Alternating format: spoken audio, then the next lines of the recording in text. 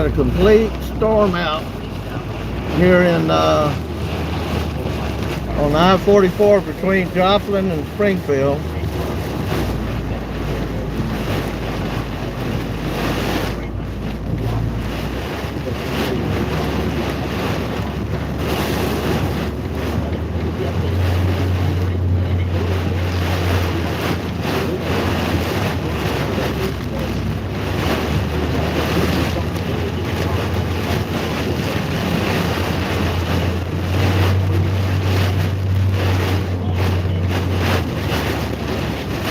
We're probably in 60-mile-an-hour winds.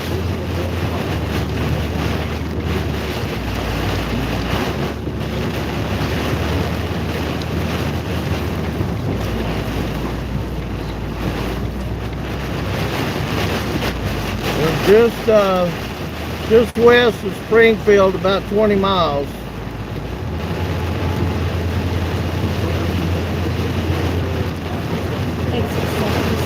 Take you on to Highway 13.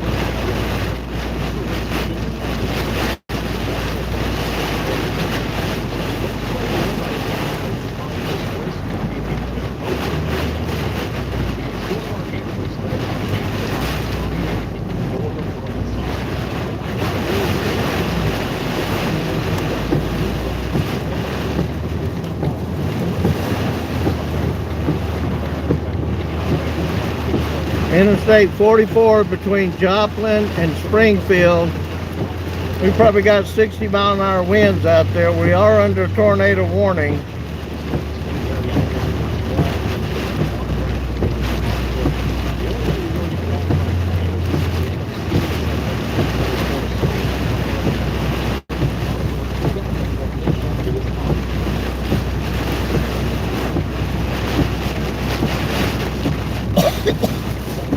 Visibility is less than 100 feet. I probably got 75 feet visibility.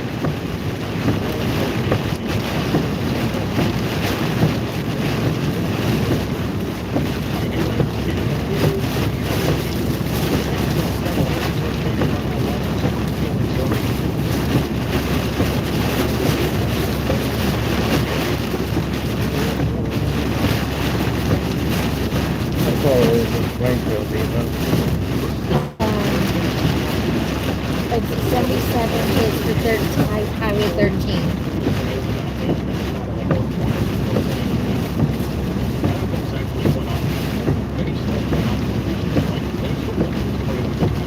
And we're 46 miles from Springfield, Missouri.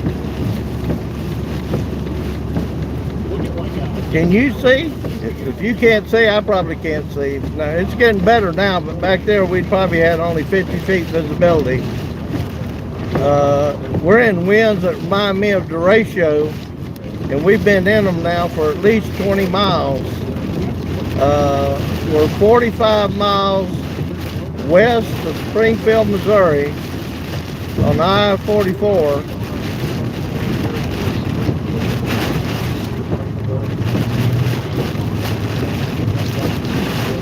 These winds are at least 60 outside. Okay, National Weather Service has said it's 70-mile-an-hour winds in this storm.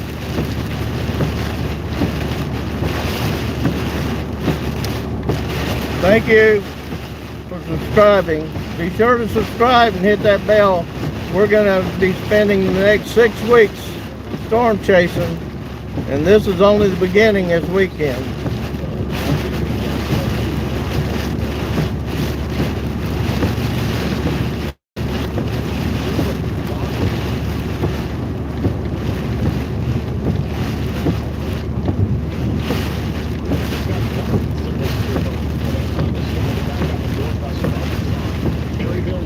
National Weather Service has officially said there's 70-mile-an-hour winds in this storm that we're in. And we're just to about 40 miles west of Springfield, Missouri. 43 according to that sign we just passed.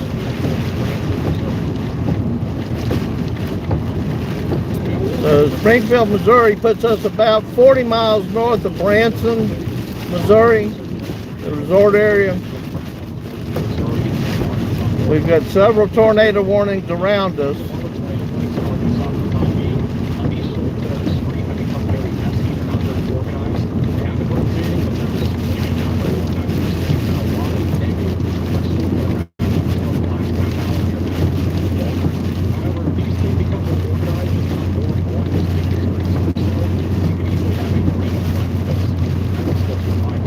We've got to get ahead of this line of storms because that's where the supercells are going to be. A couple of them have already fired up.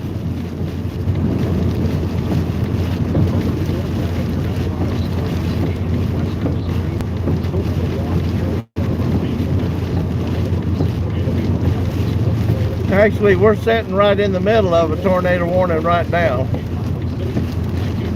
We got another one north of us, and we got one to the south of us.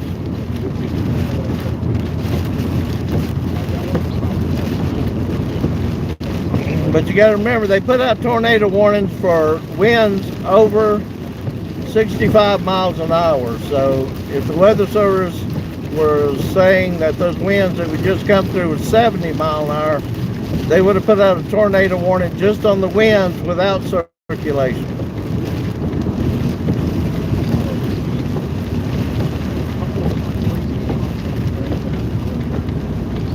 We've already seen at least 6 or 7 wrecks back over on the Oklahoma side of the border before we got to Joplin.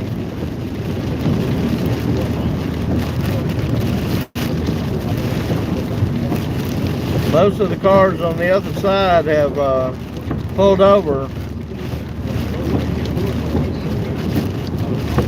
I can't believe these semis in front of us are driving through this.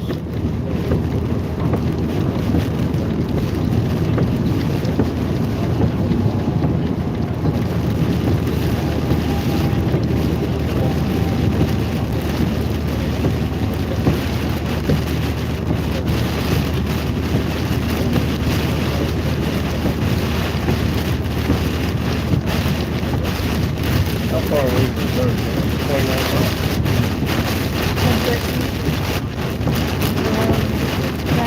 Did you take it down? That town? The one I told you to send in? No, that town is still there. That's 29 miles, exit 67 to get to that town. To get to 13, Highway 13? No, I looked up a different town to get to Highway 13, it's exit 77. But the town that you said I'll find it. I'll find it. is I'll 29 find it. miles, exit 67. I'll find it. Uh-oh, how'd that car get over there? How'd he get over there? He spun out. Spun out and went all the way through them cables to get on the other side.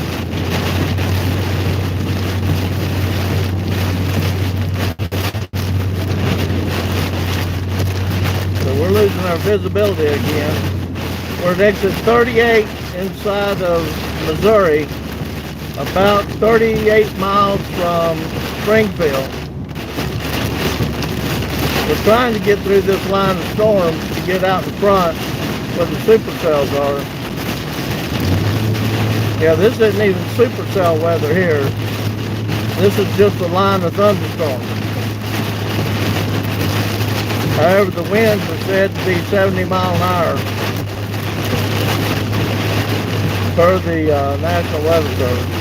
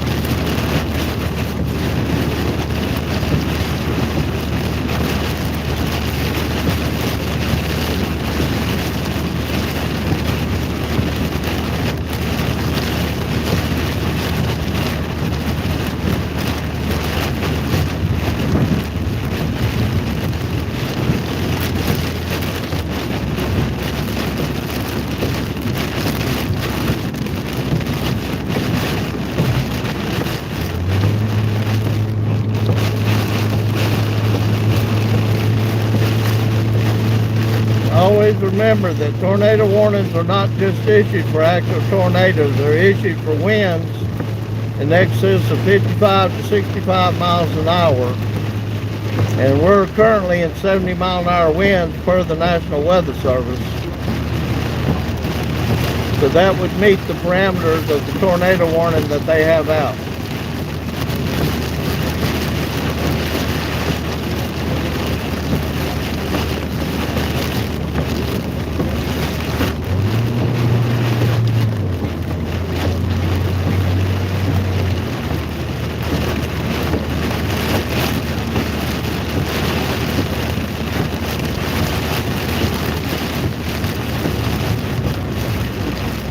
I don't know. People like that to get other people killed. I've always said, if we don't make it through a chase, it's going to be because of other drivers, not because of us. Or a tornado.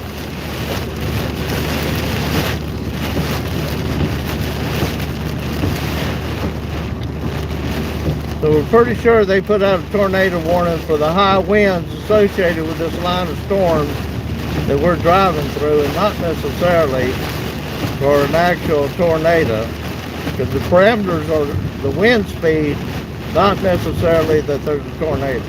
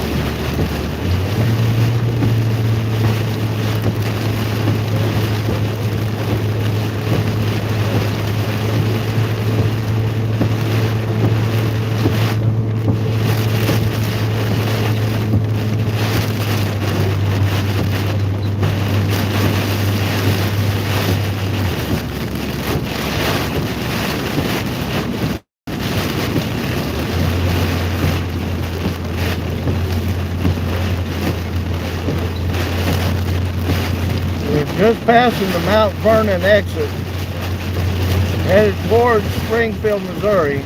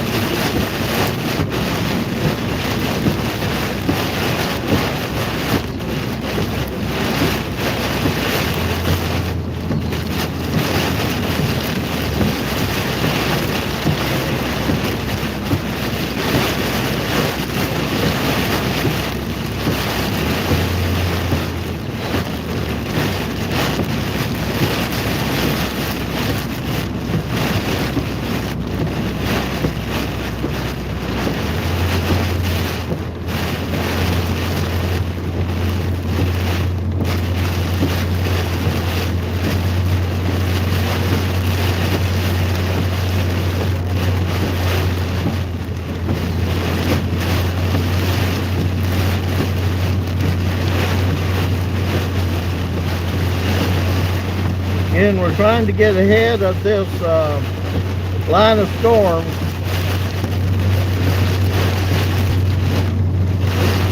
The Weather Service out of Springfield has said that these winds in this line of storms are at 70 miles an hour right here on Interstate 44.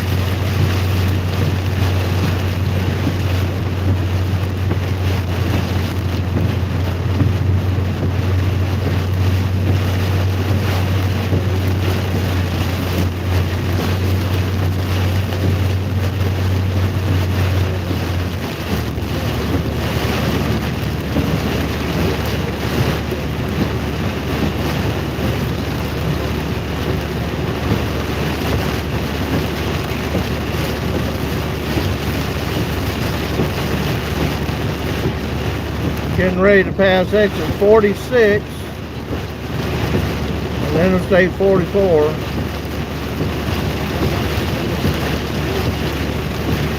think we're getting pretty close to getting ahead of this line. Once we do, it should break, and we'll be able to see a little better.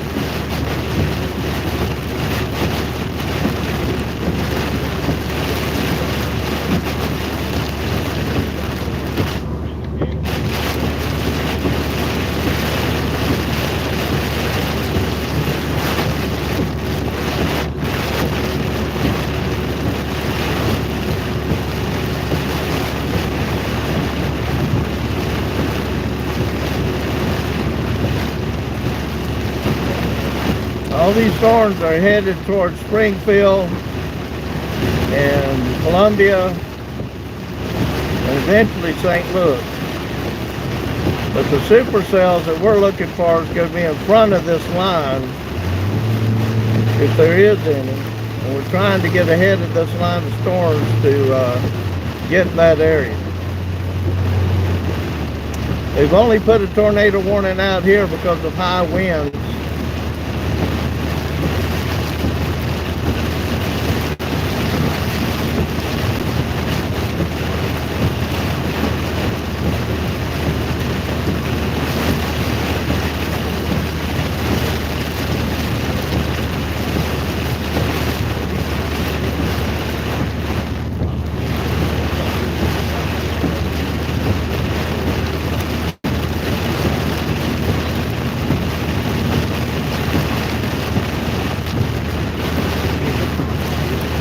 Most of the tornadoes today will be rain wrapped. The reason there's a tornado warning out where we're at is for high winds. High winds determines most of the tornado warnings, not necessarily that there is a tornado.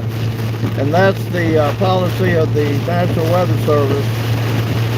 So according to the Weather Service, back there at Mount Vernon, they recorded wind speeds of 70 miles an hour. And that's what we've been driving through.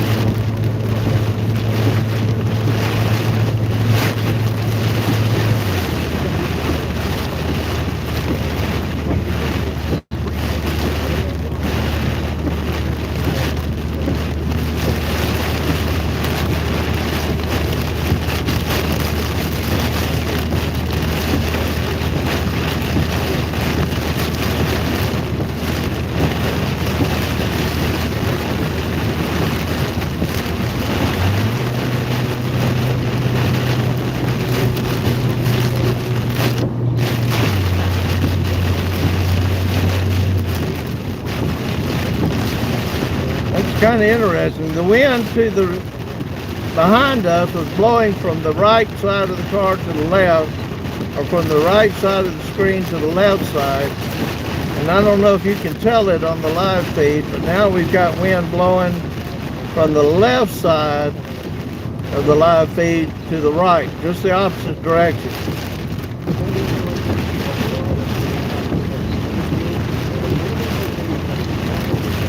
So it looks like we're getting close to breaking through this line of storms, and we'll get in front of it.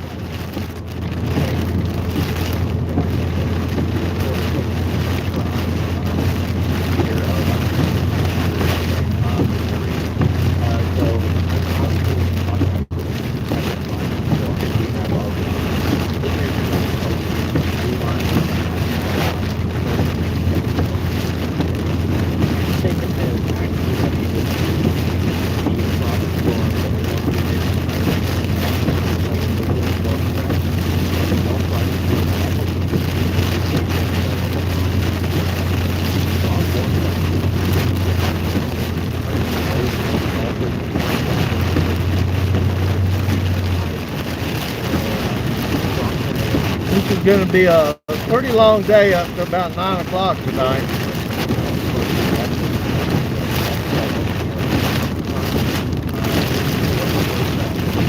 We'll be chasing this line of storms and any supercells associated on the front of it all the way over to St. Louis and Cape Girardeau.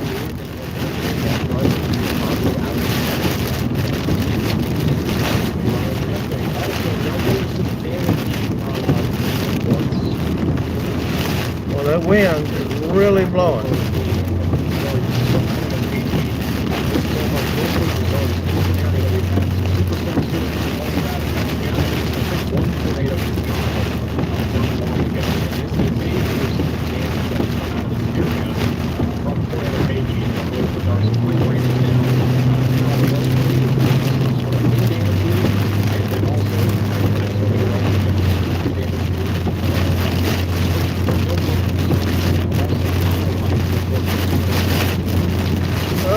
We've really got some heavy wind blowing from the north to the south, from our left side of the live stream to the right.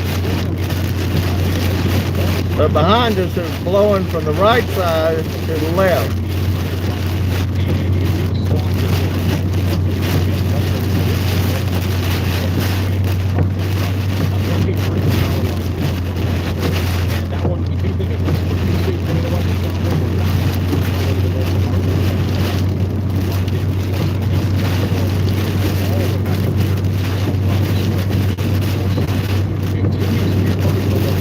Not sure who all has joined us. It's pretty hard to look at the live chat when I'm trying to see the road in front of me.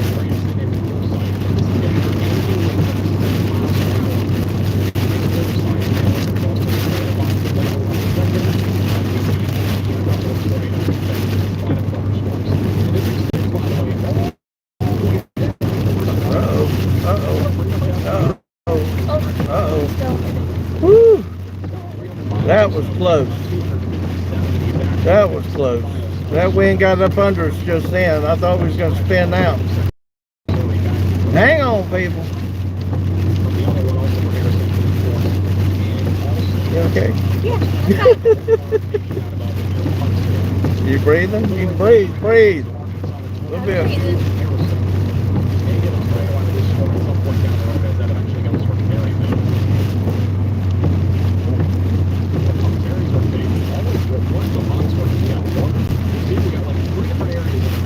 You just can't believe how hard that wind's blowing.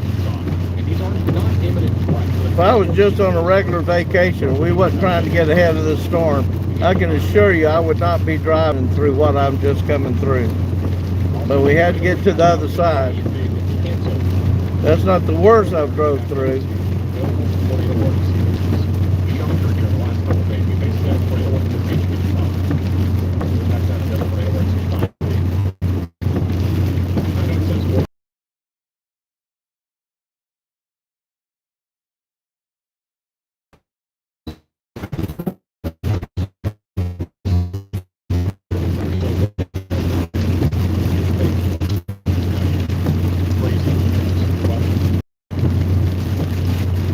Just remember, if you're ever driving and the wind gets up under your vehicle like it just did us, if I tried to correct when I felt it lifting us up and taking us to the side, if I had moved the steering wheel to try to correct the movement of what the wind was doing, we would have spun out and been in the ditch.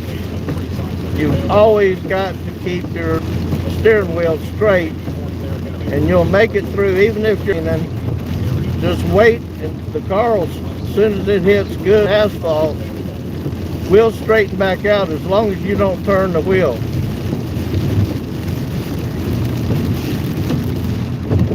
Doesn't work on ice. But if you ever do start spinning out, always turn into the spin. Keep your spin tight, that way you won't go flying off everywhere. If you're going to hit the ditch, just go ahead and hit the ditch, but control your spin.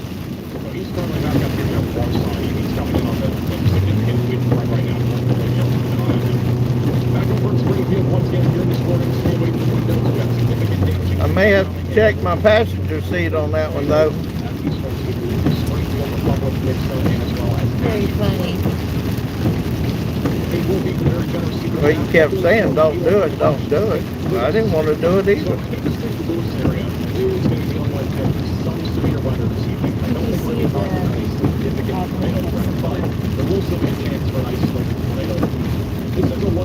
If that's correct. But if it's not correct, then they're wrong, because a tornado warning doesn't necessarily mean a tornado.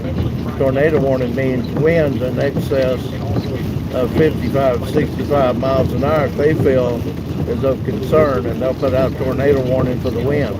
Right. As soon as, so tornado warning, as soon as winds reach what an EF0 tornado would produce, they'll put out a tornado warning. It's got nothing to do with whether one has been spotted, one has been seen rotating up at the clouds. They'll certainly put out one for those, but if the winds exceed what an EF0 would have at the low end, they will put out a tornado warning. You should still take the same precautions with either one of them. Okay, we finally broke through the front.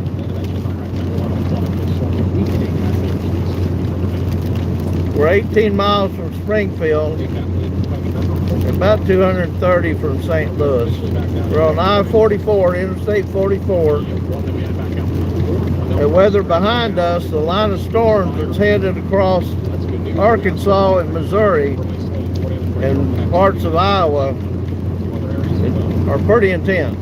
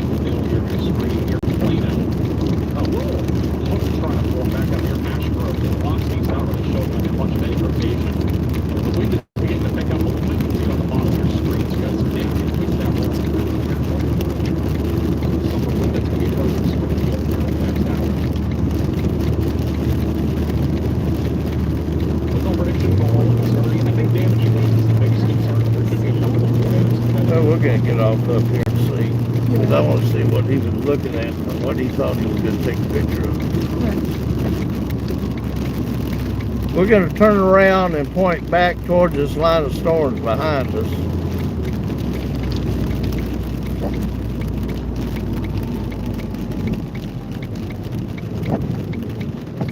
But we don't want the line to catch us. Right along I-24 near Mount Vernon, East Mount Vernon near Halltown. Wind is really picking up, and visibility is very low on the roadways. Anybody that's traveling westbound is going to have a hard time seeing, purely because of the rain coming right against their windshield, how strong the winds are. And the visibility is dropped to very low to almost zero now, so you can barely see anything now along I-44. So the winds are definitely very strong here.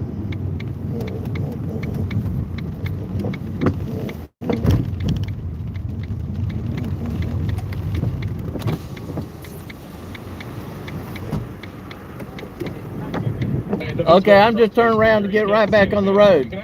Which way are you going? That's a good, because you don't want to go that way. All right. What did he say? And he said that's why they're shutting down, is because they heard it pretty bad.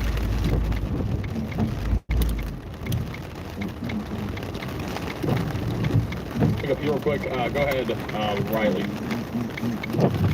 Hey Max, so just a little bit more information on that storm near Springfield.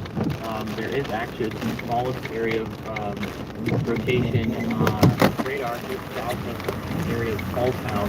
I don't think this is worthy of a tornado warning yet. more rotating up in the air than it is down closer to the surface. However, if this mesocyclone does manage to stretch down to the ground a little bit more, it will probably receive a tornado warning. This would move basically right into the area of Springfield, so if you're in Springfield, be prepared to take shelter should a tornado warning be issued.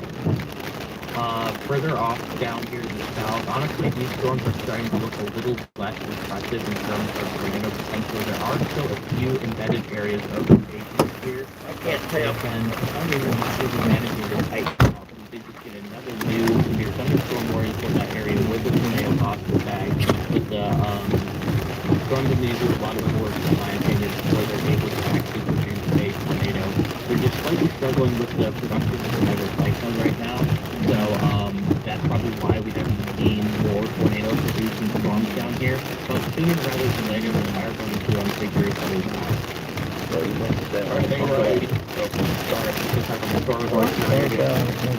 We did get more storm reports. Well, it's at the rotation then. You should take a look at those. For some reason, they're not loading in my radar yet. Alright, thank you for the update. Yeah, we have a couple of new storm reports coming in. South of El Dorado Springs in Missouri, there's a new report of uprooted trees at State Highway 97 and State Highway CC. So we are starting to get some damage reports. And again, this is a long track storm that was rotating for a long time, and it has now lifted into a much more stable and cold area. So it's mostly just wind and hail at this point. Back over we here, got the a city in Clinton. holy Back cow! over Look near at that. Mount Vernon, we have a report of a tree down south of State Highway 96 on Highway 97. All right, this line of storms is catching up with us. We got to get back on the road.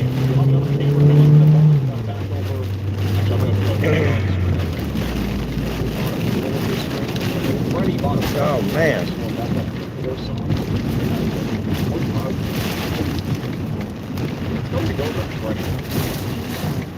Far to the north. He's back up on that storm that was rotating for quite a while.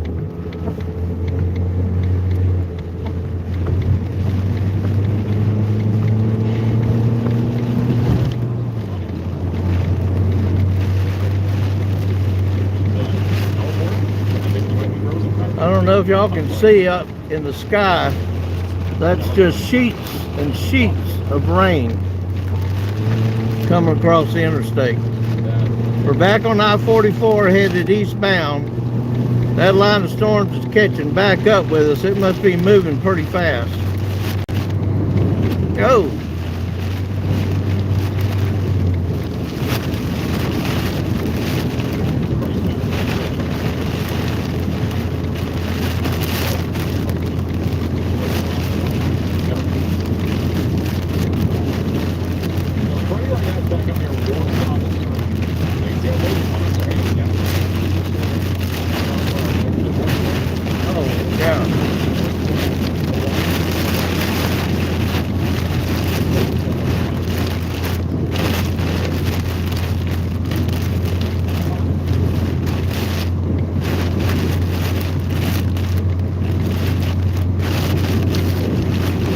Winds on the front line of this line of severe thunderstorms is pretty severe. What was the name of that term you had to put in?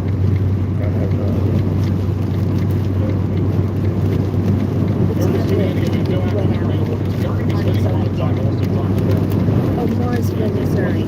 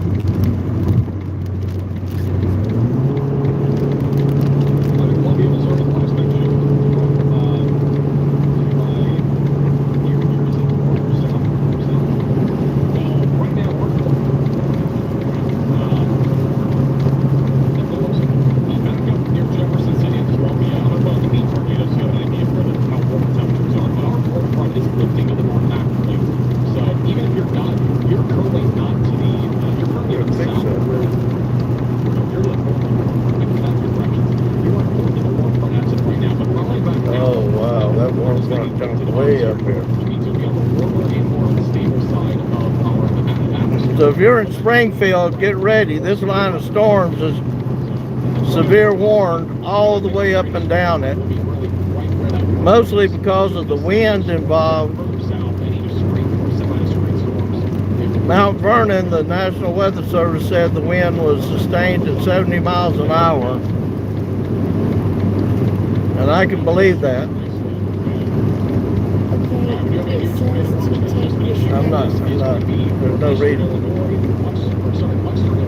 In 12 miles. There's no reason.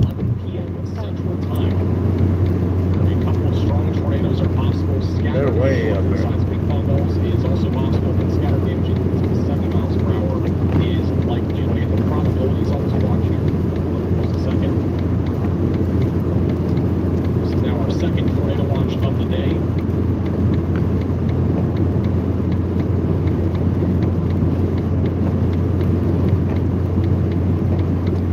It'll be an area that we're watching for as we go to the mid to late afternoon and early evening. We're kind of approaching mid-afternoon now, but by the late afternoon and early evening, the pretty severe weather will wrap up there. So this big line of storms is behind us now. And we go over the significant. We only stopped at the exit back there for a minute or two, and the line caught up with us, so it must be moving pretty fast.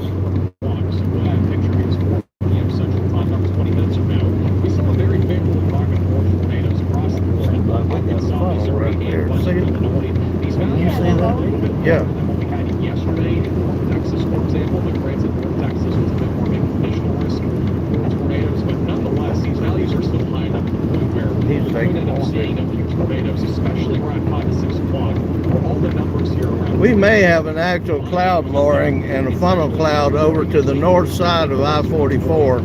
We're trying to get to a place we can see it better. And back over in Arkansas, our tornado risk will stay at least slightly. Would not surprise me at all if there's not one there. Tornadoes. Our wind shear is very strong out of the southwest. So a lot of local shear today, 60 to 70 knots of wind to elevate our tornado risk as well. And that's what we also have really strong tornadoes. Okay, we're going to stop at this exit 69 and see if we can get a good view of this wall cloud. Elevated tornado risk for our fourth tornadoes and also for our line storms. If we can get any supercells out front of the line, those will be able to produce tornadoes. So I would rule out a strong tornado or two in and around St. Louis. I think our tornado risk by around 9 to 10 o'clock is very low to near zero, which is why this tornado watch in particular. So I'm going to get off here, swing around, and get the camera pointed in the direction of this these clouds on the front of this storm front. Also, in case you missed it, this is the current tornado watch that we have in place, which includes Arkansas, eastern Oklahoma, northwestern Louisiana, northeast Texas, and a large chunk of Missouri. So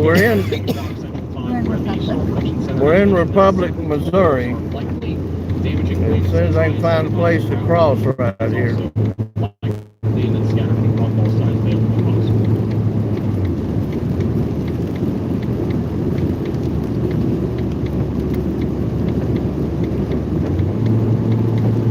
Winds currently approaching Springfield is all about to hit the I-40. It's going right along the I-44 corridor, heading into Springfield here over the next few minutes. You are in Springfield, Missouri. You need to be away from windows on the lowest floor possible. We do have some cameras that are coming up here, so we can rely on those. We'll put them up on the screen as well. Here in Springfield, this lowering that we saw in possible funnel is coming right down I-44. As soon as I can flip around, I'm going to flip around and get back up to 44. And you'll be able to see this line of storms and this potential wall cloud. Safe harbor for the super chat. Ozark, Missouri. Ozark is mainly a damaging wind risk as of right now. Anywhere in and around Springfield, we're talking about 70 mile per hour damaging winds. The tornado threat here is not zero. It's on the low side of things for the time being. I'm kind of surprised if the rotation didn't stay stronger for a longer period of time. But back over near Mount Vernon, we had a bunch of rotation. That has all for the most part become a lot weaker here over the last little while. So right now, mainly a wind threat, but we can still see a spin up tornado here. Keeping an eye on it. Okay, clear.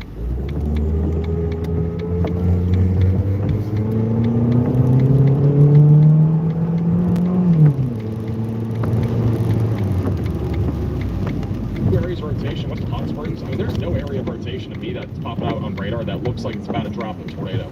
Everything's fairly broad as of right now for rotation. See if that changes. Will I be covering St. Louis? I think we're going to be live here. It might have just been the way the clouds were formed. Man, this thing's moving fast. If we are for some reason not live by that time, Ryan will be watching up. I think we'll be kind of quick. We're going to be live the next 25 hours. Thanks, Sarah, for your super chat. Really appreciate that. That's Sarah. What's the tornado? It's essentially here. And other things are reflecting on our temperatures. So we have a lot of different things that are data that we can like. Like we have one in the Springfield area, we have one here, low down.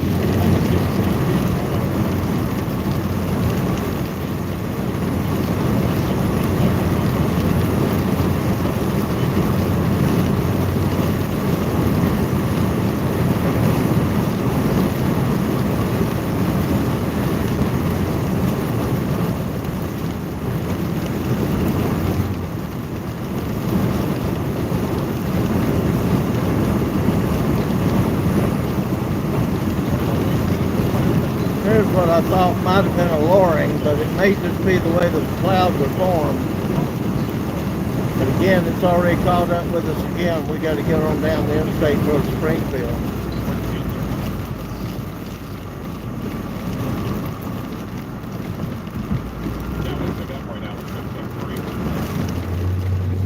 Live in Spring, just outside of Springfield. You can see those trees.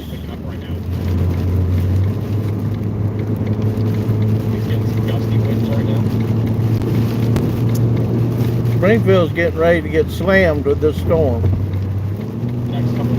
This line of storms is headed right for Springfield.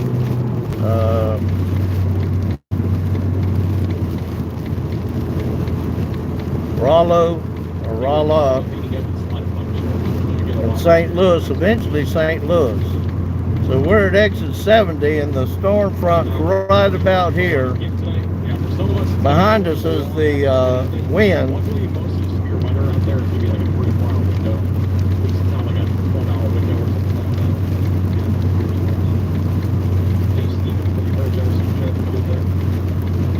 The warm front has moved just north of I-44.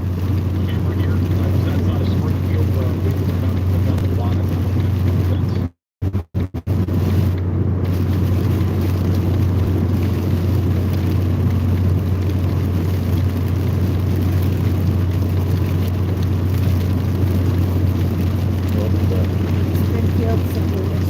Where's Springfield? Up here. 15 miles? 13 minutes. 8 miles. All right, we're 8 miles west of Springfield, Missouri. This line of severe storms are headed right into Springfield. They'll be there in 5 minutes or less. We're literally just in front of them.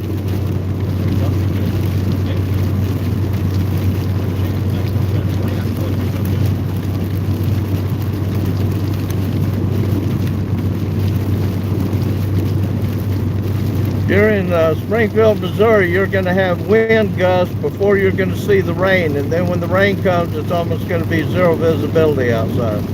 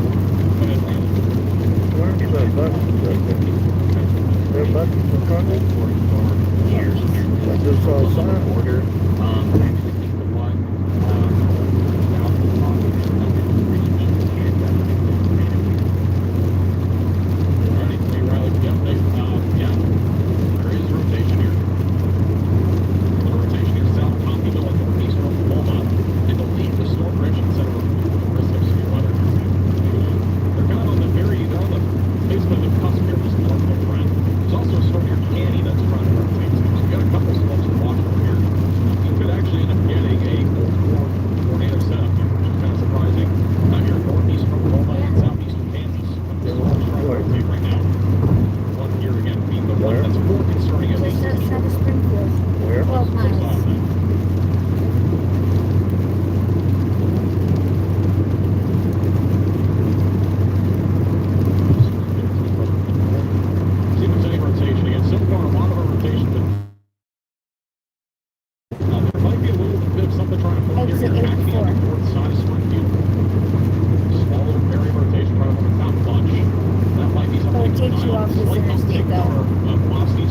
other interstates at all. It's on Missouri Strong winds 744. right along I-44 coming into Springfield right now. This is a live shot in Springfield, just outside of Springfield. The wind's picking up a bit for you. This In is 10 what we should be miles. seeing. Damaging winds around 60 to 70 miles Must per be hour. Yeah, Republic. wind's definitely picking up. Oh, it's exit Just in a 84. few minutes, we got our outflow boundary more than likely that gust front on the Never mind, it's right off of gusty this winds. And now the Exit wind is 84 definitely is starting to pick up. Yeah.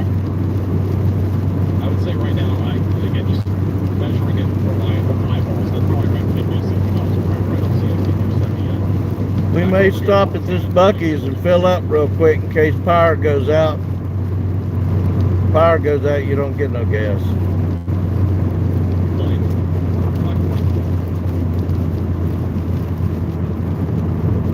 Because the winds in this line of storms can't be more than 5 minutes behind us. Pretty gusty here for about 10-15 minutes. Nothing really above 65-70 from live info estimation. Max measures went to his own eyes. You got that like gene or something like that.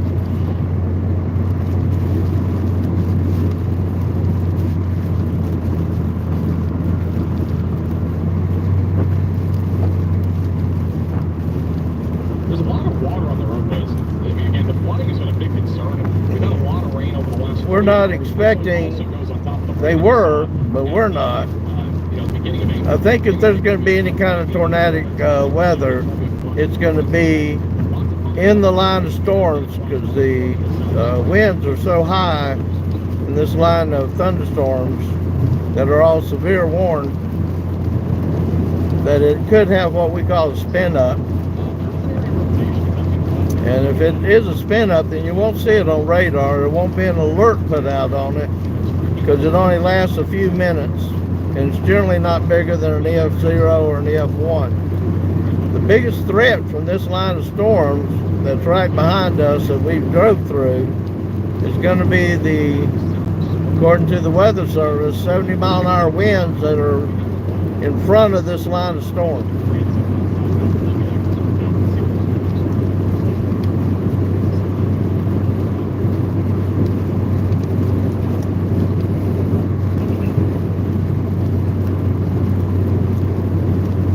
This line of storms is so long, going all the way down almost into Arkansas.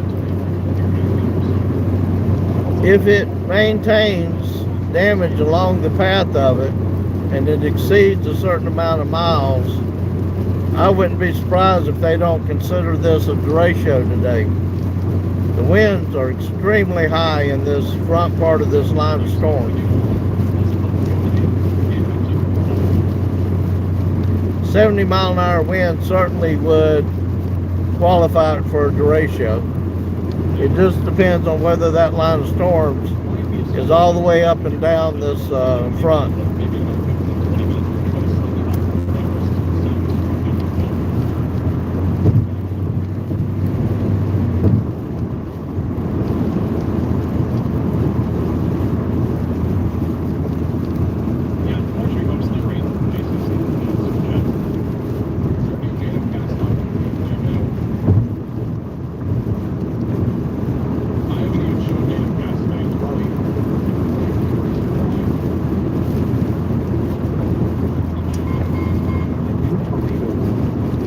Just south of us.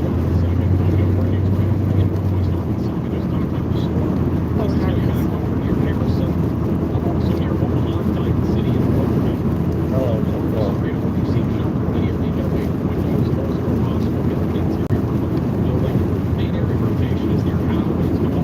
They're only putting 30 and 45 minute time frames on these tornado warnings, so these certainly could be spin ups inside this line of storms. But if it's going all the way from where we're at down into Arkansas, again, they can't say it's a derecho until after the fact, and they measure the damage, the winds from all the official wind measurements, and make a determination after the fact. But based on what we've seen and the fact that they're having so much high winds up and down this front, it could certainly be determined to be a derecho.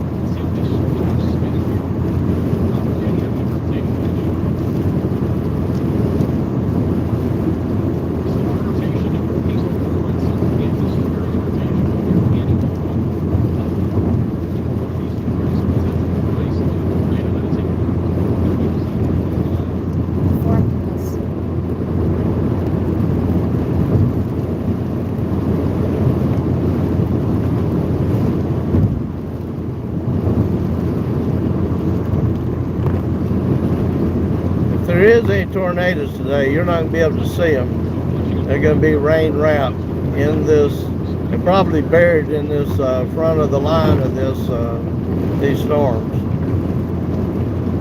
So again, we're going to get off right up here and top off with gas, just in case power gets knocked out here in the Springfield area. Based on what we're seeing, this line of storms is probably going to hold together all the way to at least St. Louis.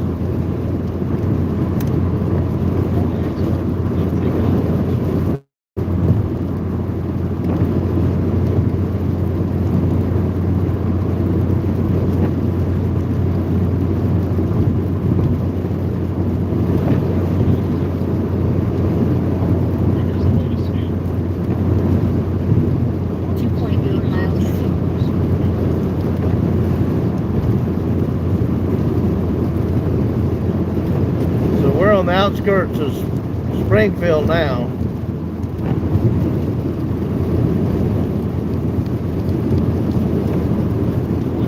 Actually, this is the exit to Branson, Missouri.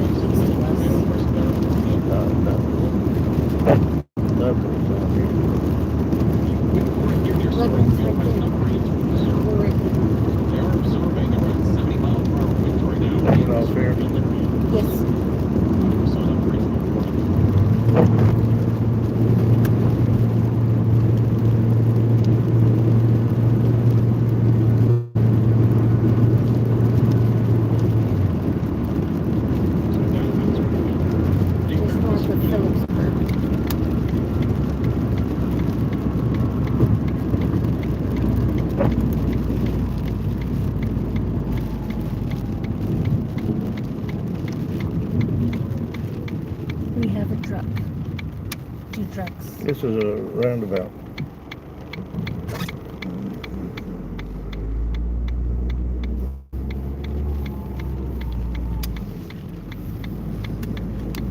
At least most offices don't do it.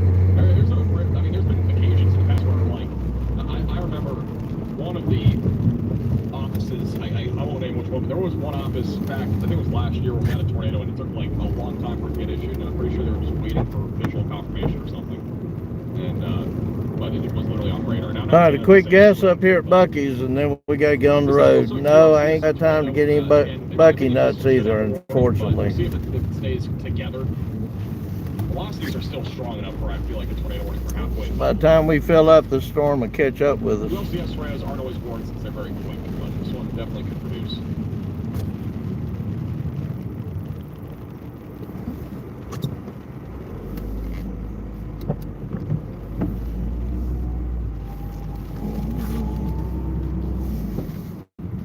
Storm activity spinning here. All spinning kind of around our low pressure system, or just to the northeast of our low pressure systems. None of this really is producing a tornado risk right now, but there is definitely a chance we can get a storm tornado in this activity near Sedalia and Clinton. Damaging winds for sure. Let's go back to Springfield. We just got a new radar scan. Velocities will update in a second. If we were to have a tornado north of Springfield, it would be near Pleasant Hope or Goodnight. Those are the two areas where we have a couple of little hooks heading up towards Buffalo and Halfway. This is live right now in... This is live in Springfield. And you can see the wind is really picking up. Water blowing across the roadway right to left. We have some strong winds right now in Springfield. This is by the West Bypass and Sunshine Roads. And damaging winds up to 70 miles per hour is possible.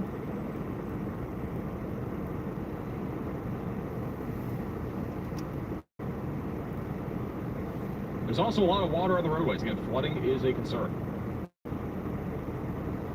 All right, latest radar scan. The rotation is a little bit weaker on our northern little hook that we have. The southern hook is a little bit stronger near Goodnight, near Pleasant Hope. That's going to be, again, coming up towards Highway 65.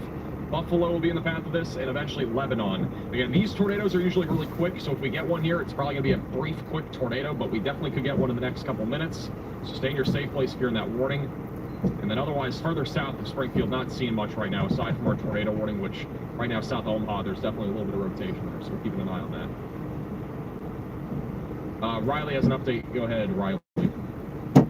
Hey Max, we just had an observed 59 miles per hour wind gust in Springfield. Alright, thank you for the update. Okay, there's a hook heading toward Lebanon, Missouri, so I programmed it in there. Or maybe not. Wait, what's this? It's in ASOS. Springfield right now. Springfield ASOS station, they did measure a 59 mile per hour wind gust. And that is probably what we're seeing right now roll through Springfield. Again, this is a live shot in Springfield. The wind's not as strong as before, but it was strong for a decent amount of time. Cam 1 has a view of this too.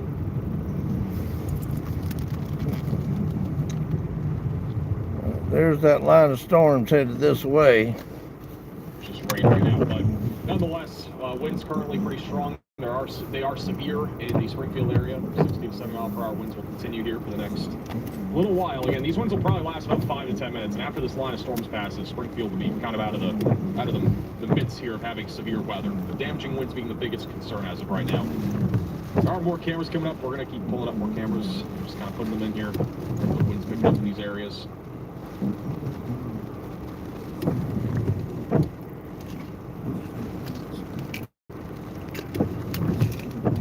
On the bottom left and bottom right, these are all in the Springfield area. So, heads up.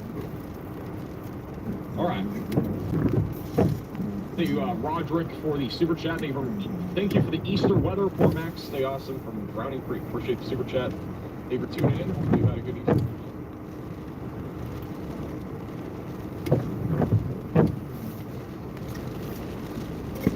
Where was that place at? Lebanon?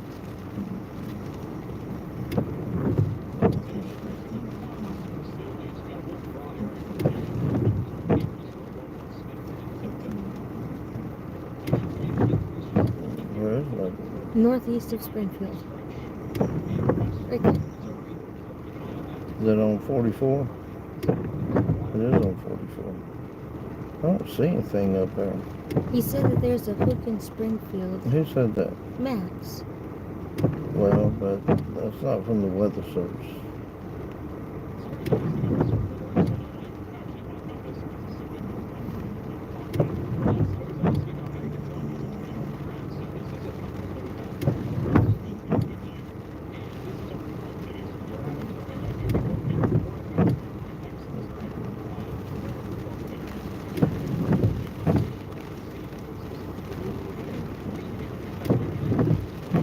How far Or are we from St. Louis? St. Louis. I believe this one is on St. Louis. That looks about right. Well, I'm going to X out to double check. Yes, that is on St. Louis.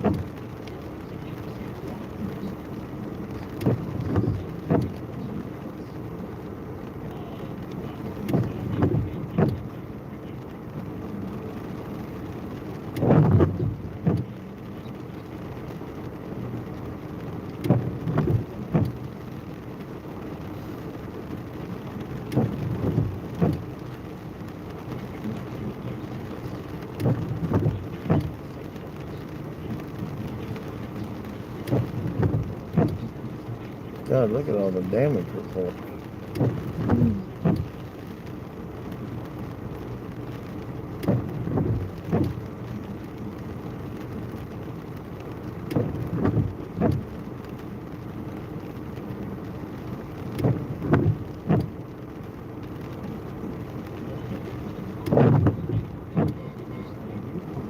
There's a new tornado warning in Buffalo.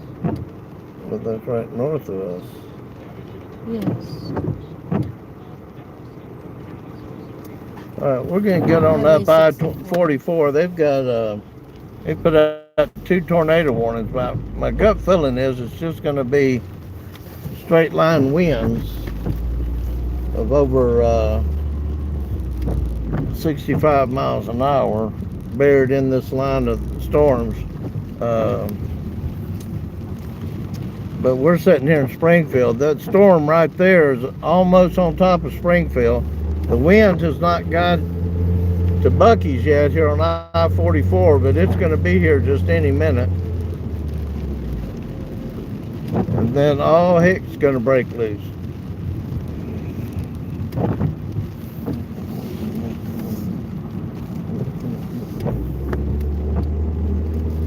So we're getting back on Interstate 44 here just west of Springfield.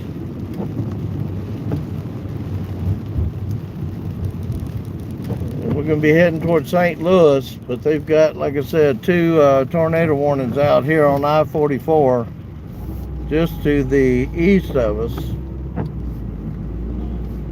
Well, that guy was a camper. He's brave to get out here on the... He must not know what's getting ready to hit.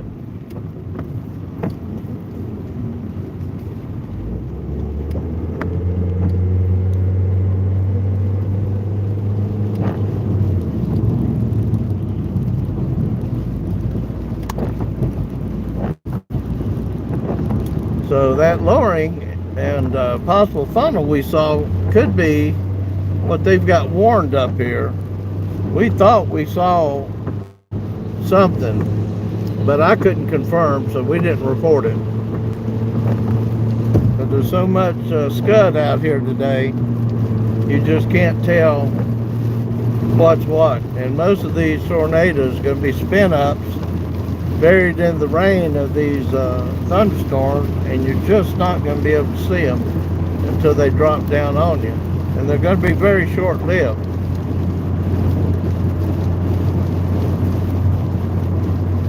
Kind of like the one we drove through yesterday. Or earlier back in Joplin. Be more like what we, but that was straight line winds back here.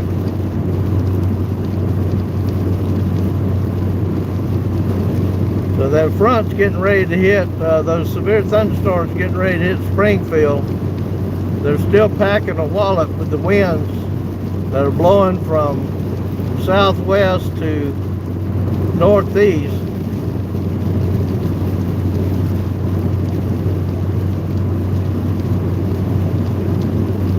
So we just guessed up at Bucky's and it wasn't too bad there. But the line hasn't got here yet.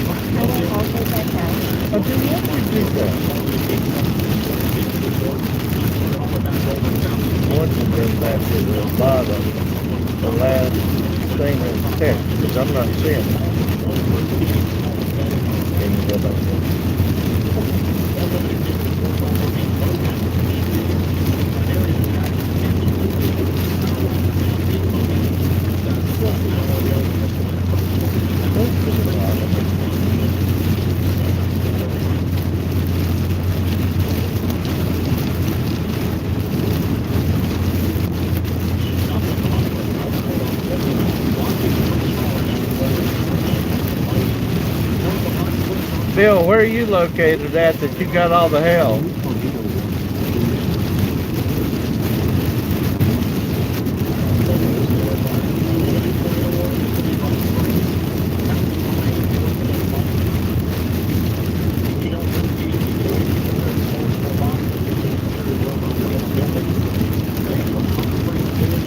Northwestern Iowa. I can believe that. You got hail up that way.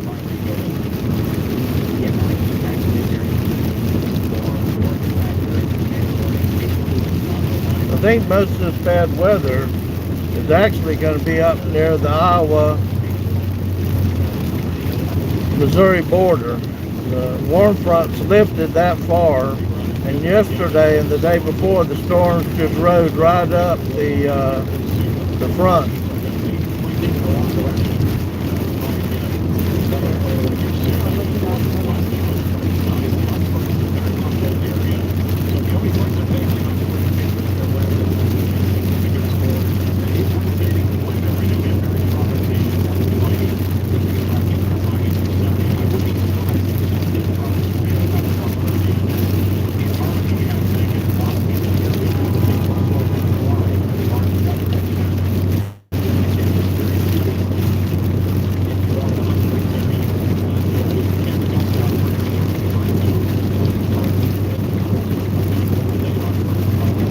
It's 59 degrees here.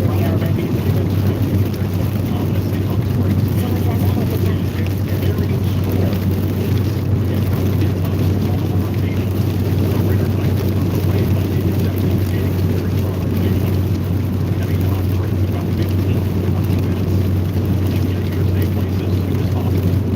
Says it's about 59 to 60 degrees here, so it's going to be warmer north of us than it is here in the Springfield area.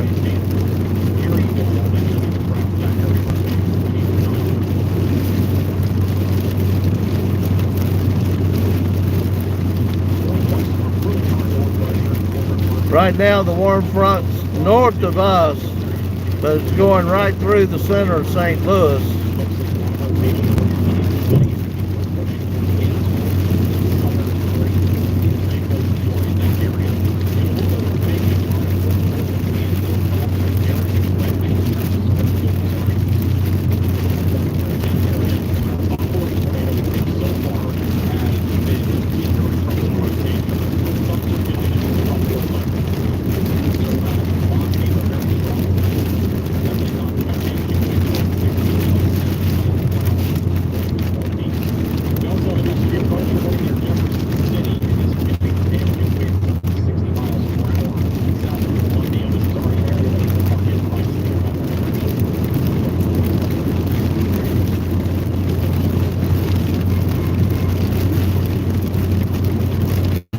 Bill, we filmed a large, over a mile wide tornado south of Greenfield last year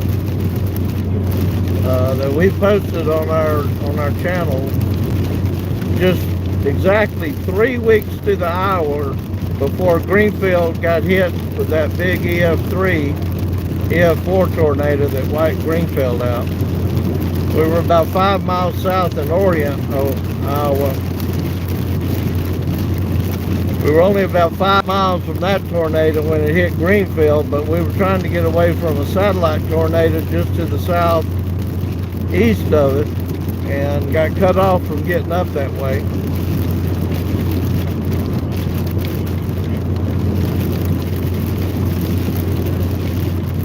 That was one of the most violent tornadoes when I watched it on video that I've ever seen.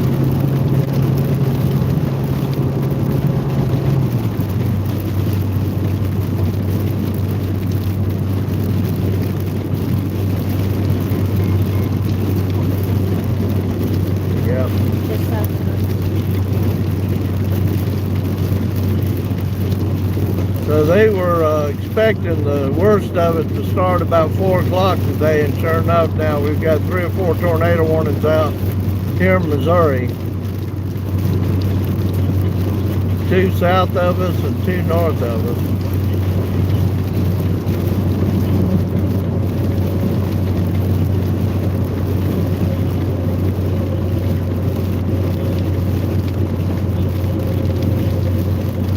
They're all buried in this line of storms. They're going to be spin-ups. It's going to be impossible to see the rotation on the radar.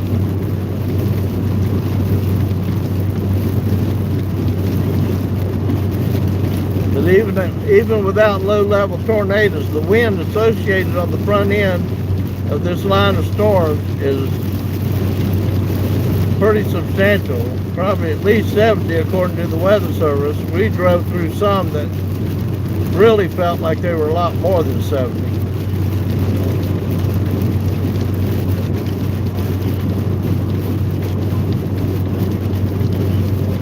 So we're in Marshfield, coming up on the Marshfield exit.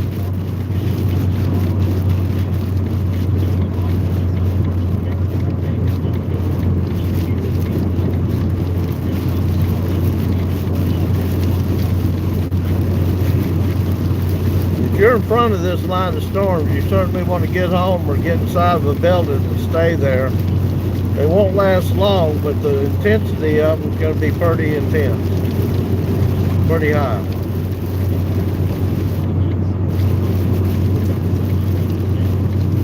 If there's anything outside to get blown around, it's going to get blown around.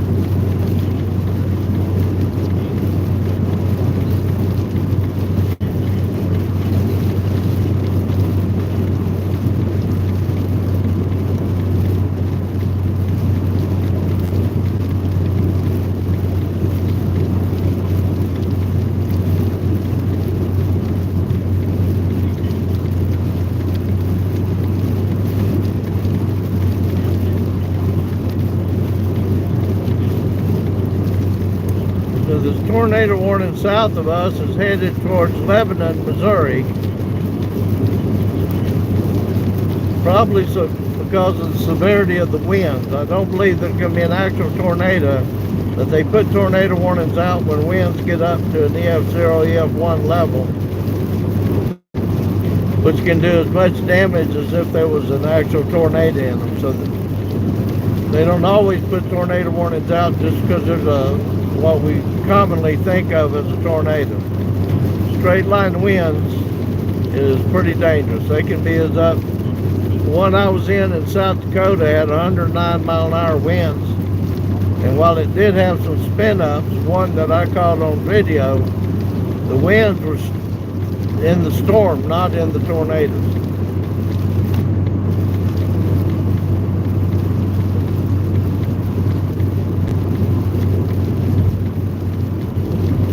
Springfield, you ought to be getting hit right now by that line of storms. The wind should be pretty intense. Hey, Susan.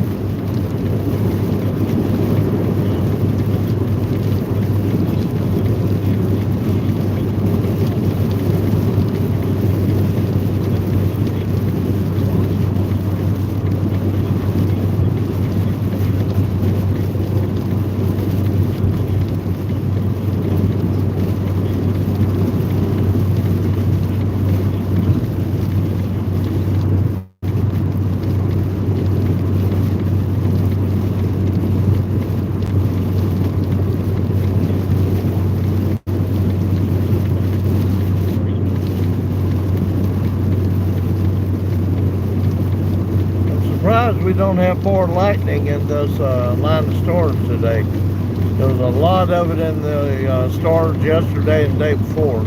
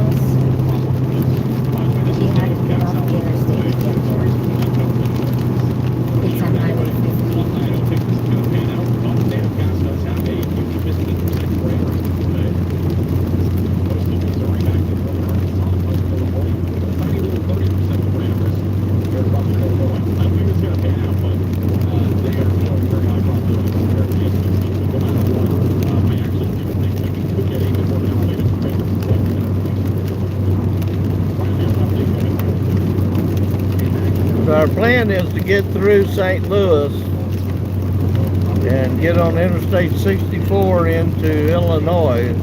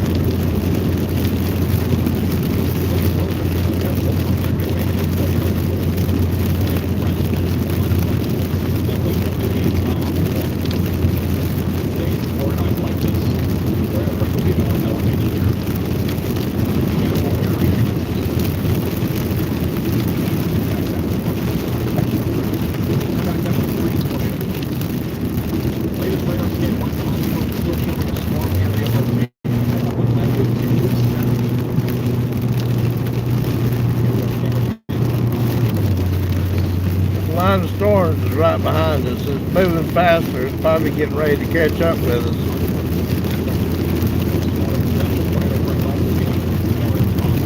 Oh, whoa. I won't do that again.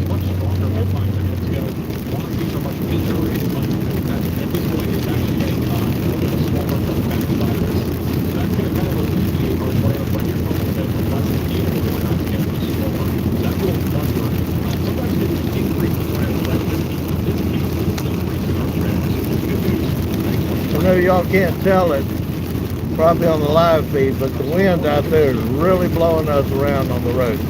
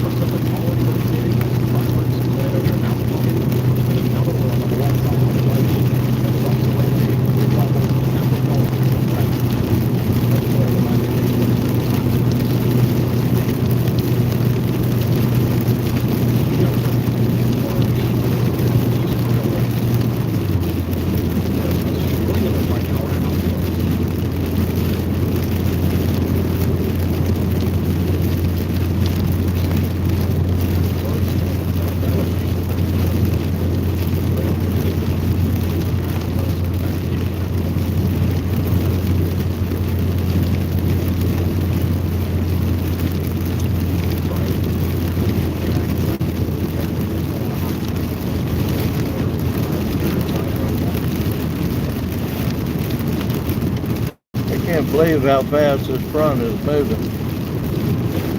Alright, so this one's a fucking firm. Whatever reason but this tornado's actually got some trouble here in Hot Springs. So this is confirmed by broadcasting. Again, there is a tornado in progress coming up from the west side of Hot Springs. This morning, in the interstate place. Away from windows, as long as more possible. Get to the east of your Oklahoma building. On the west side of Hot Springs, so that would be the downtown area of Hot Springs. Right on the it is a confirmed tornado near Highway 270. Coming up on Mountain Pine. And we'll let you know what Hot Springs is.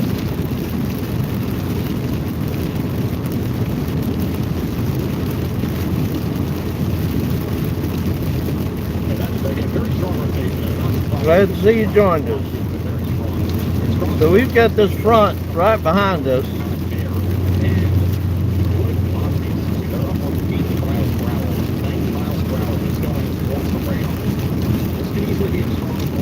We've had winds determined by the weather service to be 70 miles an hour crossing I-44 behind us. And we drove through it to get ahead of it.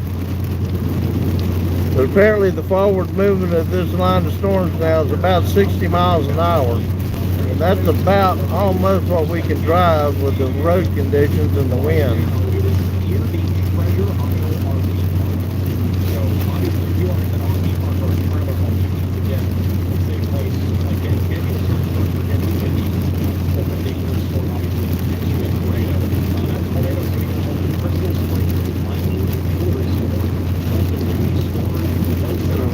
Not far, our next town exit that we'll get at will be Rolla, Missouri, just west of Lebanon.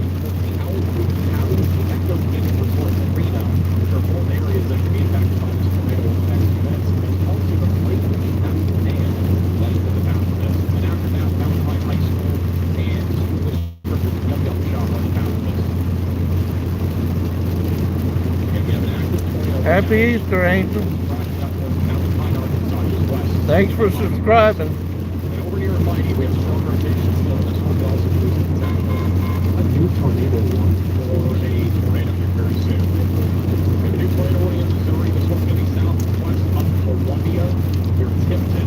And rotation. Yeah, that tornado warning they just put out is just to the north of us. New tornado warning.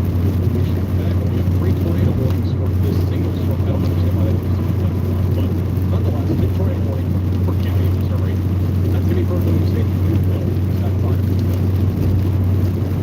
Southwest of Springfield, so we are now at 7. Be as safe as we can. And I don't see it slowing down anytime soon. We are getting kind of the peak hours now with this tornado threat. It's really Like I said earlier, if I get, I ain't as worried about tornadoes as I am the drivers out here on the highway. In the last 2 days, we've been cut off almost 10 times with just inches between the cars. I just don't understand it. Where have you got to be that you've got to take a chance on putting everybody at risk?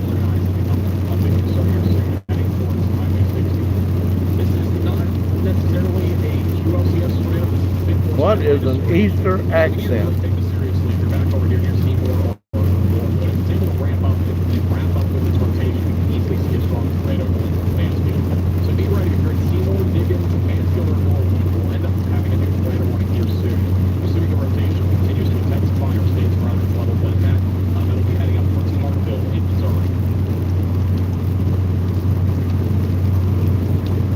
When we came through Oklahoma, before we got to Joplin, Missouri, there must have been 7 or 8 cars in the ditch just from the winds ahead of this line of storms while they were still in Oklahoma before they even moved into Missouri.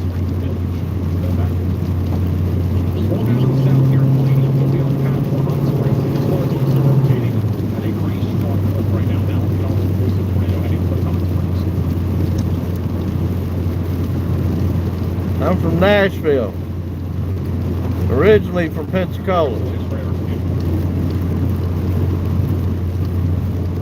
Texas has a totally different accent.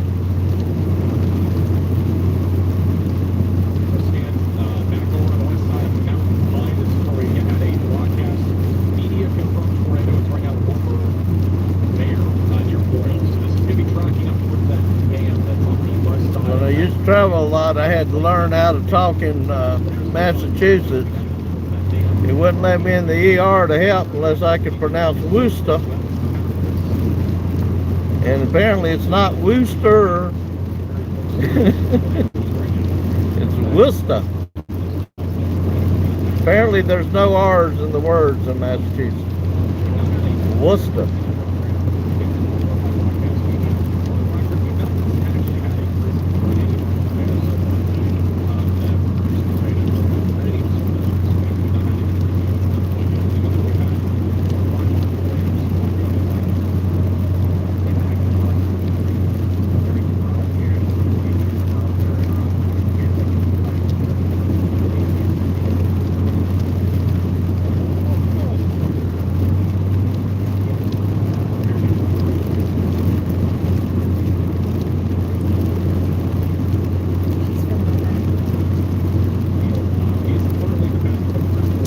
Rhode Island, let's see, I used to go to Boston, or to Worcester. I used to fly into Providence. And there was a nice little restaurant across the street from the airport in Warwick.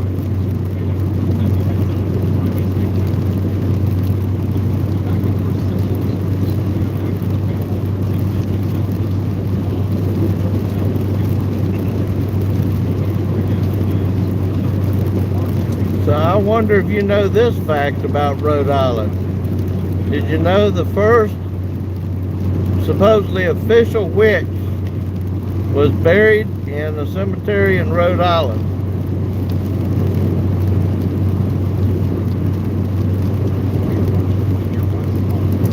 And your name's an Angel. You must be holding the fort down for him in Rhode Island.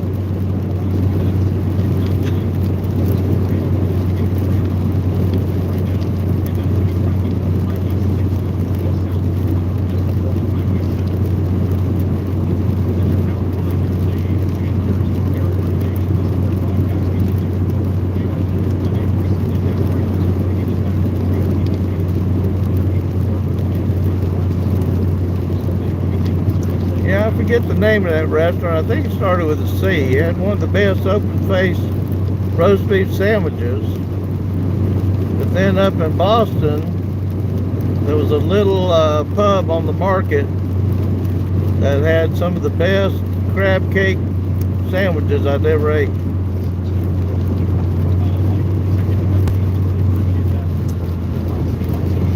Yeah, you're right, Exeter. And there was another one there called Blue something other that I had ate at.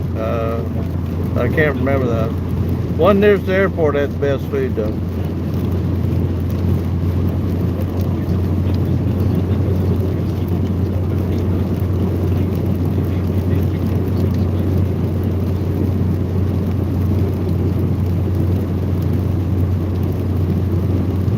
I like studying history and places. So another thing about Rhode Island is there's a building there that perfectly lines up with Stonehenge in England. An old building from the 1700s or something like that. And it perfectly lines up with Stonehenge.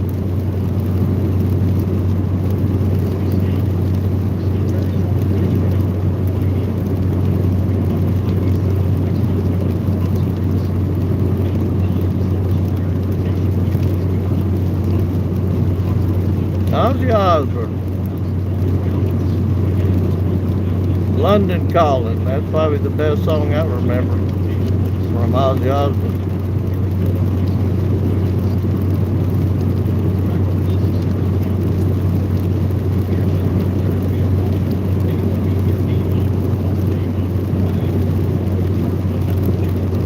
I think the best thing about Rhode Island is there's no taxes on clothes. And y'all had two huge malls up in Providence, across the street from each other. A lot bigger than anything we had down in Nashville.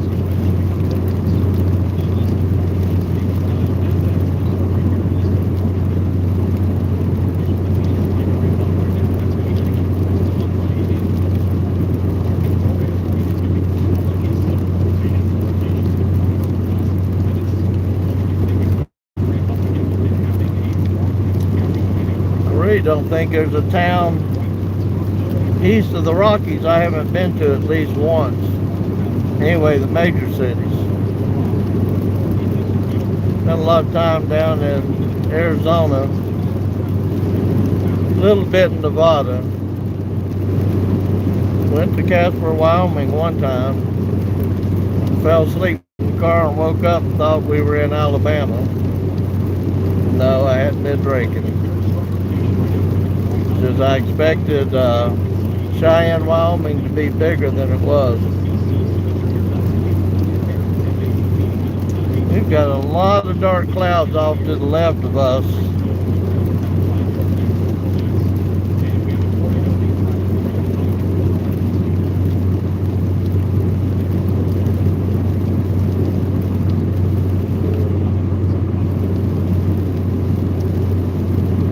I'm pretty sure these tornado warnings are going to be for, they say there's rotation in there, but I think it's just a spin inside this line of storms.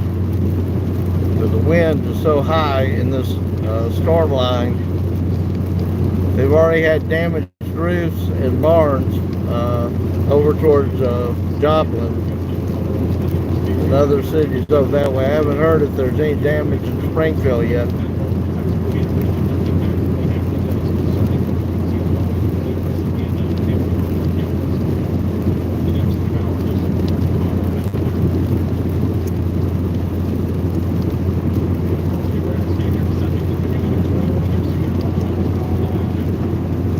See, I know a lot about Rhode Island.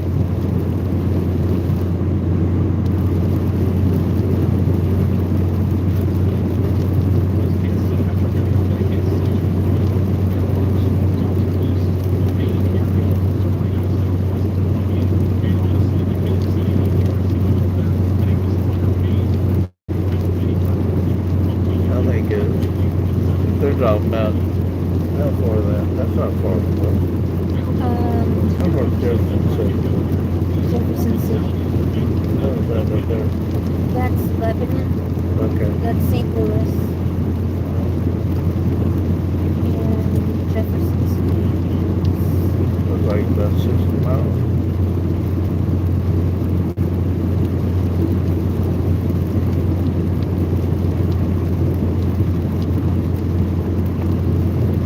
You do get a tornado warning near you on this line of storms.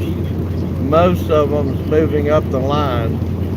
They're certainly moving forward, but most of them moving more north than northeast.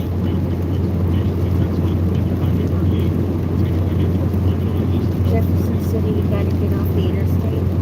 Go onto Highway 54.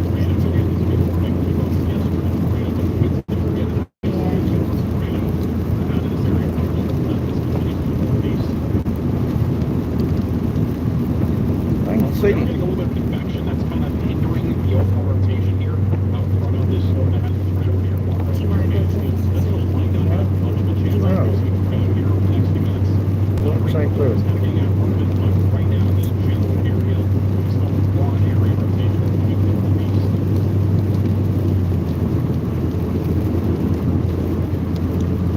If I'm headed toward your mom's house, you better call her and tell her this line of storms is going to be there in about 30 minutes or less, depending on where she's at.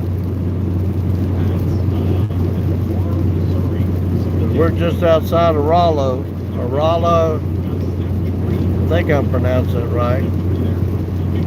There's a tornado warning just to the north of us near Jefferson City. Okay, they just put out a second warning on that line of storms just to the north of I-44 up near between here and Jefferson City. And that, the whole line of severe thunderstorms is right behind us, moving at 60 miles an hour. And I haven't heard any different that the speed of the winds aren't still up around 60 or 70 as it comes in.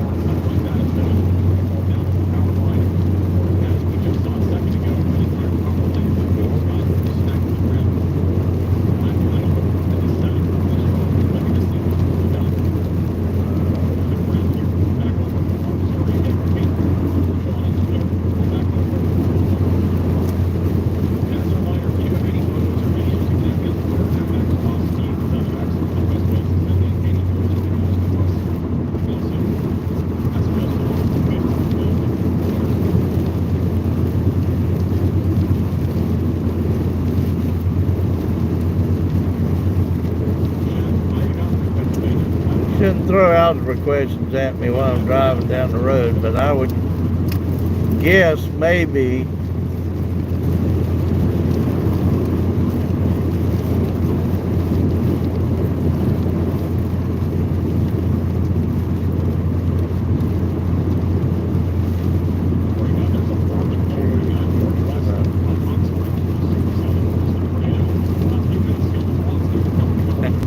probably 8 would be the x would equal 8.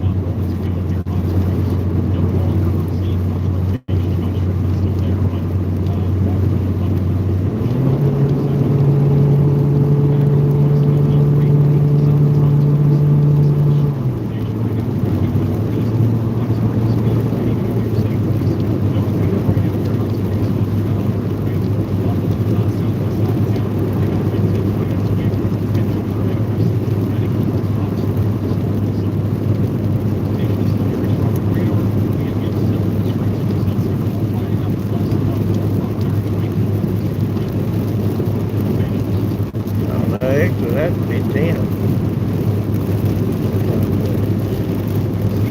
Yeah, X would be 10.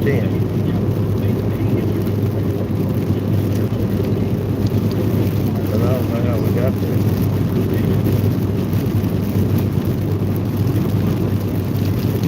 Oh, I do know how we got there.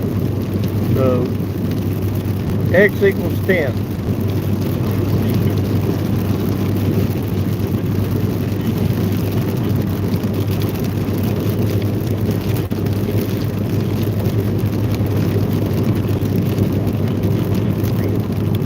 So is 10 your answer to your algebra question?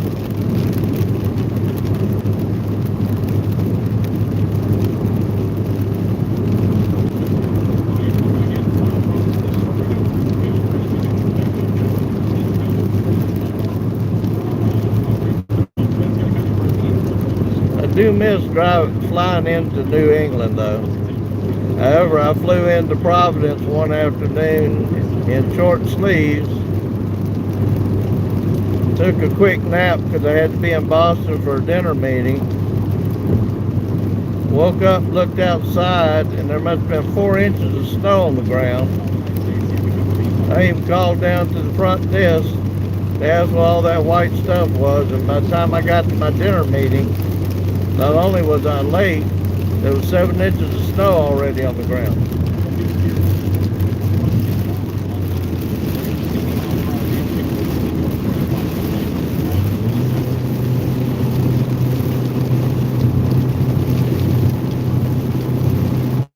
They say the weather changes a lot down in the south. I don't know anything changes that much so I can come in short sleeves and wake up with 4 inches of snow on the ground in 2 hours. I didn't even take my overcoat with me. I had to go up on the north side of Boston to Peabody, and I'm not even going to pronounce it the New England way, but it's spelled Peabody. And they had to get me an overcoat for the trip.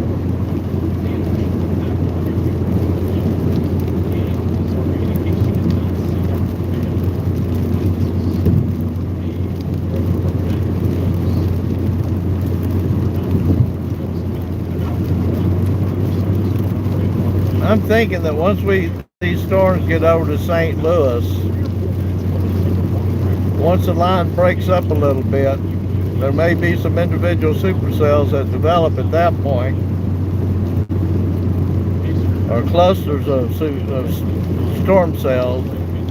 And when they cross the Mississippi and pick up some moisture, if the warm front stays in place, there's going to be some tornadoes on the Illinois side of the river.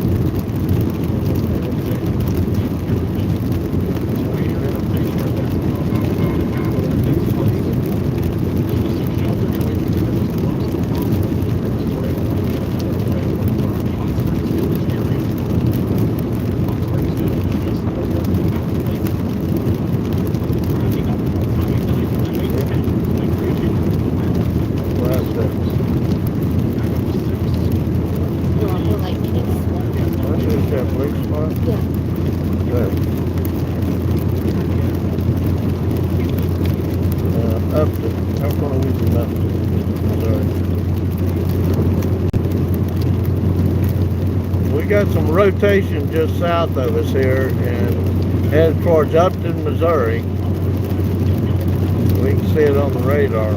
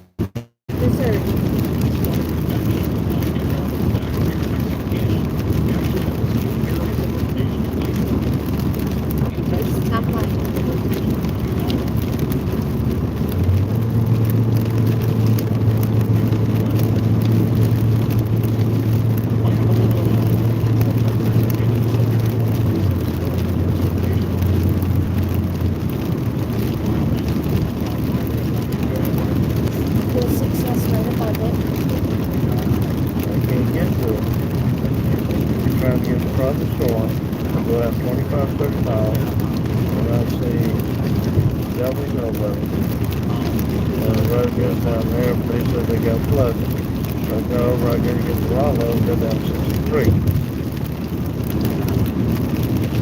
Or to get to the other one.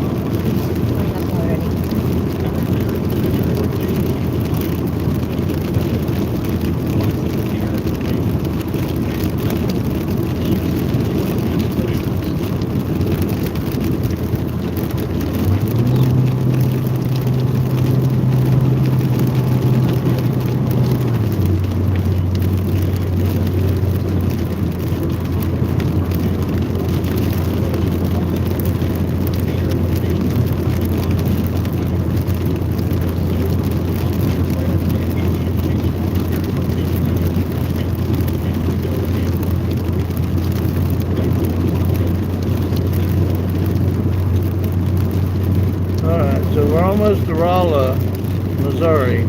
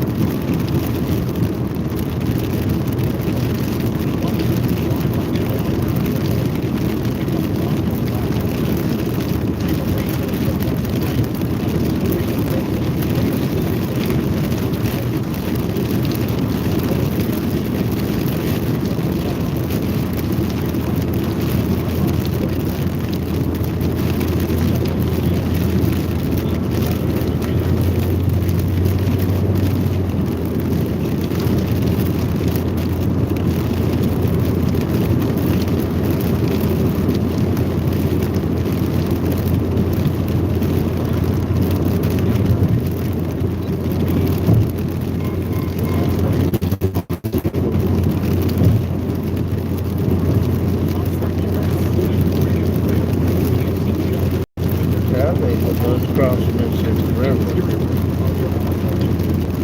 They're going to break up into Springfield. tropical tornado.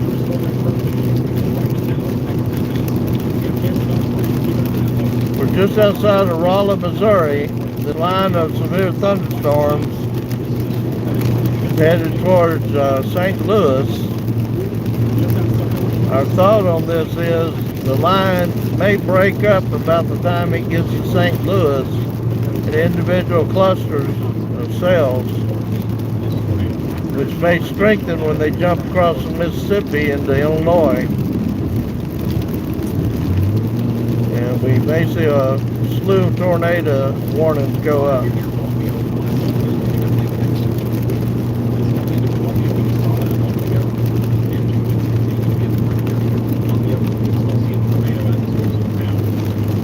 We're trying to stay ahead of this line of storms because the wind is so strong in them. We almost got blown off the road twice driving through them. They're moving at 60 miles an hour.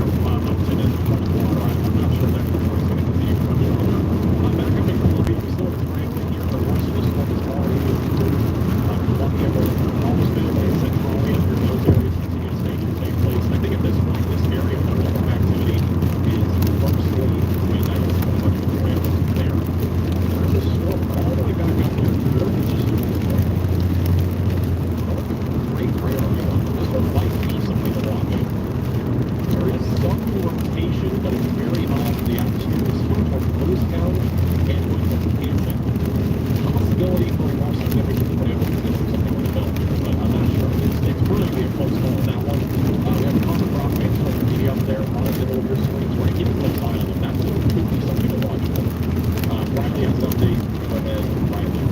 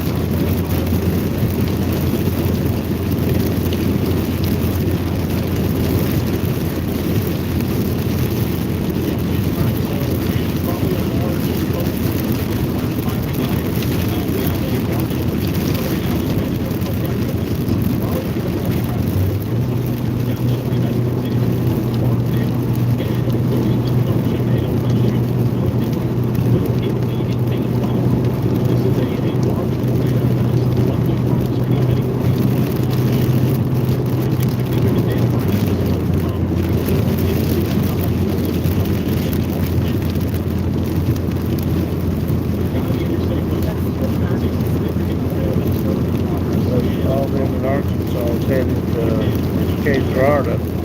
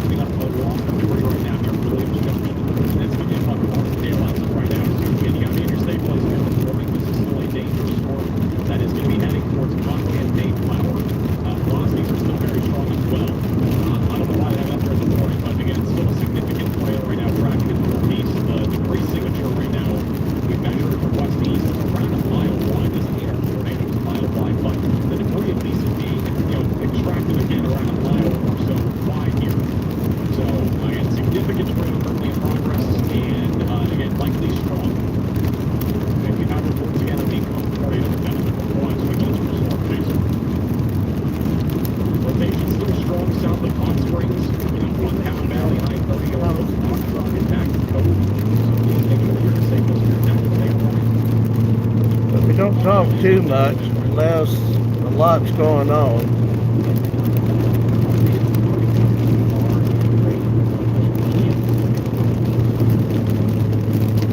Once things get rocking and rolling, we're just staying in front of this front.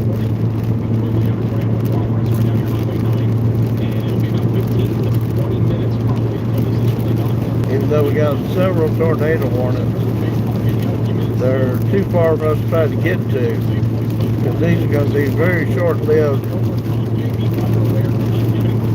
spin-up tornadoes.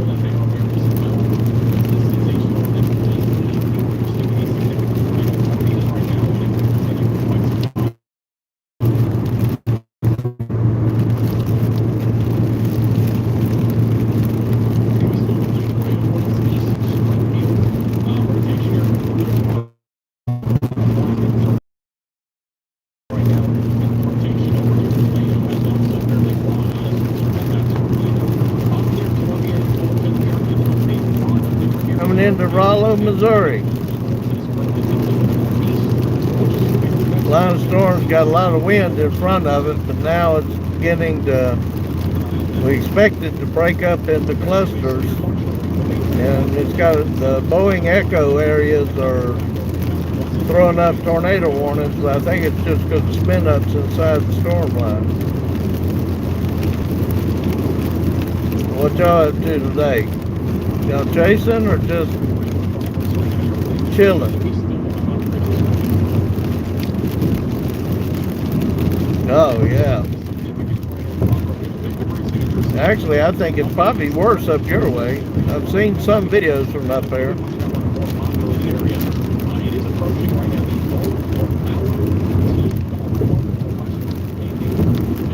Somebody said they, an hour earlier, they got a whole backyard full of hail.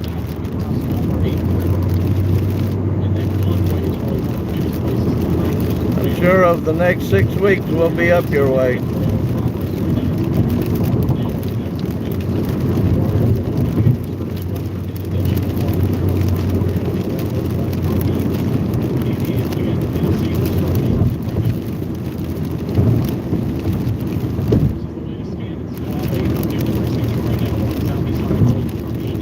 Hey, we're in a 2007 Ford Focus. Of course, I did some work to it myself, rebuilding the front and rear end, but it didn't cost that much.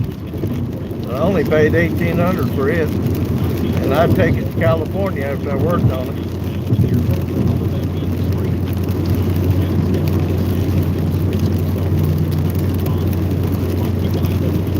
Pretty reliable. You can pick them up pretty cheap, and it's great on gas.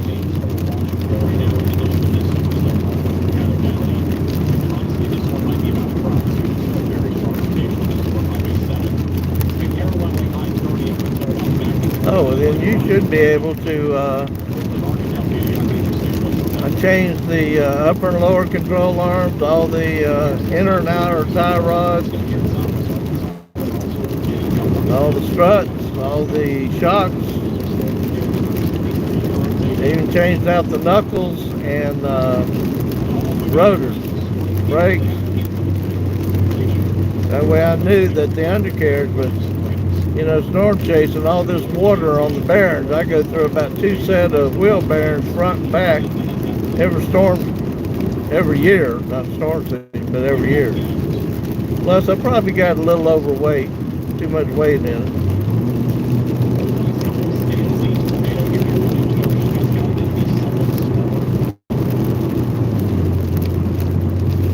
Get my tires at Walmart cheap because I know I won't get to use them for the whole certified mileage. We lost 2 in Illinois back in March.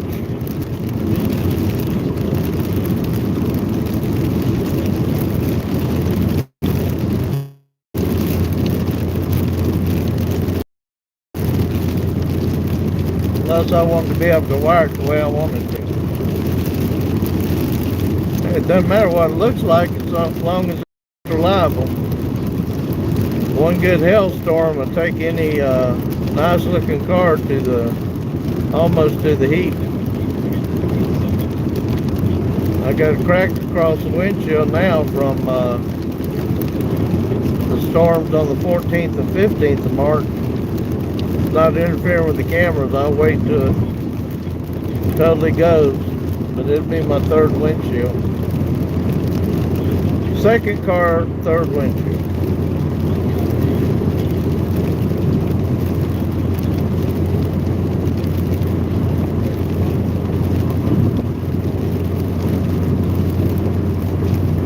reason I picked this car is when I looked for my teenage sons, it's got an extra roll bar on the roof, but I put a roof rack on it to carry the extra tires, and it's got a dual steel timing chain, which almost never goes out. These little 2.0 engines get about 300,000 or 400,000 miles they can take care of.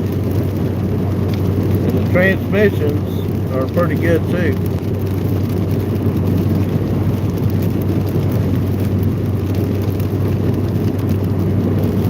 We went one size up from the manufacturer's recommendation on tires to give it a better ride.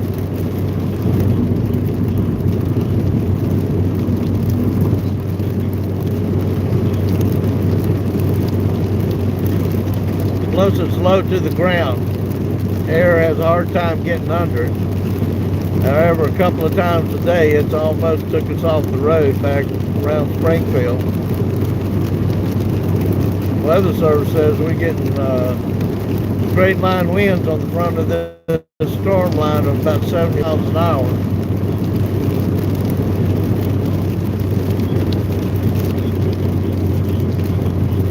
I tell you can pick up these little Ford Focuses,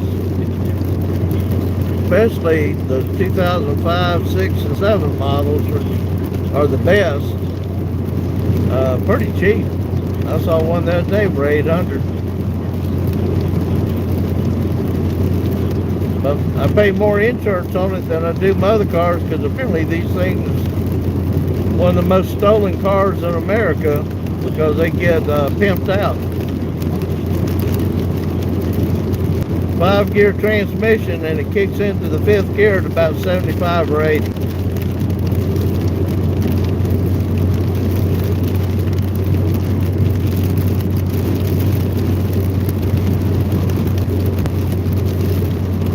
Yeah, I think Iowa's going to get, because northern Missouri right now is getting hammered. I think Iowa's going to pick up some. I can't remember if Davenport's, I believe it's east of Omaha, isn't it?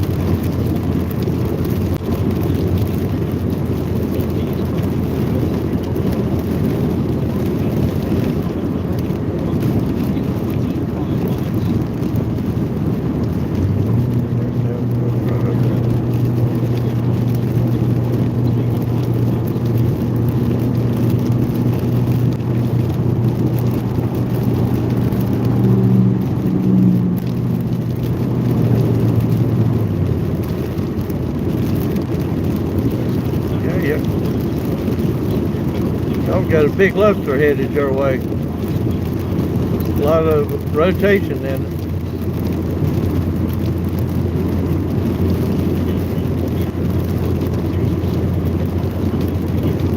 Especially that big cluster coming in northeast from Kirksville.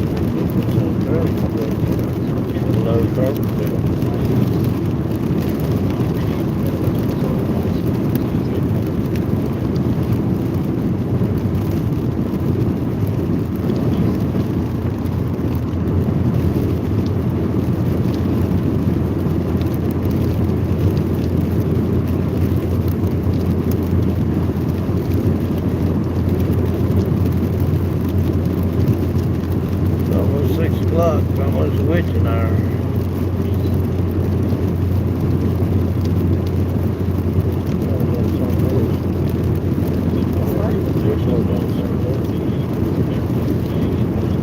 St. Louis. St. Louis is this one.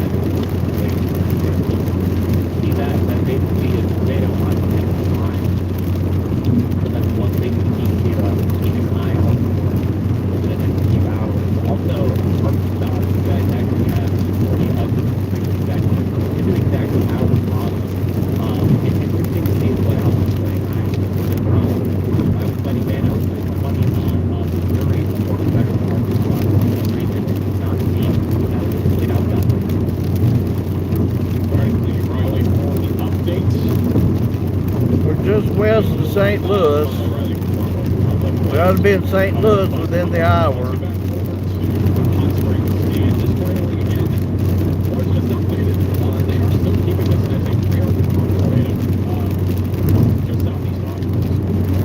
I think this line's going to consolidate. If it doesn't consolidate before it gets to St. Louis, it's going to break up.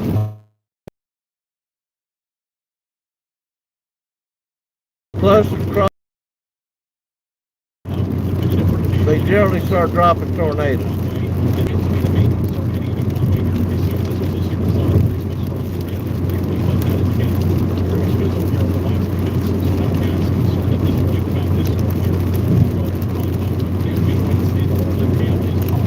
We're just west of St. Louis.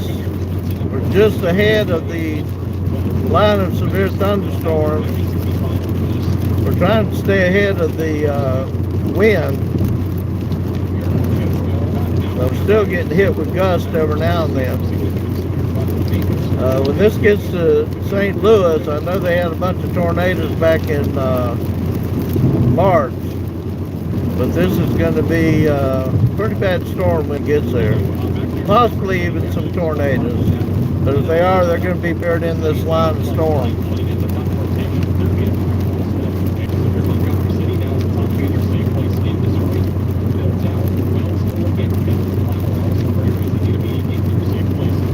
These storms now are moving about 60 miles an hour. So they are boogieing. Our target area is going to be just across the Mississippi River in Illinois, and catching them as they come across the river. We think all those Arkansas storms has been tornado warned is going to come into that area through Perryville and St. Louis.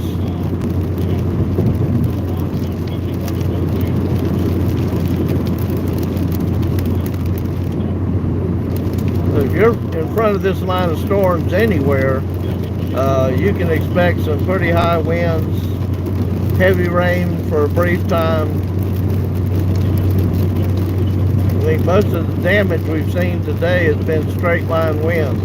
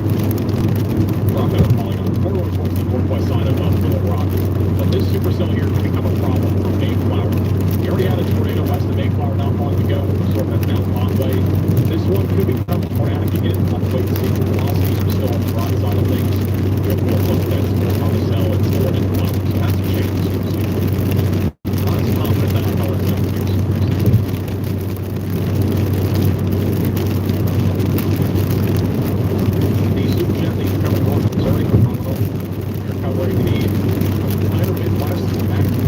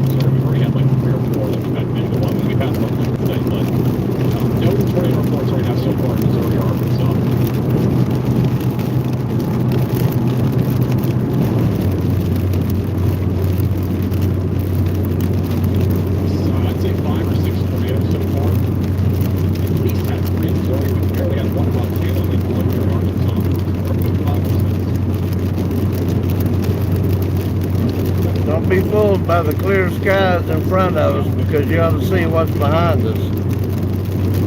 Once we get up here to our target area, we're going to turn around and just wait for it to catch up.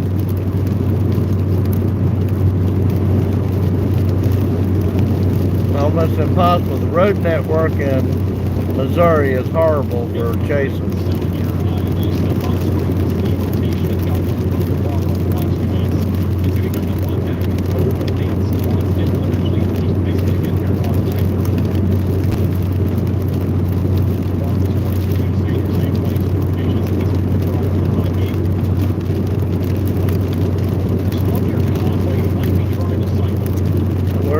About 60 miles west of St. Louis on I-44. We're expecting, as are the other people, that once the storm gets to St. Louis, it's either breaking up into clusters or it's going to have some supercells jump out in front of it. Our target is the west side of Illinois, on the east side of the Mississippi River. We found from experience that when these kind of storms jump the river, for some reason they intensify. I don't know if they pick up more moisture in that area, the Delta of the Mississippi or what. But we see more tornadoes dropped on the Illinois side than on the Missouri side.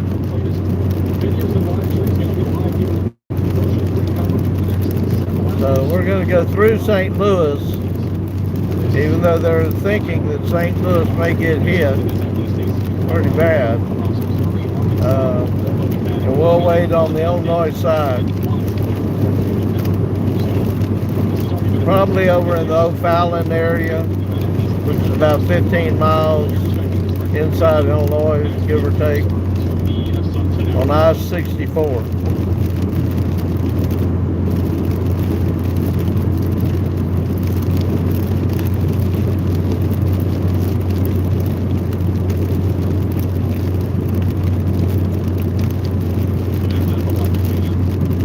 I think anything south of Springfield, Illinois, and Effingham, Illinois, that's where the warm front is right now. Anything along that line is where these storms are just going to ride right up that line, like they did yesterday, and on the 2nd and 3rd of April.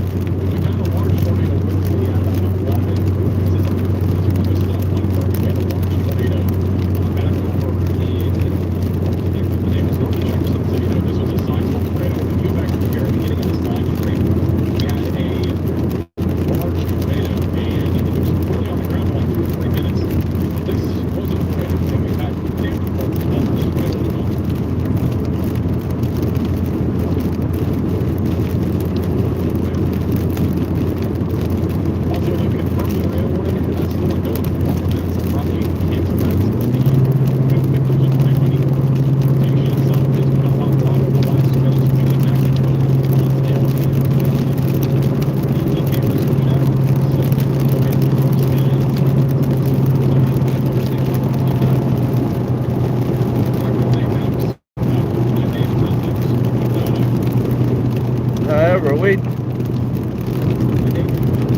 I'm not a meteorologist, so I'm not going to be an expert on this, but just from past experience, if you're in Cape Girardeau, Poplar Bluff, up to Davenport, Iowa, anybody to the east of that line should be hyper aware of the weather tonight, at least for the next 2 or 3 hours.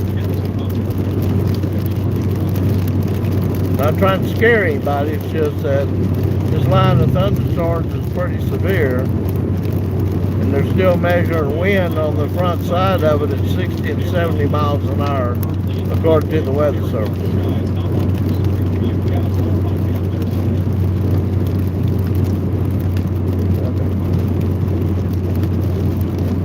Where's that?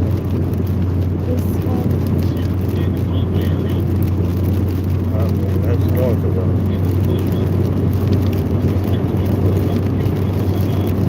Is that north of us?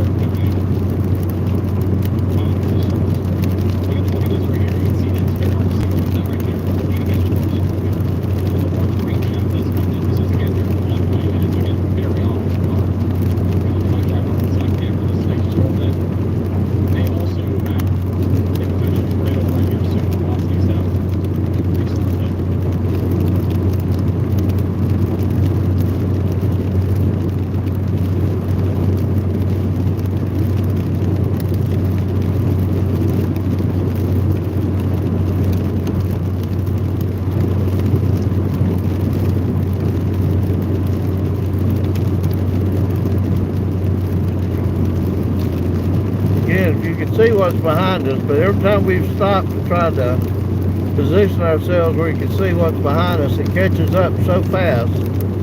We really need to get to our target area where we think these storms can intensify here in the early evening, probably around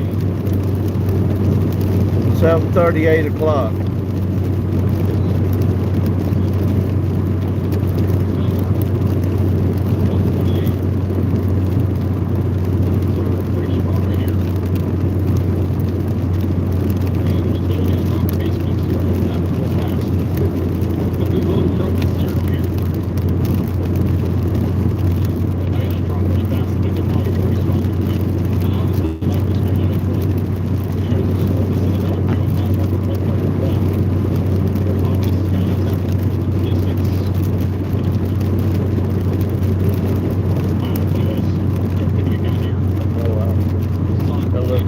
We drove through.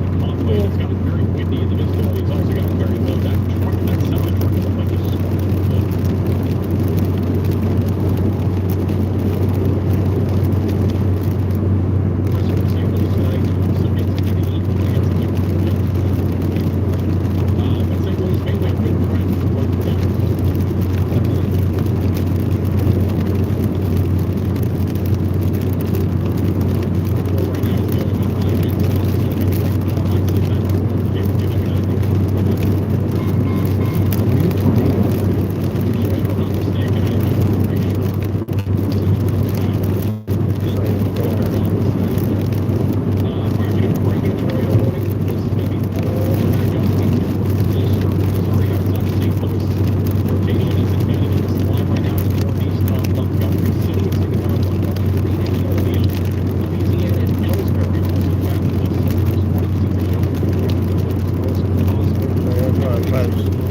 Stay ahead of the storm until we get on the Illinois side.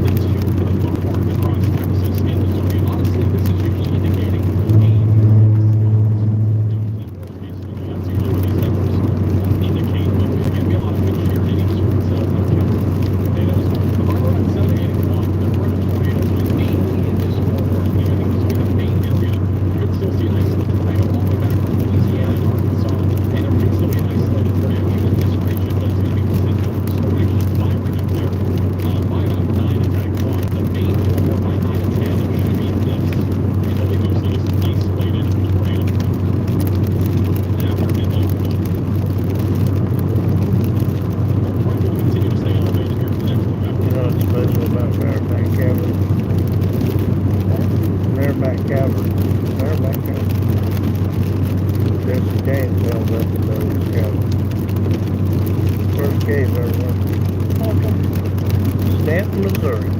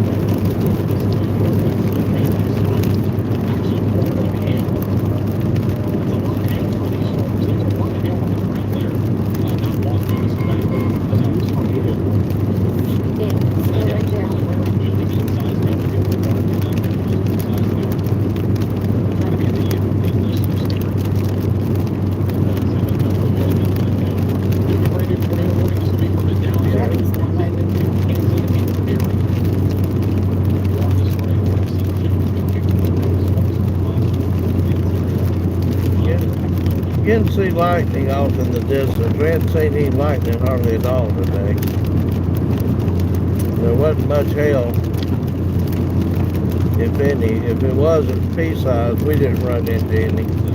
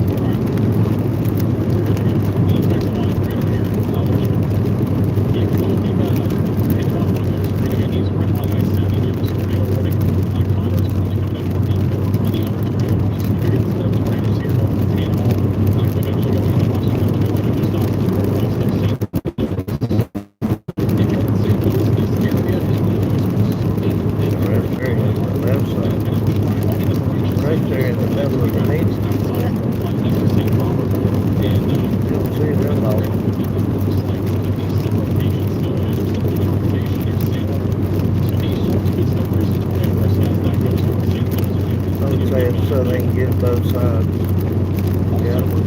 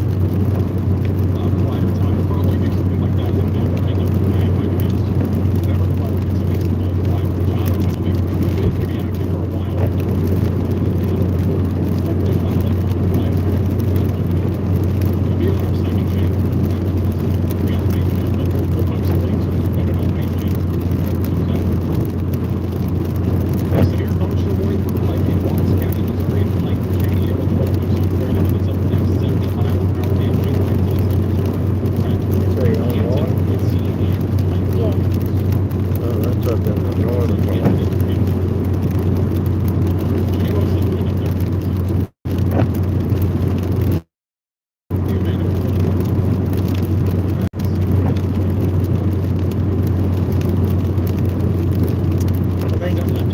I think I can make it to that Love's inside Illinois where we get up at one night.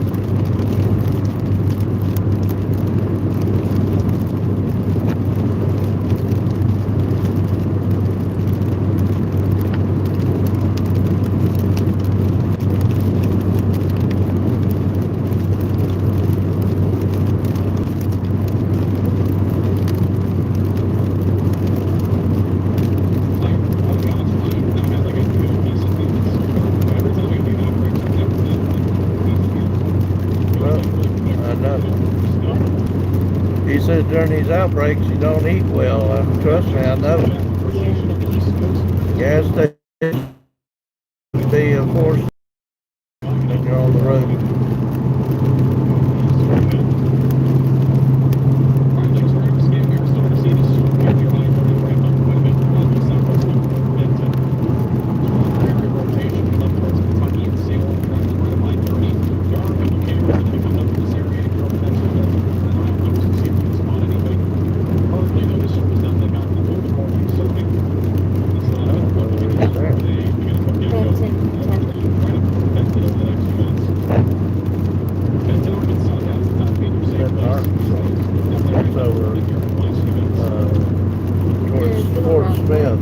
Where that red dot is at.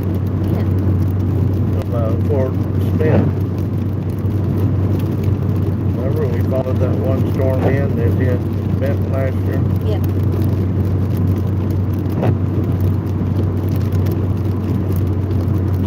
Just outside of St. Louis. You're tuning in from the St. Louis area. Now it's time to be ready for severe weather here over the next hour. Damaging winds is the main concern of this storm, currently at 70 miles per hour. There is a tornado possible later on this. That's that one right there. Severe thunderstorm warning they just put out for St. Louis. We can see it out to the left of the live feed. There could be a slightly more elevated tornado risk. I think one thing that might slightly limit our tornado risk is the amount of rain that's kind of pulling you out from this line. Very light drizzle that might not be reaching the ground, but that could also impact these storms just a little bit as they move into the St. Louis metro area. Our tornado risk will continue northwest of St. Louis. Still some rotation in early Greenville to Louisiana. A little bit of rotation also tracking in the direction of New Wisconsin, just west of Pittsfield, going towards I-72. Also Barry and Hannibal still the path of that. And we have some people watching Quincy and Mendon as well in Camp Point.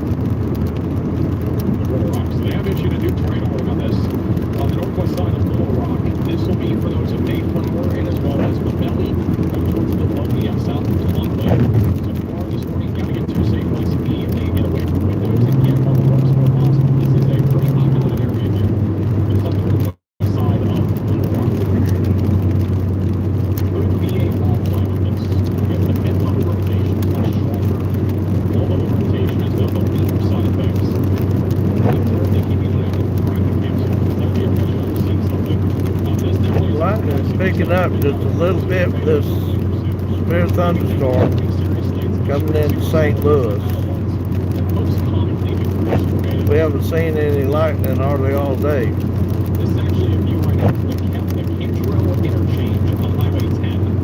And you can actually see the lowering right there. So that would be our lowering out the distance. Some snow cloud activity there. That would be what we're watching for potential tornado out of the storm. It's not organized yet, but it's definitely going to try to organize here soon. This is again what the box map is outside of the rock. But it ain't even rained here hardly. It's getting ready to.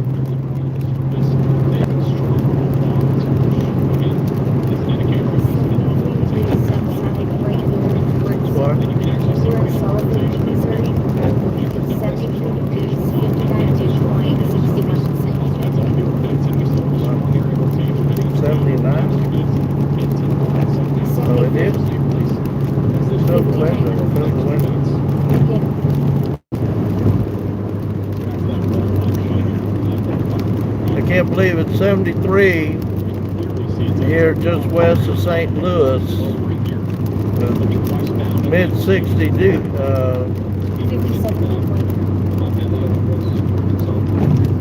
mid 60s humidity. Behind this front it was 58 degrees a while ago. St. Louis is 77 degrees Fahrenheit.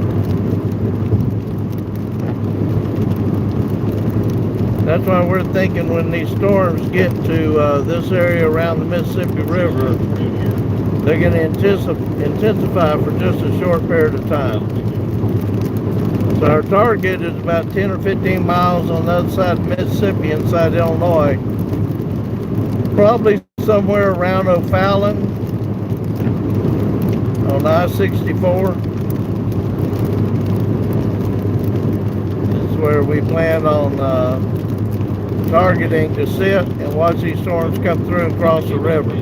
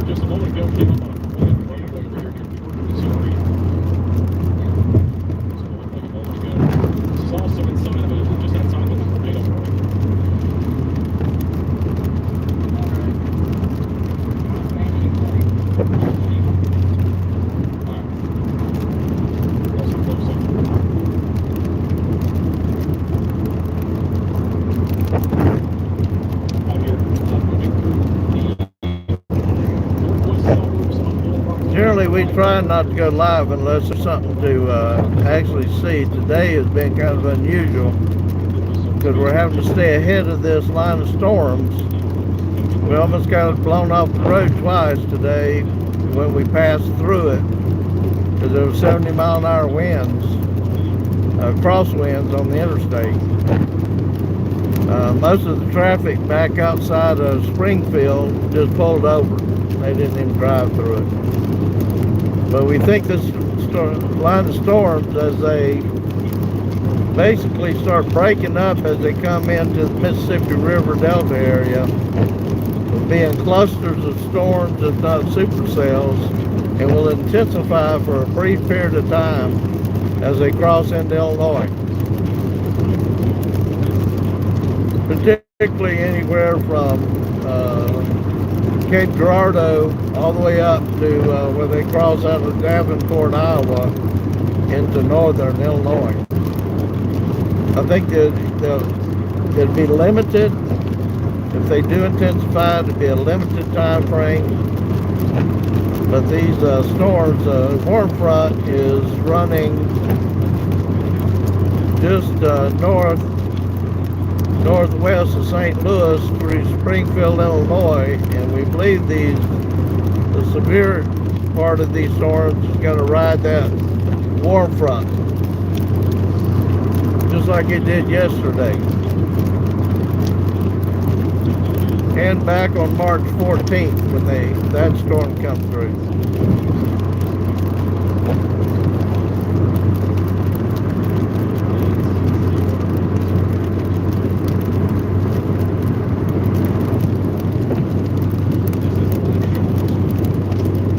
Yesterday we got in the middle of something in Bowie, Texas, but unfortunately we lost our live feed due to no cell coverage in that area. It's actually a good place to chase because there's a lot of high places you can get to and sit and get a good view of the terrain, probably out 15-20 miles, but there's just no cell coverage and we lost the live stream. However, 4 or 5 of the chasers, we drove through, we took a right, thinking we were going to get out of the storm, and on I-35, and we took a right, the storm took a right, and we went right in the middle of it. But we do have that video, we'll just post it sometime this week.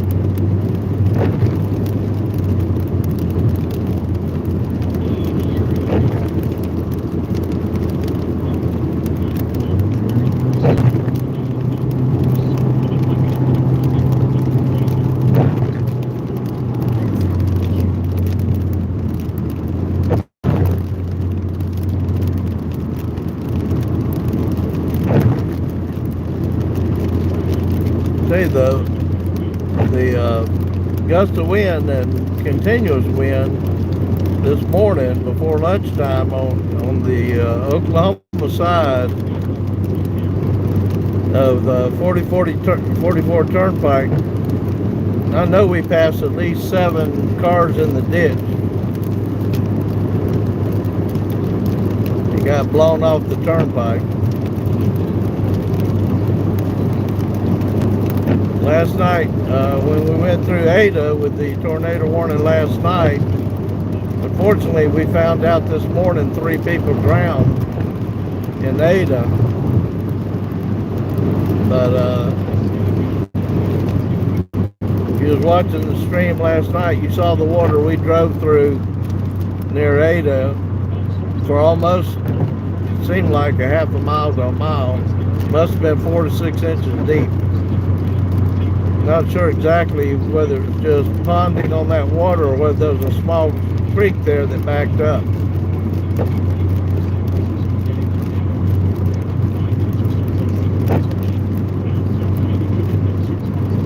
But we will post that video from yesterday sometime this week.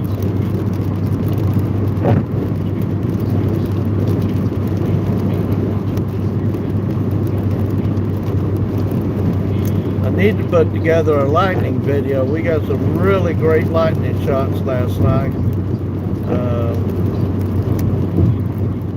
Sometimes to me they're better than actually, since most tornadoes are rain wrapped, we hardly ever get a perfect tornado out in the field. The lightning pics that we get are pretty impressive. Probably them back there. Could be though. I'm not speaking. No, we're not.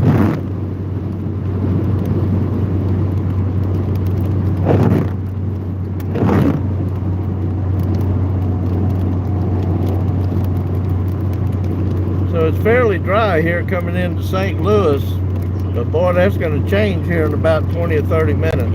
We're barely able to stay ahead of this line of storms. Last we heard, they were traveling about 60 miles an hour.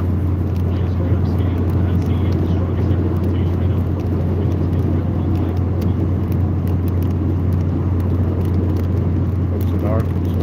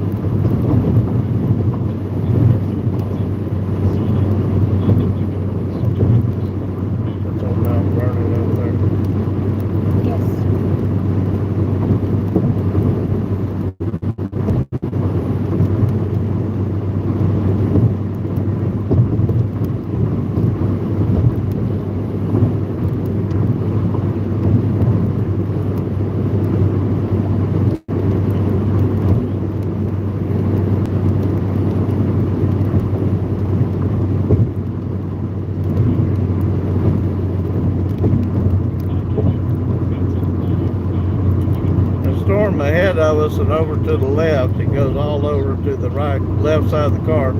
That's the severe thunderstorm warning right now that's got at least one tornado warning on it.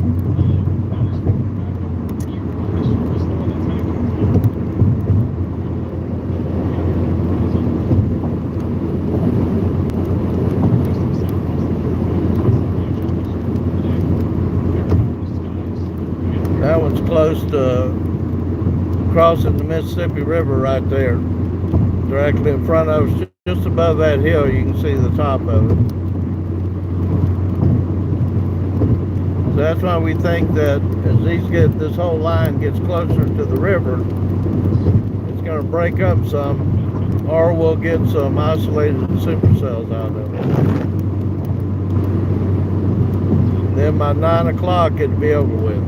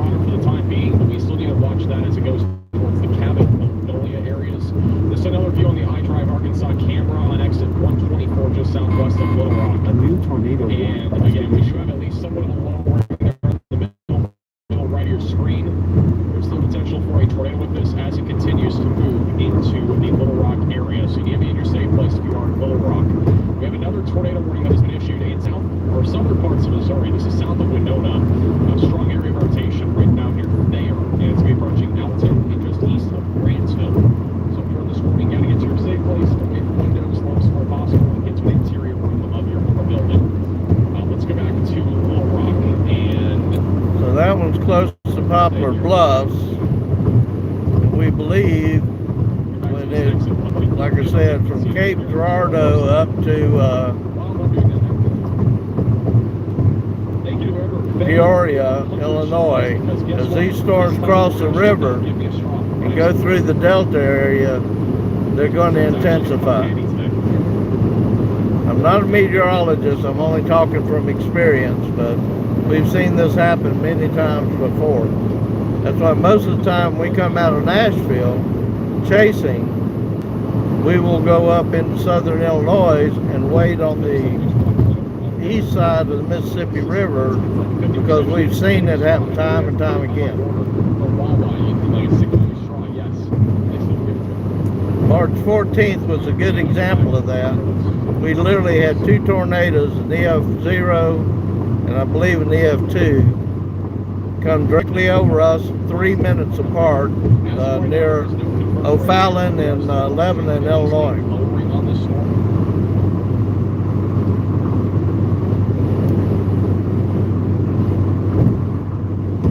Latest scan.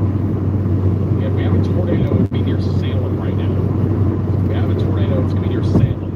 I don't know where Salem, Arkansas is. In the next few minutes. And then it will eventually track towards Little Rock. Little Rock is about 14 minutes out of us.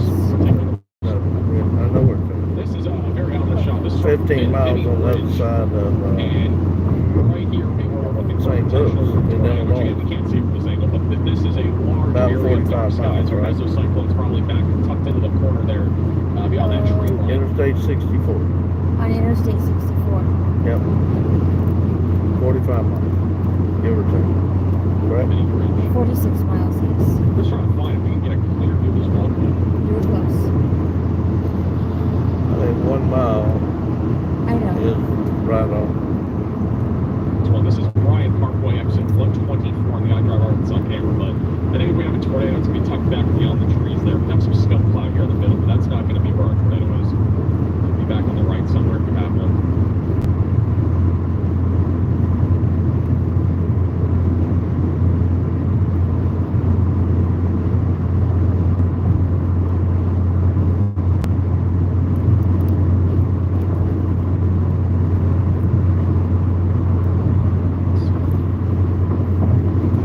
One thing you won't find on our channel is we try not to scream, holler. We certainly don't use profanity, but that's not to say if we don't get in a dangerous situation. I might slip with one or two, but and we always obey the traffic laws.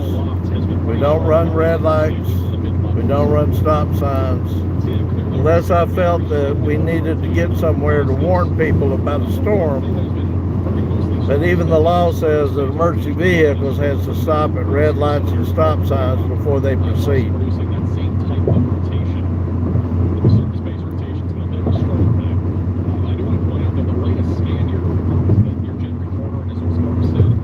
We try to stay pretty safe.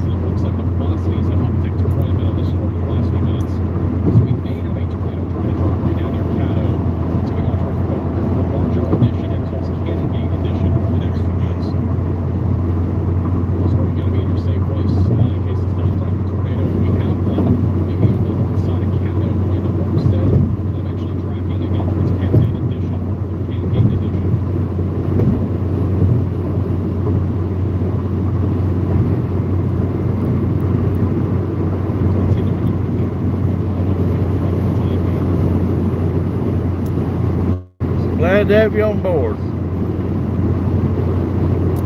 So we're coming into St. Louis here in just a second. The temp here is 74, I believe.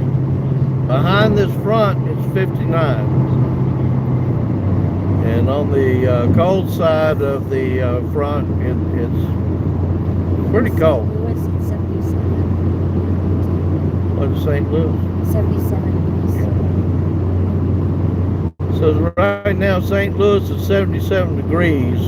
Humidity is in the mid to high 60s. That's why we're thinking that these storms, as they go into this warm air, is going to intensify. Once again, another supercell is trying to rotate back up here in Belleville. The Arkansas area rotation from mesocyclone. I wouldn't be surprised if this got trailed. We're going to give it like a 60% chance in the next 15 minutes. It's been smaller. Once they get into the Delta area, it's pretty flat. There's nothing really to put any drag on the storm. If there's any rotation at all, they generally intensify.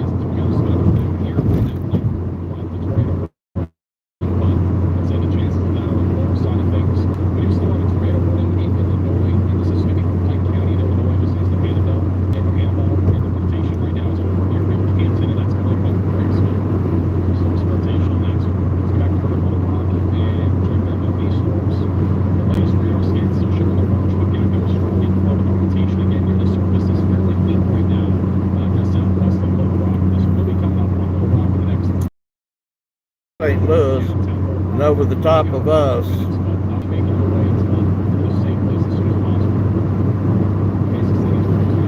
get a good view of them as they come through.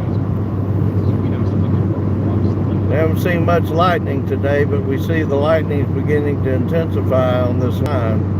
It's not rush hour, but it's not far. There are a lot of people driving right now, so just kind of something to throw out there. Unfortunately, there's a lot of people driving. Your tornado warning has been issued. Makes it a little more concerning about if people are traveling the roadways. Yeah, I'm surprised how many people's out here on Easter Sunday myself.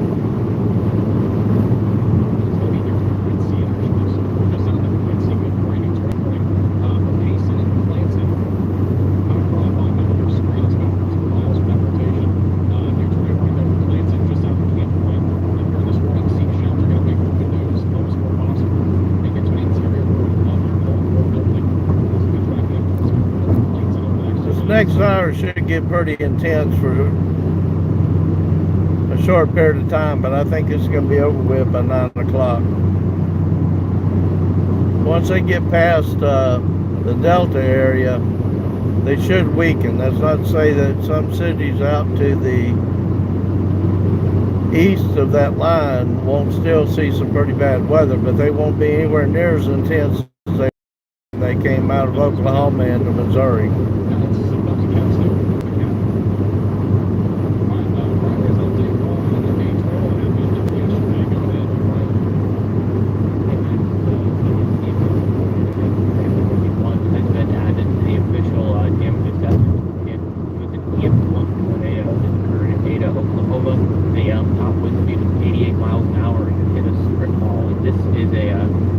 Low quality picture of its strip ball, but you can see all the broken glass associated with the width of the tornado. We should see another 6 or 7 tornadoes confirmed tomorrow at the absolute, from yesterday at the absolute minimum, but they just haven't added them yet. Thank you for the update. So, yeah, there was a bunch of tornadoes the other day. The last storm we went through was Ada, Oklahoma last night.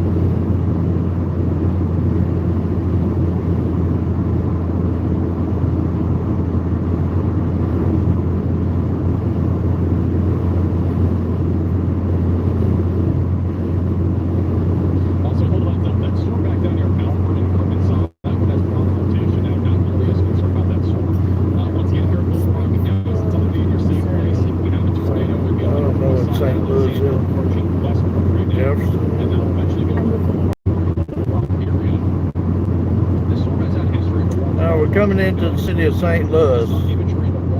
We're only going about another 20-25 miles. We're going to turn around and face the storm as it comes through.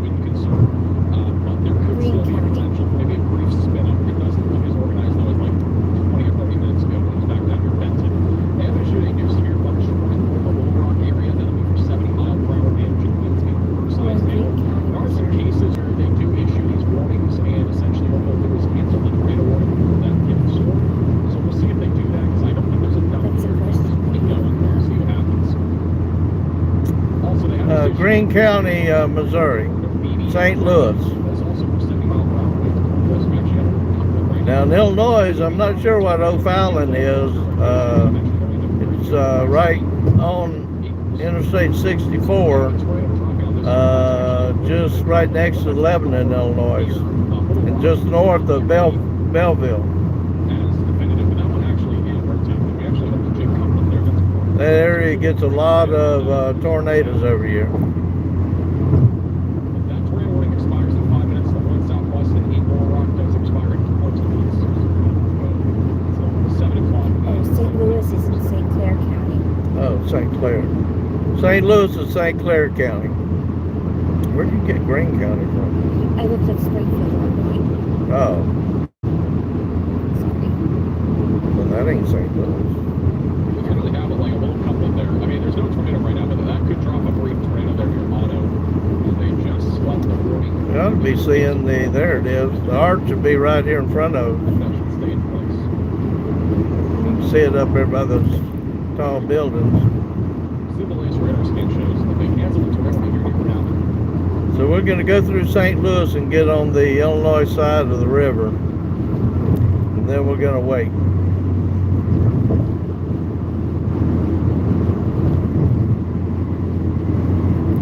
We have a tornado just to the north. It is really warm here in St. Louis.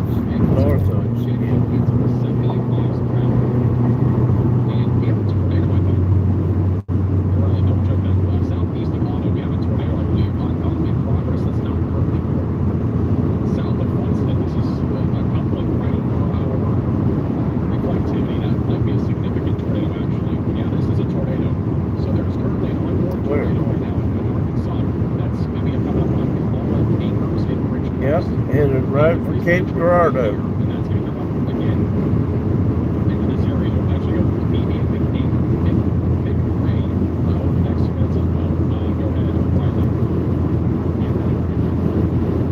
In 1.5 miles, stay on 44 East.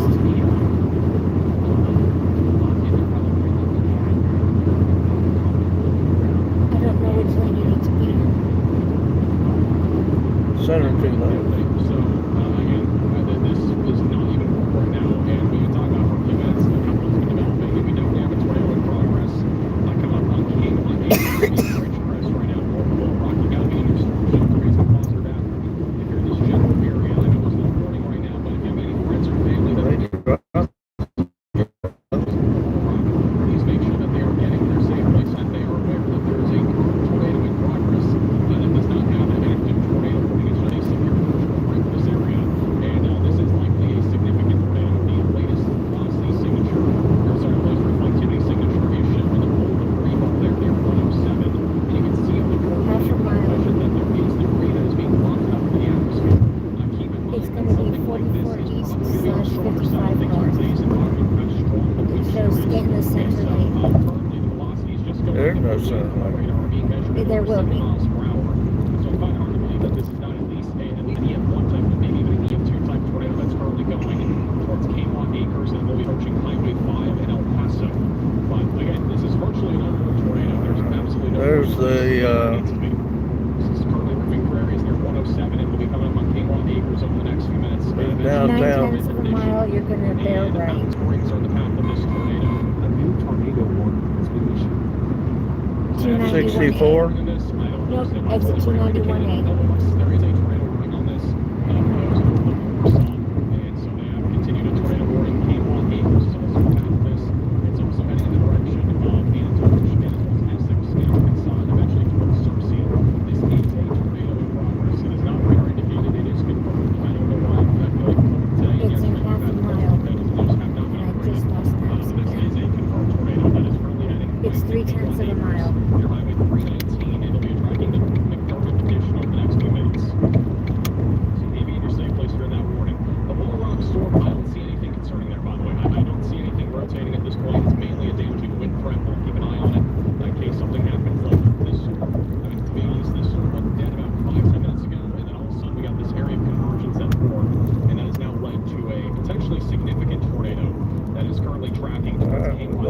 Mississippi River. For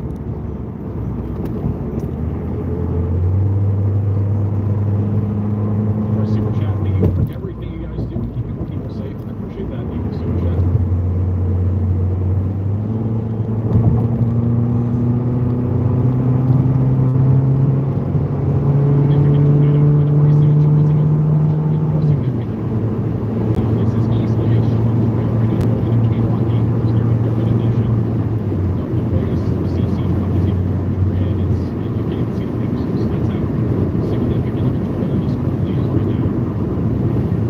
In 2/10 of a mile, you're there left. There left. Yes.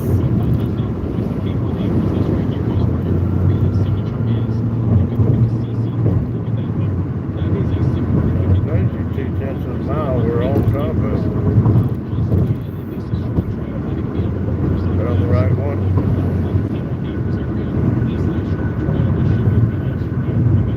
We should be on, let's see.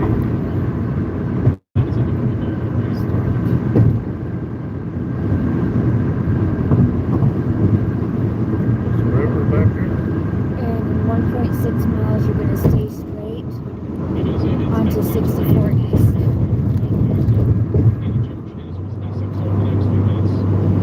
I was paying attention. Maps crashed again on this one.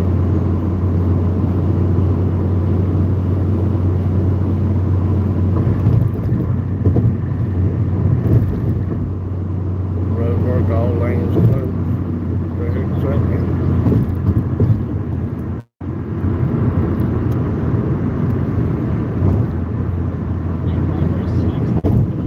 Stay right.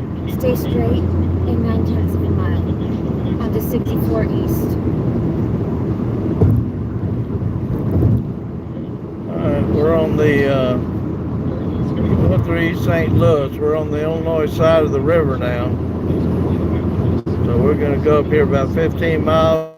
We're going to gas up real quick in case they lose power. It's going And to then be we're the going right to two face lanes. back to the west. You want the right 2 lanes for 64 East.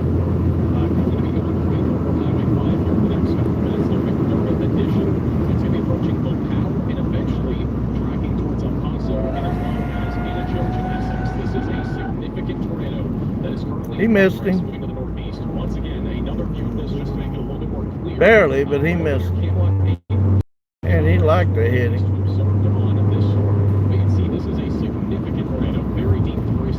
Wasn't me. And we're going to stay on this road for 11 miles. Okay, now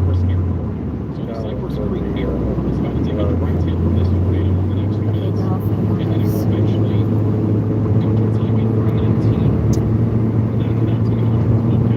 Well, that car back here found out he was going the wrong way and flipped over to get in the right lane to go, and almost hit the rear end of somebody. But that was not my tire sliding.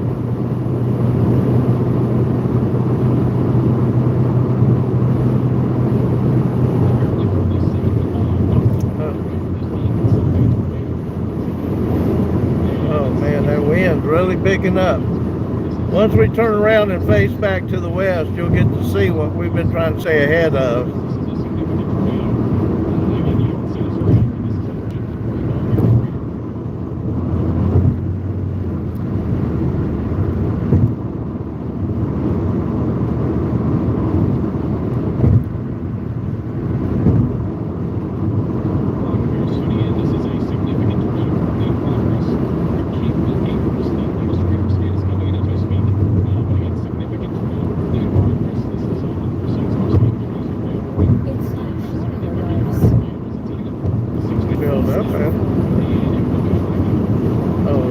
That was new, that wasn't listed yet. I can't believe that though.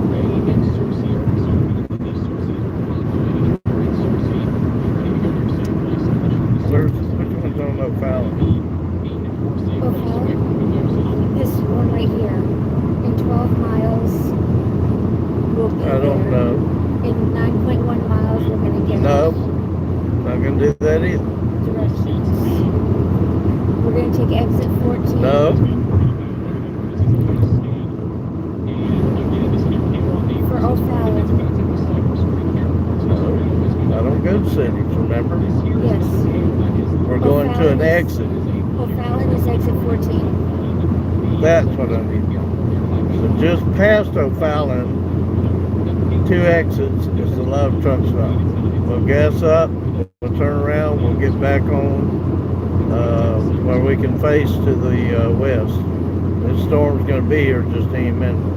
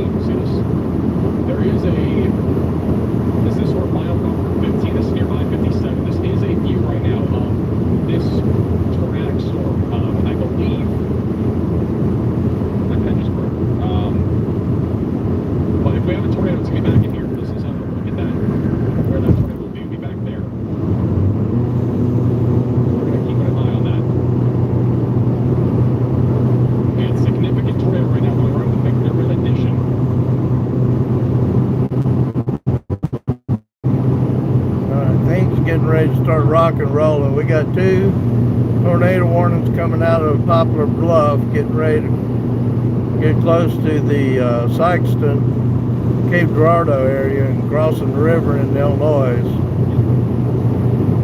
We've got 2 to the north of us near Peoria, Illinois, crossing the river.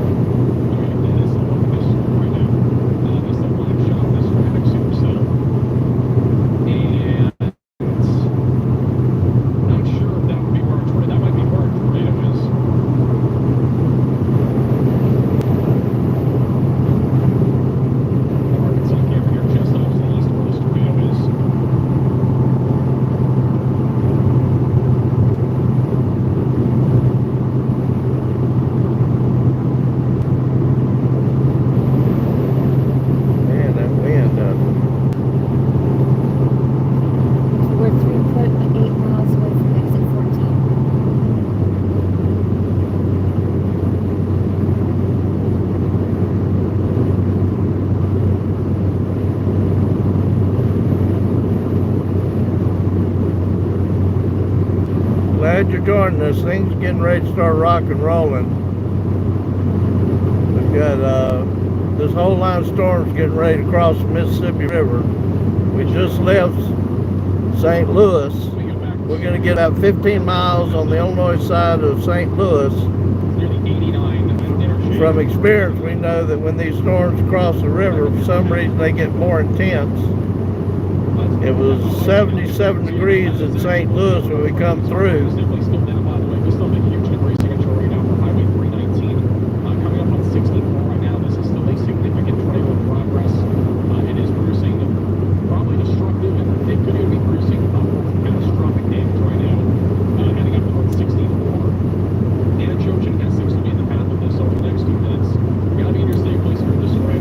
you're tracking this, we just passed exit 12 in Illinois on the east side of the Mississippi River. We're on Interstate 64. Gonna go down here. There's a Love's down here. We're gonna gas up, quick pit stop, and then we're gonna turn and get in the area of O'Fallon, Illinois, pointing back to the west. And we'll be able to watch them cross the Mississippi.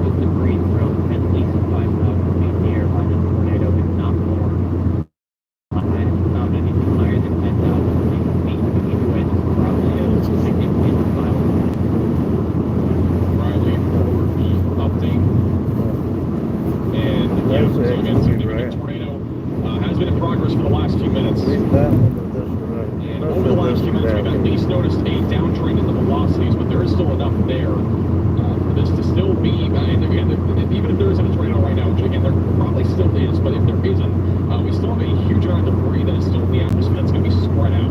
There are winds a lot being westerly, that is going to promote more of our debris being lifted further to the east. So if you're back over in Searcy, Griffithville, or Georgetown, or Belleville here in the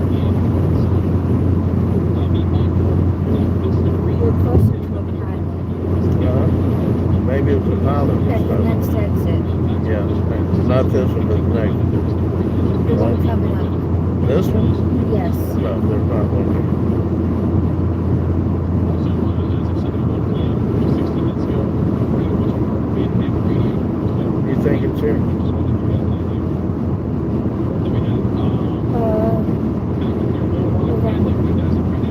No, not this one. Next one. So this is where we sat. Right down here is where we got.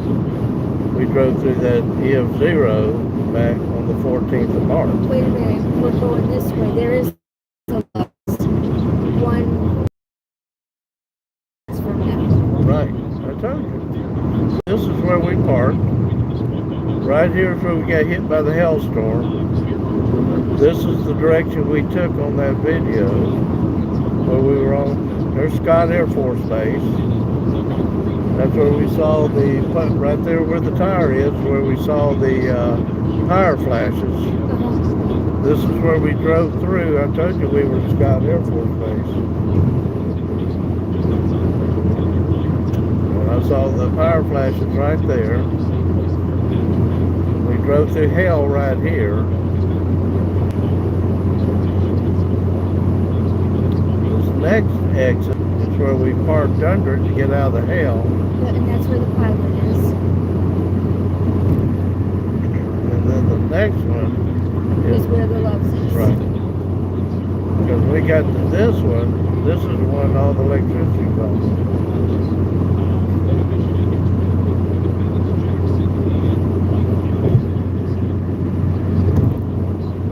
I knew it.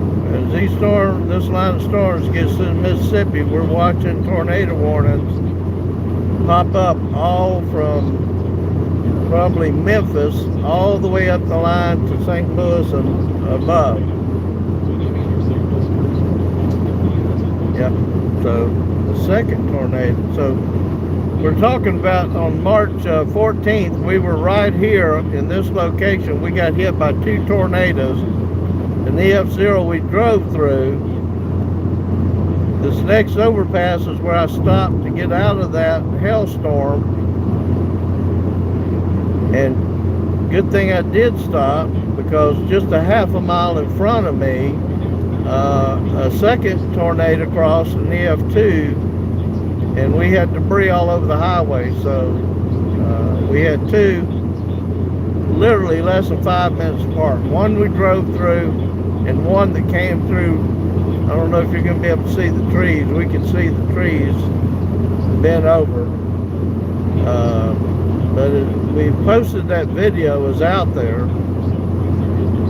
of the Illinois March 14th tornado outbreak, because on the 15th was the Plantersville, Alabama tornado we filmed. So right in this area coming up is where we had debris of a house all over the interstate. And I went down to the back roads at the next exit where the Loves is. All the power was out. And I was going to help the fire department try to locate the house that got hit. But they said there were so many power lines down, they were afraid to drive back in there.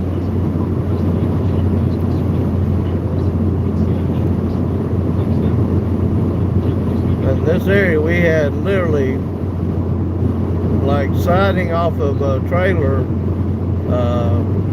all over the interstate. Next exit. So we're going to gas up real quick, then we're going to turn around and move back to a good high location pointing west, where this line of severe storms is coming through. 3 miles. Right now we got about 5 or 6 tornado warnings on this line of storms that's getting ready to cross the Mississippi River. So they're only about 15 minutes behind us.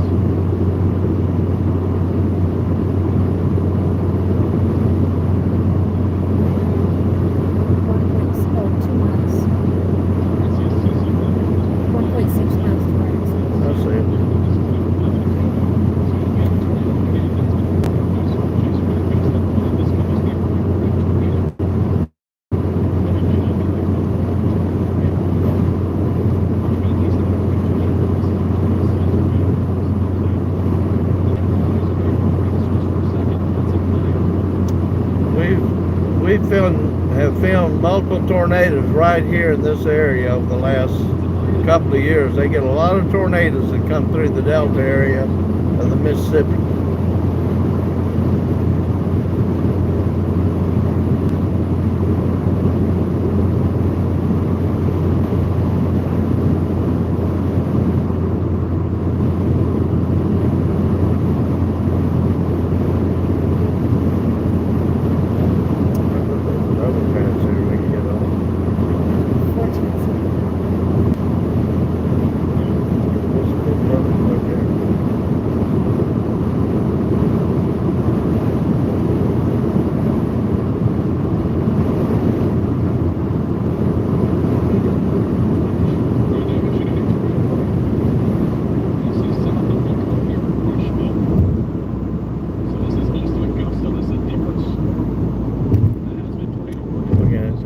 Gas up and go back to that last section to be able to get up on the.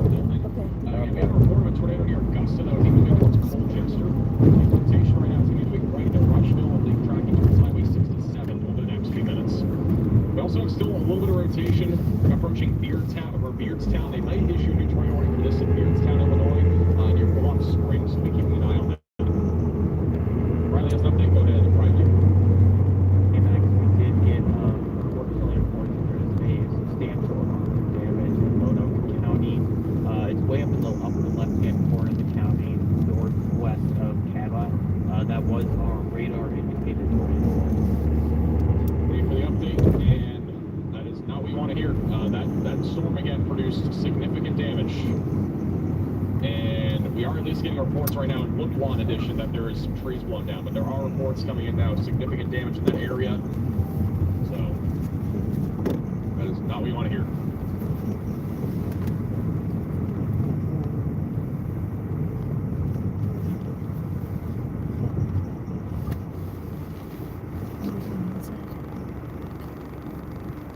All right, we're gonna gas up real quick and take a quick potty stop, and then we're gonna get back on the interstate in here in about 3 minutes and go back to the west and get up on a high spot and watch these storms come across Mississippi. So just bear with us for just a minute. No gas, we don't get anywhere. The rotation has been on the stronger side of things, approaching Oil Trough, Arkansas. That is coming up on Newark, Arkansas.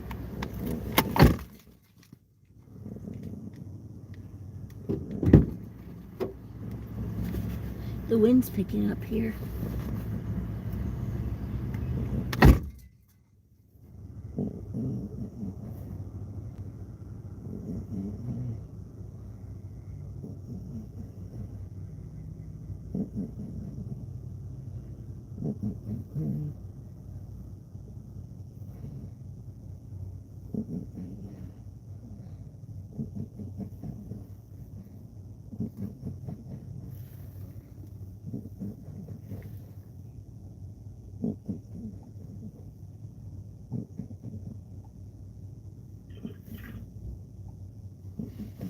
A rainbow emergency?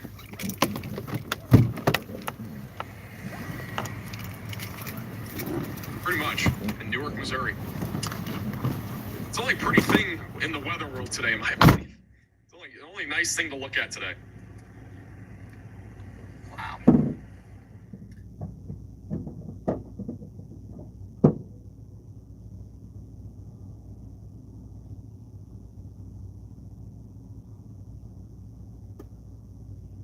Also, the tornado warning back over west of Bluff Springs has ended. We still have tornado warnings in southeast Missouri. They have issued a new severe thunderstorm warning for the storm near Searcy. This one's probably going to be allowed to expire when it comes to the tornado warning. They usually, again, issue severe thunderstorm warnings like this after they cancel the tornado warning, so that will probably end up being canceled for the time being. All right, Riley has an update. Go ahead, Riley. Hey, Max, we have more updates on that tornado near Little Rock. It sounds like we have a couple of different vehicle entrapments on Highway 319. And then we also have residents who was impacted with entrapments as well. Thank you for the update. So that would be from our tornado that just happened northwest of Cabot.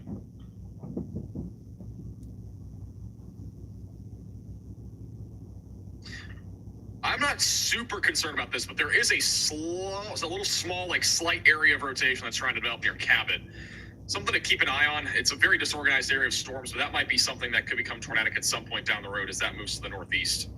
So we'll definitely be keeping an eye on that. But again, Arkansas is still in a prime environment for the potential tornado threat here over the next hour or two. And then the tornado threat will be a little bit lower as we go later into the evening hours.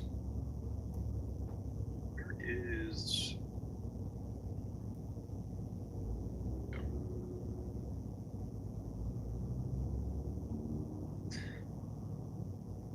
all right, tornado warning has now officially been canceled for that storm near Searcy. Again, that was a significant tornado. We've obviously already gotten a bunch of damage reports. That is now no longer tornado warned. Go ahead, Riley. Hey, Max, looking near Potosi, Missouri, that's north of our tornado warning for Irontown. They just warned it as I was talking about it. There was a really quickly tightening couplet, and it's probably going to produce a tornado here quickly as it goes up towards Festus.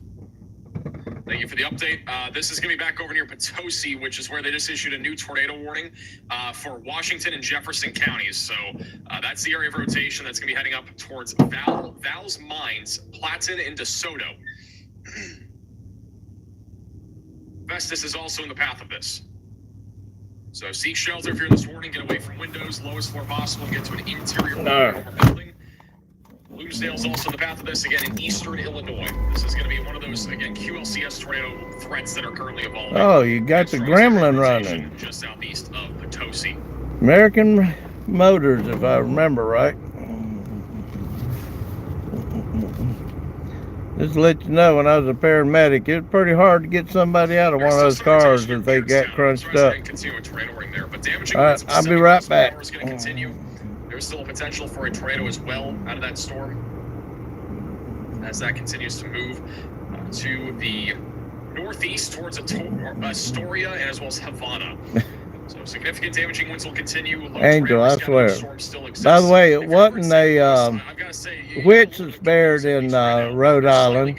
It was the first American vampire that was buried in Rhode Island. South of St. Louis. So north of St. Louis, I'll be right back. Severe weather happening to your north, mostly 70-mile-per-hour damaging winds and a few tornadoes. Into your south, it's kind of the same story. The only thing that could change would be if we get something to form just down in the southwest of St. Louis, which again is possible. We do have a couple tornado warnings now lining up there south of St. Louis, but for the time being, the worst of the action is both to your south and north. Now, keep in mind, these storms are not going east. They're going northeast. So these will kind of be tracking in the direction of the St. Louis area, at least just south of St. Louis. And then in this general area, we're going to keep an eye on that for potentially some development as those storms go towards St. Louis and also go towards Alton.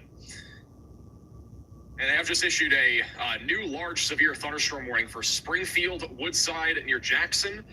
This is a very odd-looking severe thunderstorm warning. I don't know what is going on here. This is very interesting. But this is going to include many areas for 70-mile-per-hour damaging winds and also the potential for, there's no tornado label on this, but there is at least 70-mile-per-hour damaging winds out of this. This is what the warning looks like, by the way, in case you cannot see it clearly. This is the warning polygon. It's very strange. It like cuts off and does some weird stuff. I don't know what happened with that, but we're not all artists, so it's very interesting.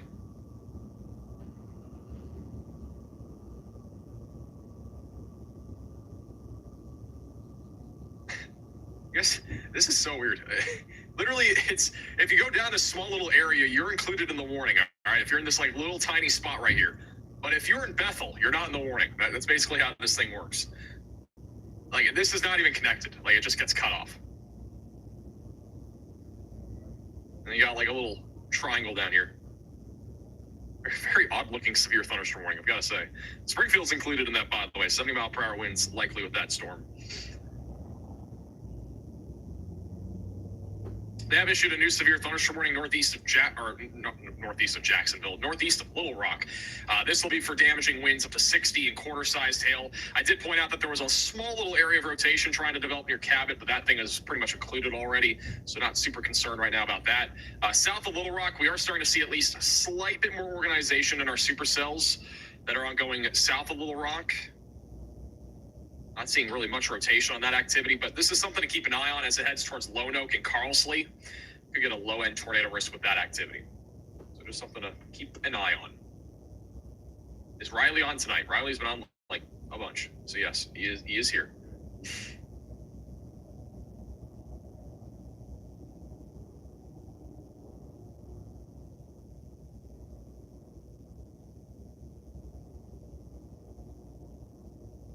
Thank you, Rachel, for the super chat. You should have totally done a cheesy smile when showing the rainbow. Okay. Appreciate the super chat. Also, shout out to Marissa and Zachary with the Venmo donations. I appreciate that. Thank you for the support. How's the risk in Bourbonnais, Illinois? I've never even heard of this place. Let me look it up real quick. I copied this name for some reason in YouTube.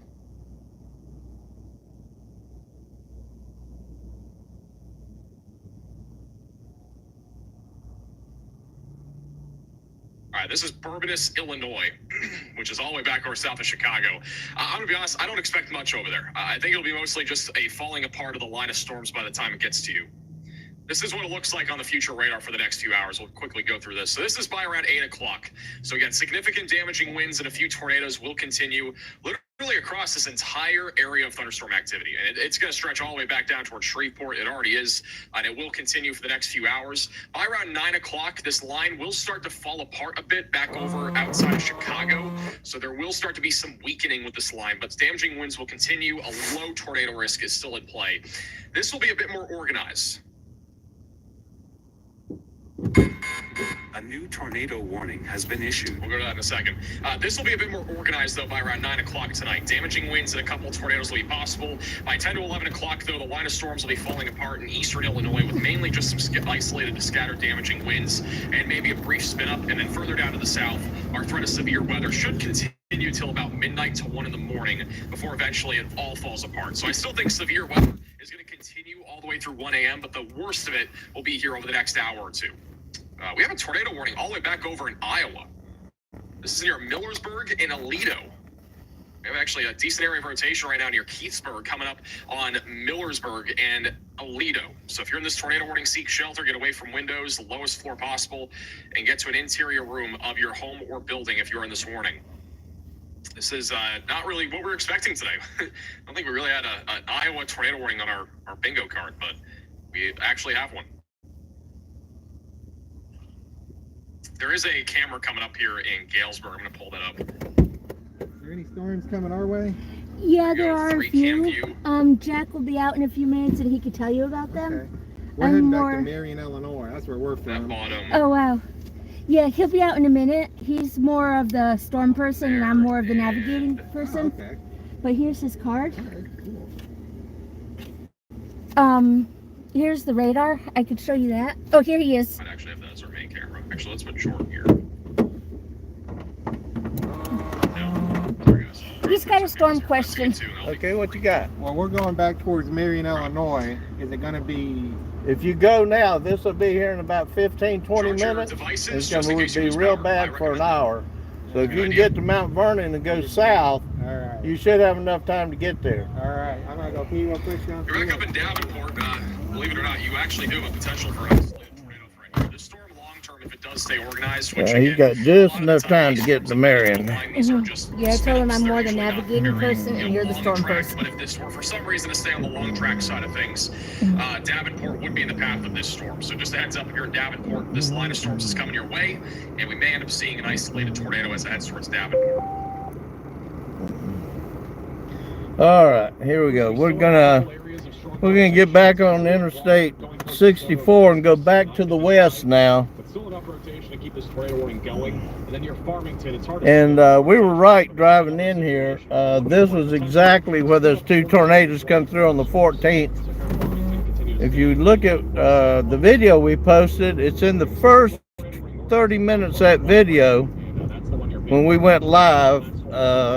We ended up driving, we got hit by hail and ended up driving through hail, and that turned out to be an EF0. And then the second one was an EF1, and the guy here, the Loves, told me what we saw wasn't a trailer or house. It took out about 6 barns just a quarter mile east of this Loves, and that's what we saw across the interstate. So now we're going to go get on 64, go back west. We'll be driving into this line of storms. And we've got 2 tornado warnings on the Missouri side that's getting ready to cross the Mississippi River and come right this way. So we're going to get up on a high overpass down here, probably the same one we was on before, near O'Fallon, Illinois. So everything you're going to see in front of us is that line of storms coming, and we're already beginning to feel the wind here.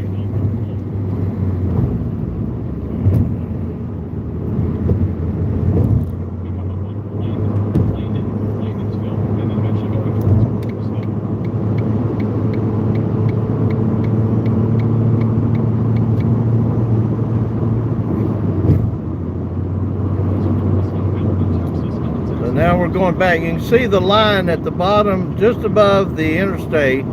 That's the actual line of storms. The cloud you see in front is just the preliminary part of them. That's where some of the wind is. But I took note at Loves that the wind here is blowing from the southeast to the northwest, and the wind on the storms are blowing from the southwest to the northeast. So when they cross the Mississippi right here, Mississippi River is about 18 miles in front of us right now. This is going to be interesting.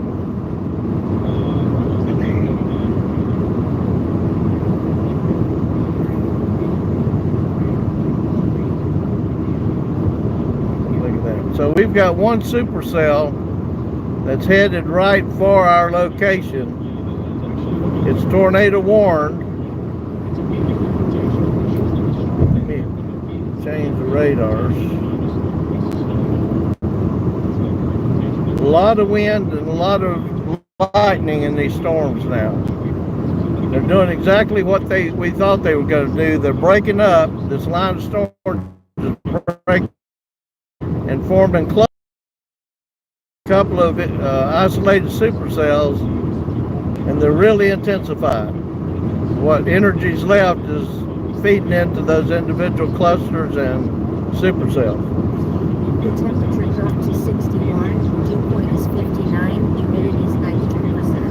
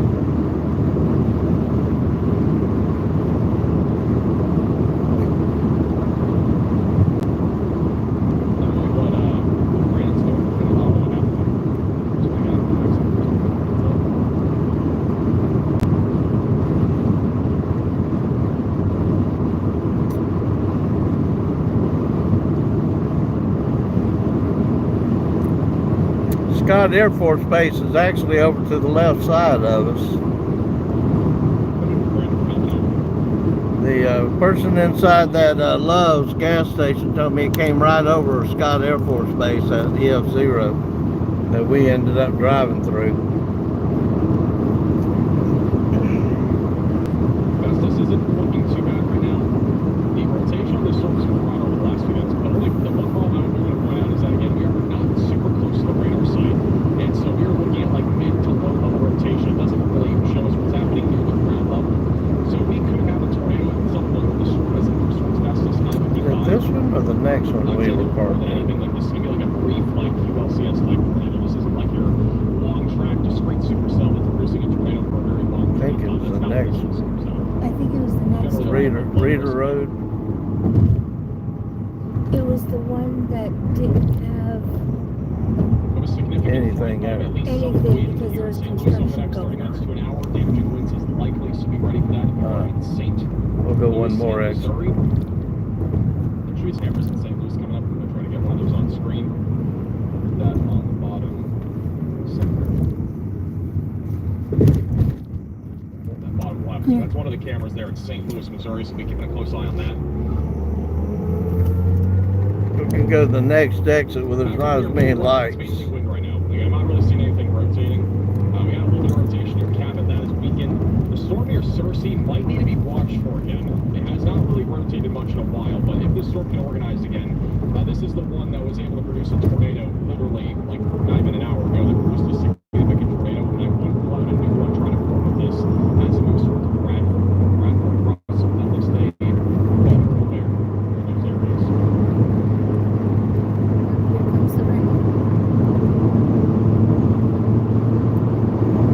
Maps of the Arkansas, flying Arkansas, Canton. Back over. This is Fort Arkansas, time lapse pencil. You can actually see the flags spinning there on the left side of the screen.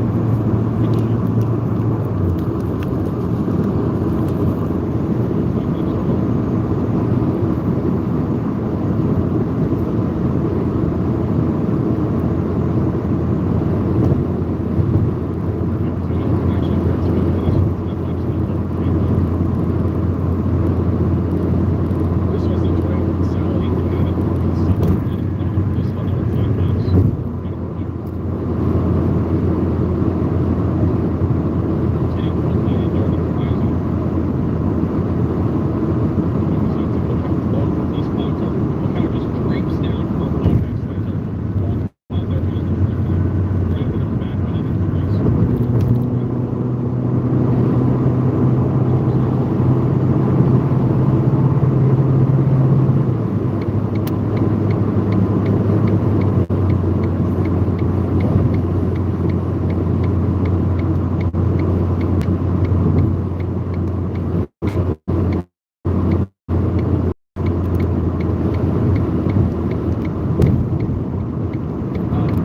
So back out, we still have about 5 tornado warnings. The other 2 have just been, I believe, canceled. They will officially be canceled on here in a minute. The only tornado warnings we have right now is the one west of Jonesboro. We have 2 south of St. Louis, so that's going to be near Festus and north of Fredericktown. And then we have 2 more tornado warnings back up to the south of Davenport in western Illinois. And for now, we have not seen anything confirmed at this point. All right, we're going to be in a pretty good spot here in just a second. Millersburg. Yeah, There's this still a was little the area one. They have rotation coming up construction towards stuff Toledo right and there Millersburg, before. so keep an eye on that still. This road got hit with a We hill. still have an area Yes. rotation here that's moving out to the northeast, going towards Monmouth.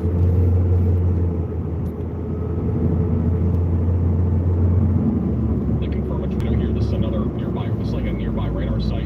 And we're basically in a radar. The strongest area rotation will be right over Blandonsville right now, and it'll be tracking up towards Highway 67. Long-term Galesburg is in the path of this. We have a camera in Galesburg in the bottom right of your screen, so keep an eye on that area. Well, As that continues to move to the northeast, significant damaging winds are continuing across western Illinois, back over near Springfield and there's that Jacksonville. road. Damaging winds up to 70 miles per hour is a continuing concern here, so make sure that you are staying away from windows here and on the lowest floor possible, as damaging winds could knock down trees and even Yeah. power lines. We're going to be in a good spot right here.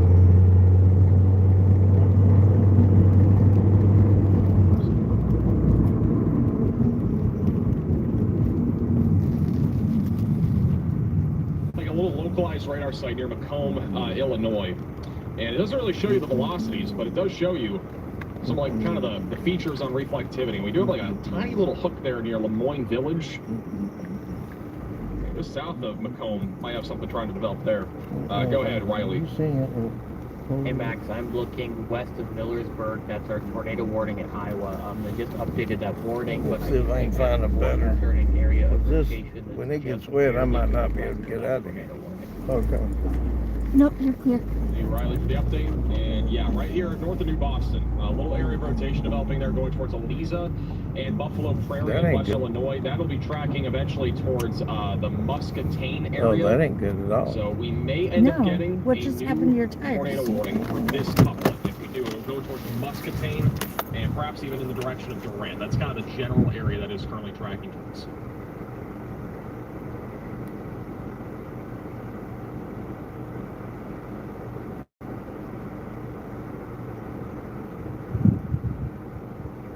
West of Davenport, we're mainly talking about damaging winds. There could be a brief tornado out of this activity near I-80.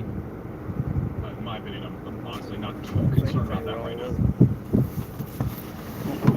All right, Maybe here's your mud. SBC outlook for today. Maybe Just mud. issued the SBC outlook. I'm not holding the exact details right now. We're going to get those once they come in. There's no longer a enhanced risk. You're back down to a slight risk of severe Fine, weather. backing up. Thought I had a flat tire there for a minute. Illinois back into western Tennessee. They've actually expanded this, I think, a bit further east. So it includes a little bit more of Kentucky and Tennessee. That's just Northwestern mud, Mississippi, mud on the tire. Louisiana, and across Okay. eastern A Arkansas. little mud on the tire won't hurt us. So we basically have a banana slight risk here. You like bananas? This is a good day for you.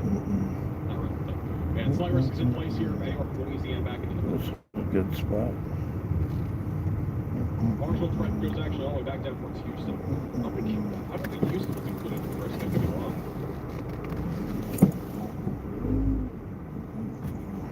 How am I doing over You're good. there? All right. So that, So these tornado warnings they're talking about is right in front of us. we are getting some wind reports out of Burlington around 60 to 65 mile per hour winds. Also, we do have a new mesoscale discussion while all this is happening. New mesoscale discussion. This will be for Illinois and eastern Missouri. The severe weather threat will continue across the tornado watch with strong to severe wind gusts being the main threats, though a couple of tornadoes remain possible. So they have kept the potential for maybe an isolated strong tornado in play in this region from Davenport, Iowa, back through Mount Vernon, Effingham, Charleston, Decatur, Lincoln in Illinois, and then back Right to Cape along that Girardeau, warm and also front. near Poplar Bluff in Missouri. So they're keeping the warnings out up here, or the watches out up here, basically for that whole area south of the warm front.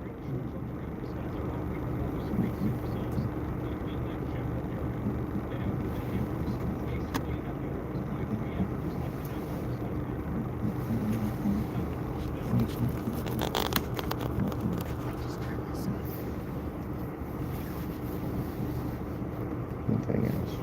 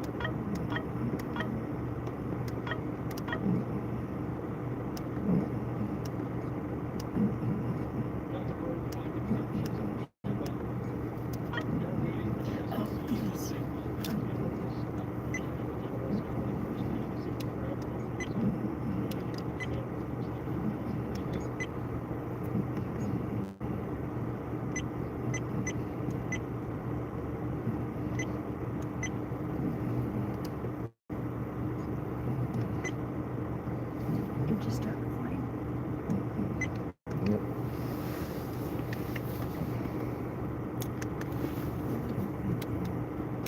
So I'm not sure we can actually see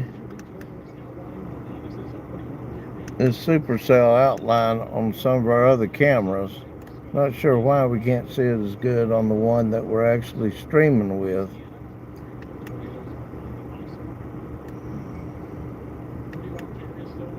But we only got about 15 minutes. The power lines are behind us, which is what I tried to make sure I'm not on the power lines aren't on the side of the road that they're going to get blown over on top of us. You can see the lightning out in the distance. That's the tornado warned part of the storm that's headed directly for our location. Right now I don't see any rotation.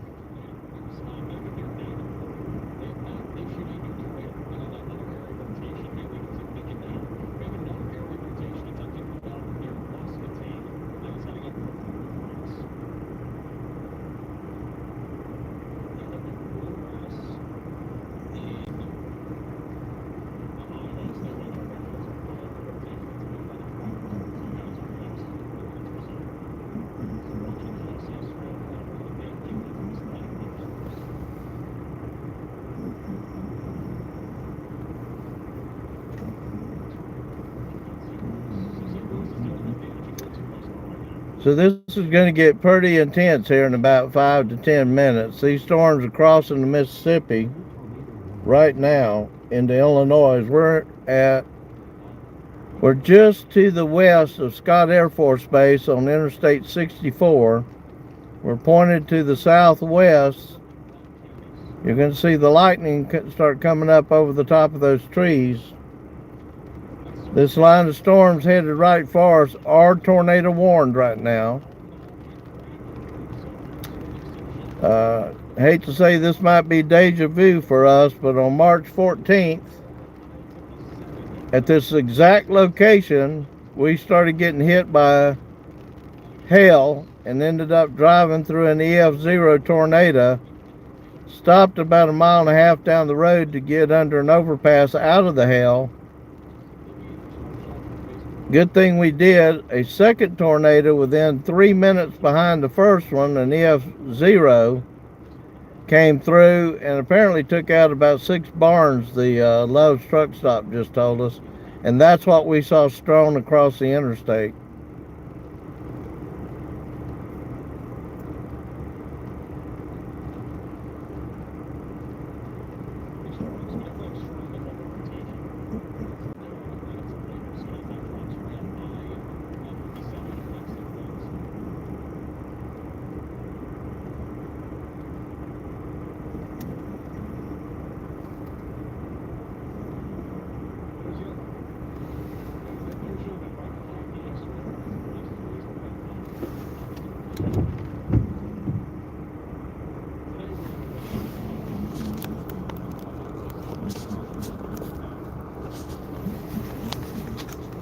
Bear with me, I'm going to try to get this camera turned just a little bit.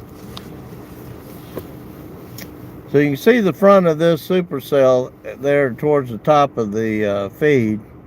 You're going to see the lightning down towards the top of those trees. It's about the best location we can get and stay on asphalt.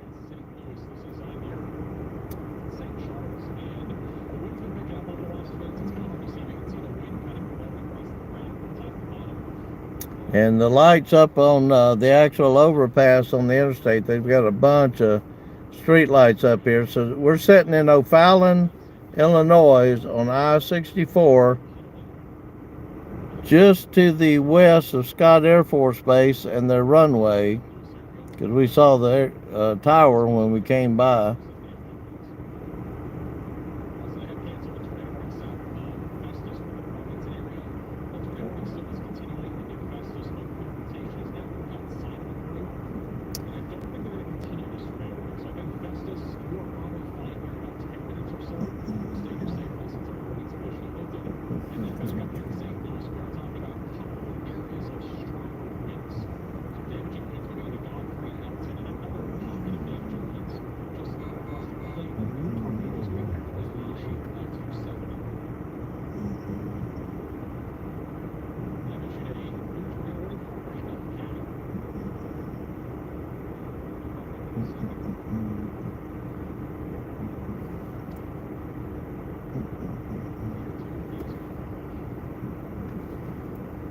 I don't see any rotation on our radar. There's no correlation coefficient that shows any rotation. So this is probably tornado warning for straight line winds. Here's what I found on the web.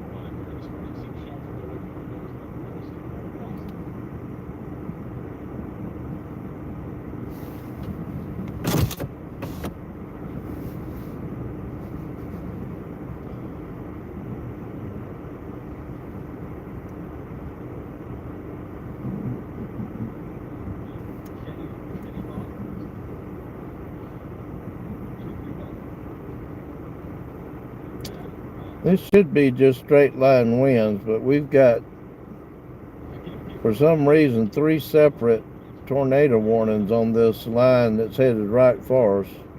Again, you'll start seeing the lightning here just over the top of those trees in just a minute. We've seen a couple of them.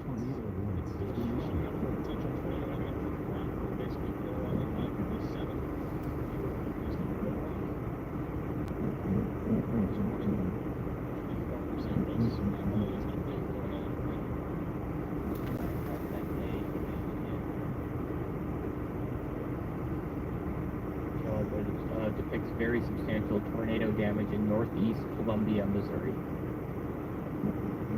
Thank you, Riley, for the update. If you guys want to check out the damage in northeastern Columbia, Missouri, there is a lot of damage there. If you want to check that out, Amax Velocity WX on Twitter. You can follow me. The link's down below. New tornado warning is going to be north of Macomb, west of Galesburg. This is going to be for those on the south Depending side. on where this, if this does turn into be a tornado, especially if they say it's on the ground, we've got 2 escape routes. One's going to be to the west from our location. That looks like its road goes 3 or 4 miles straight to the right, or we can jump to the left and go back over Interstate 64 and go north into O'Fallon. Rotation has upticked a little bit here back over near Millersburg. We'll probably end up getting a new tornado warning here soon, heading in the direction of Davenport. Edgington is also in the path of this. There's also a small area of convergence trying to come together near Muscatine. That's going to be going towards Durant. And we might have a tornado trying to drop right now back over near Petersville, going towards Buffalo Prairie.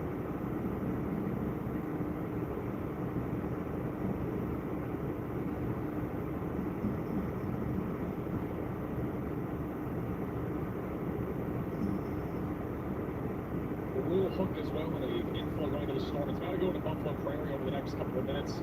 I would anticipate that they'll issue a big tornado warning in a moment heading towards Buffalo and Edgington here. Okay, they're talking about the storm headed towards us. Ding for the super show. What kind of system is this? It's not a derecho. I would say this is more of a mesoscale convective system.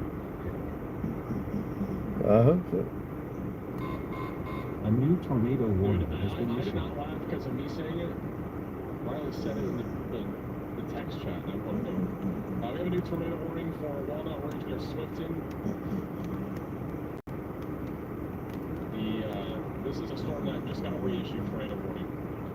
Area rotation rounds on the west side of Swifton going towards Alicia, as well as Minturn and Hunksy going up towards Walnut Ridge. So if you're in this warning, get to your safe place away from windows and down to Larsenburg Hospital.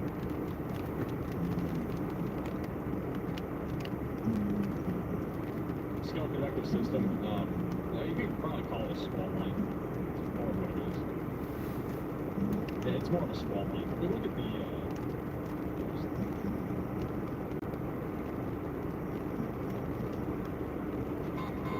A new tornado warning has been issued.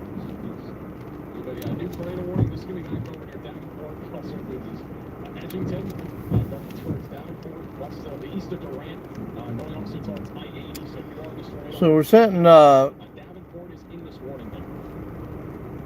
northeast of Belleville, Illinois, on Interstate 64, right here next to Scott Air Force Base.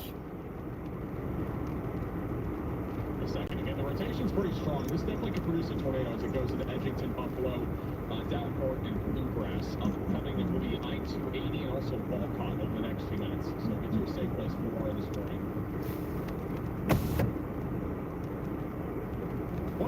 can identify what a severe weather threat is when it comes to like mesoscale convective systems? I would expect they're going to put out an extended tornado warning that's going to include the area we're sitting in here in just a second, Circular area of just, or just any minute. a big blob of cloud cover. In this case, it's definitely more linear. We have winds going west to east as well. The upper level winds are pretty strong. This is definitely more of a small line when it comes to our mesoscale convective system. The main squall really being up here in Missouri and western Lebanon.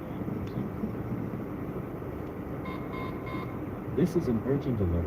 A tornado is on the ground. Seek shelter immediately. Okay, we have a tornado on the ground in Illinois. Where? This is going to be for Ward County. What there? That's going to be over, I believe, yeah, that's a storm west of Galesburg. So they have confirmed a tornado. This has been confirmed via law enforcement. So we talked about this not long ago. Little area of rotation right now over the southwest side of Pocahontas near 166, tracking in the direction of Moreno, and also Menard, western Corning. So get to your safe place here in that morning. I got that one So perfect. again, the string supercells are going to continue here. These are going to produce a more elevated tornado threat over the next couple of hours around Poplar Bluff, Paragould, Jonesboro, Newport. That threat's going to continue. The more concern. A new tornado warning has been Another issued. tornado warning. We have another one from Monroe County in Illinois, which is. There goes our phones. I told you they were going to put out an extended tornado warning on this, headed right for us. And that's because of this. National Weather Service tornado warning in this area until 8:45 p.m. CDT. Take shelter now in the basement or an interior room on the lowest floor of a sturdy building. If you are outdoors in a mobile home or in a vehicle, move to the closest substantial shelter and protect yourself from flying debris. Sorry, I can't listen that fast. The town of Waterloo in the next few minutes and going Mhm. towards I took a Smithton picture of it and on this Athens phone. and Belleville. If you are this morning, you got to get to your safe place immediately. This is a strong area of rotation. All right, they just put a tornado warning directly over us. I'll show you real quick, and then I'll get the camera back into the. But we definitely have a little hosting and inflow going to the storm, and the velocity is again very tight right now, coming up on Waterloo. It'll go into Lemons. So the blue dot is us. The south and east side of Waterloo are at risk right now, and honestly, all of Waterloo should be in your safe place. But the Blue dot is us, and all that's headed right for us. Paderborn, Floraville, and Smithton are also in the path. But that's how many warnings, and Towards Belleville and O'Fallon.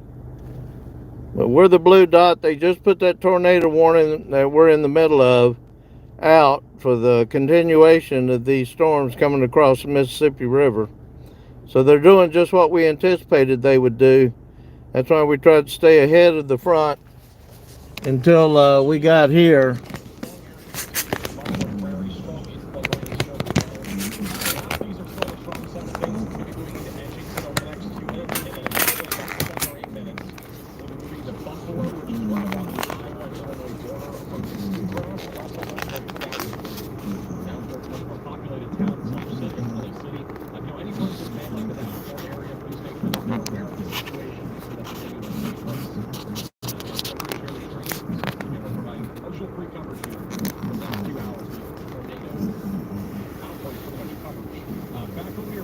This is our confirmed tornado warning via law enforcement.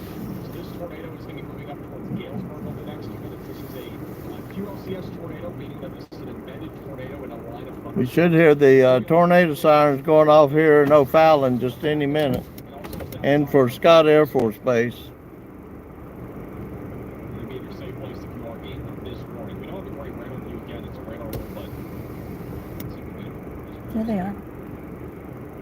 I hear it.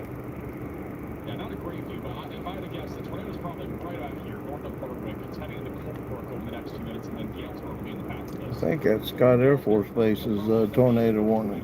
Shortly, the camera bottom right of your screen in Galesburg, so keep an eye on that.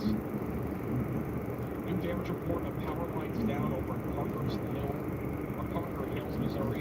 That's like Camilla Street, Polk Avenue, according to the emergency management.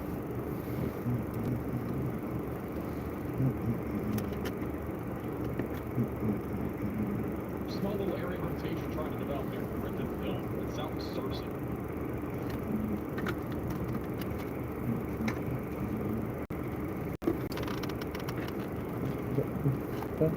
It's only about Arkansas rotation has not been very tight here. It's just mostly been on the broad side of things. But if we were to get a tornado, it would drop basically right along I-57, paralleling it towards Newport and Diaz. So it'd be a safe place again if you are in that tornado warning. Back up near Walnut Ridge in Swinton, we have a stronger area of rotation that's going to be going into Minturn, Hoxie, Walnut Ridge, and Victoria. This one could still produce a tornado. Again, this is a discrete area, so yourself. One that's discrete, but could also produce a potential for a strong tornado. We can hear the sirens, but we can't tell if it's Scott Air Force Base or O'Fallon, but I think it's Scott Air Force Base has turned their tornado sirens on.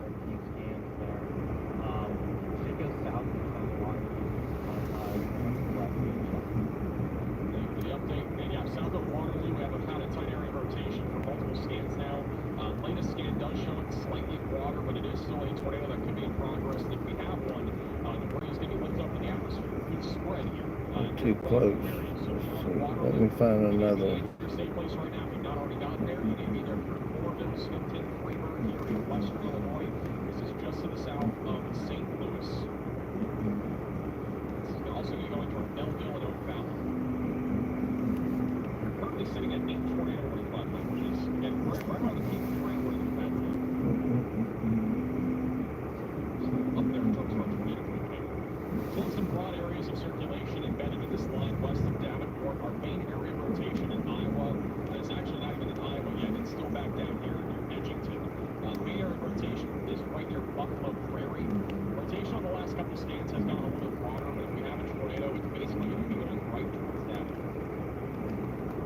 That should a new severe function warning for the entire Davenport area for 60-mile-per-hour winds, and there's also a tornado possible later. The tornado warning back over near Galesburg has just been downgraded. It is back down to radar indicated. There's no longer a tornado on the ground, at least according to emergency management in Warren County. But if you're over in Galesburg, you need to be ready to go to your safe place because there's a good chance they'll issue a tornado warning for that area here in just a few moments. Knoxville also tag it. Ready to go to your safe place.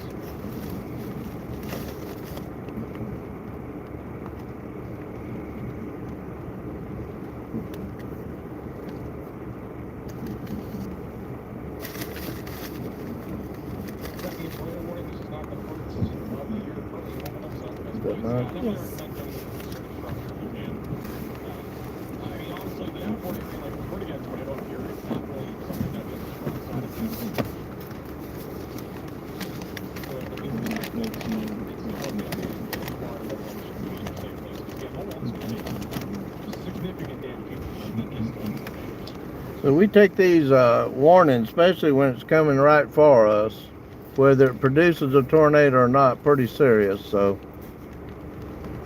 we're taking a minute to put our helmets on, and then we've got our goggles hanging right here by our seat. There's no hail in this storm.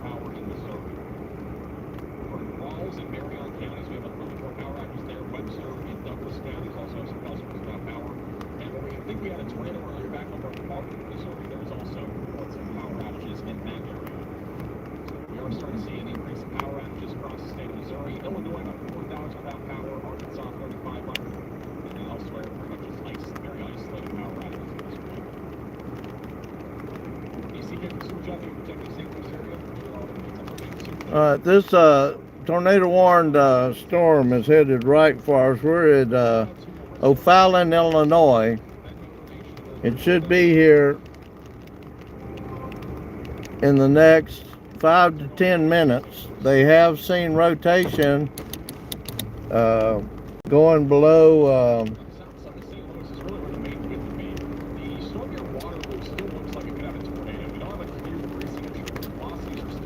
it's going just below to the south side of Waterloo. They're not sure if there's rotation or not. If nothing else, it's got 60, 70 mile an hour winds with it.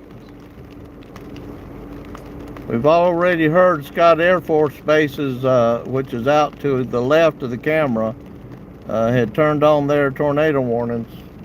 We're kind of wondering why O'Fallon, Illinois, has not turned theirs on. They're included in this tornado warning.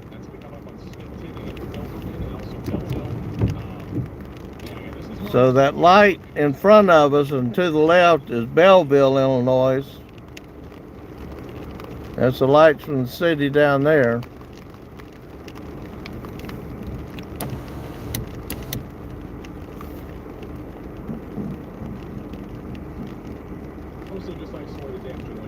Yep.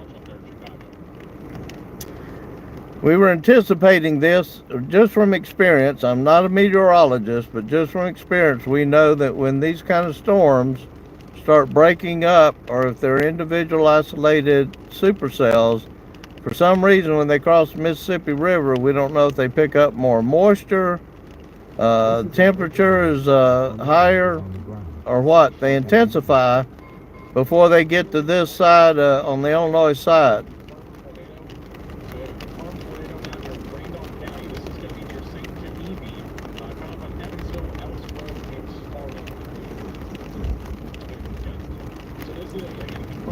This is getting ready. This is going to be pretty hairy here in just a minute.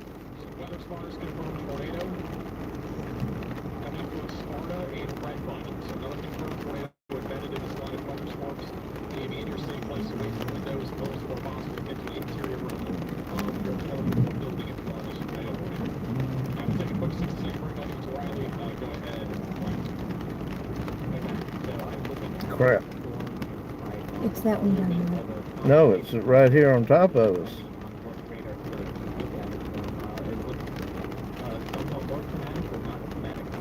Waterloo's right there. And he said Sparta as well. Where's Sparta at? Sparta's down here.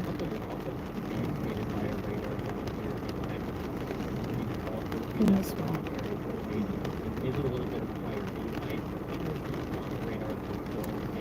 So apparently we've got a confirmed tornado on the ground by a spotter south of us.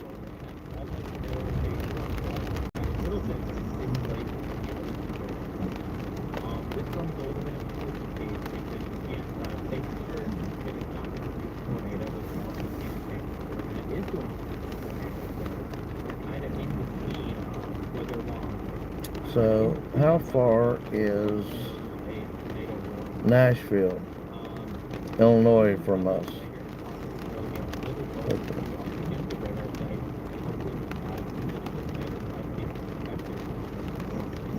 Oh, they've already reported damage just south of us. Nashville, Illinois is 33 miles. Okay.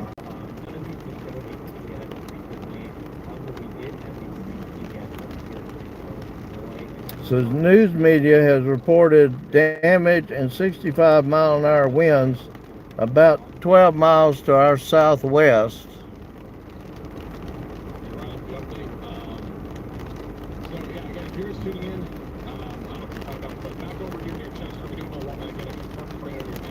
Chester. In Evansville. Well, Evansville's right here. There's Sparta. There's Chester.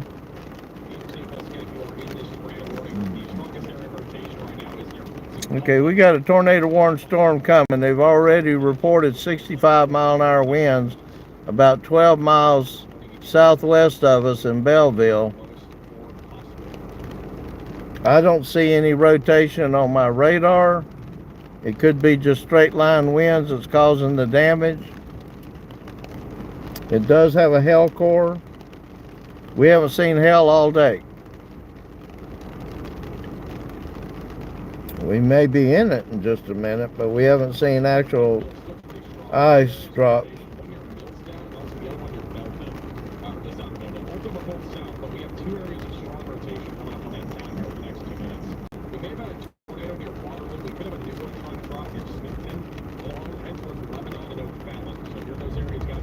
Yeah, I'm sitting right in O'Fallon. We don't have any sirens going off in O'Fallon.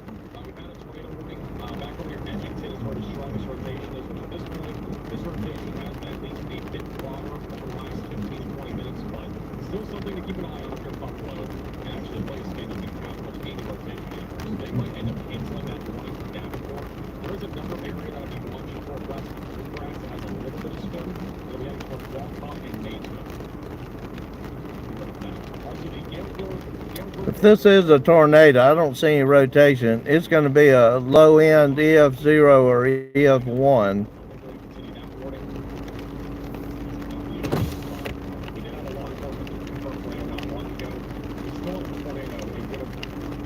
We just don't understand. There's many people that lives in O'Fallon, Illinois, why they have not turned the sirens on here.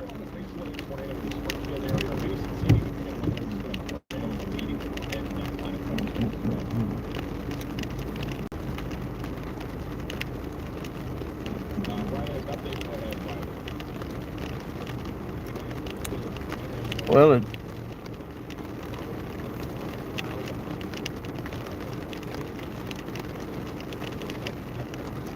either way, could potentially produce a tornado here. I do think it's weakening, so hopefully it doesn't, but it would be heading towards the town of Sparta. Thank you for the update. And as Sparta's just to our south. Heading to the northeast. A new tornado I warning do has been think issued. the storm that's That's lightning right now. right now is definitely a lot more concerning. The rotation is much stronger. There's honestly a chance here that we get twin tornadoes if both these tighten. A new tornado warning We has have two been areas issued. of fairly strong rotation. They just added a second tornado warning on top of us. Brand new tornado warnings. It's the same storm, different CWO regions. That's east of Desert. That is coming up towards Barquin and near Highway 67. So if you are in this tornado warning, seek shelter, get away from windows, and get on the lowest floor possible. We are right back up to 9 tornado warnings. I'm not sure if I'm going to stay here. And 2 of which have just been issued in Missouri.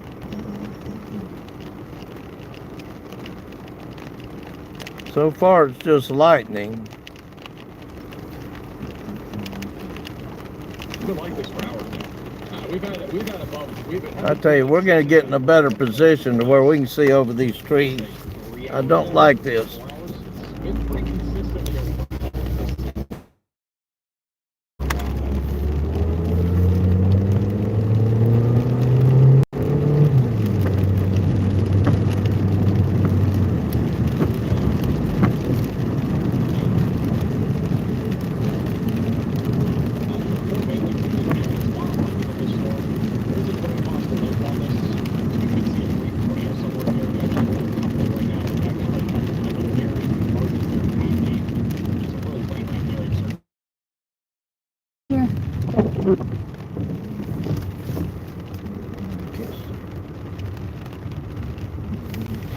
We're going to get up here. There's a turn lane we're going to stay here in the middle of.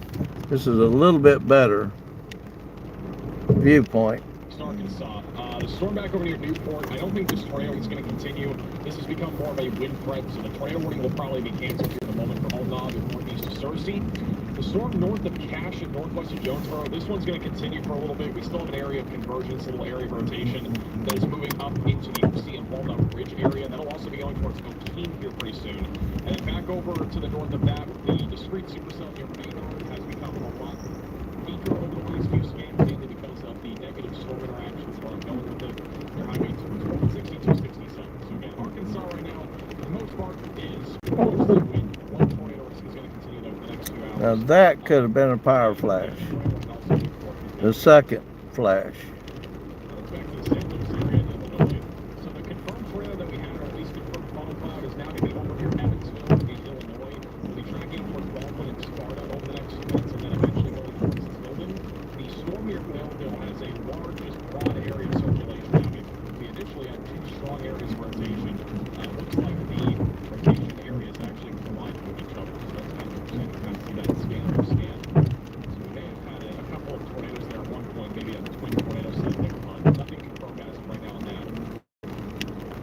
And at this point, we've got a tornado will be going to Belleville. Rotation has brought down over the last few scans. Like So that's Belleville right straight in front of us where you see those lights up against the bottom of those clouds. That's Belleville. This is a delay report, but as of 20 minutes ago in Greenbush, Illinois, sheriff deputies were reporting a visual sighting of a tornado in Greenbush, Illinois. Those are the confirmed tornadoes that we've had here recently. I think that they will cancel the tornado warning for Davenport. There is really no definitive area of rotation anymore on the storm. Right there. Stay in a safe place until the warning's lifted, and even with that, I mean, we're still talking about damage to 60 miles.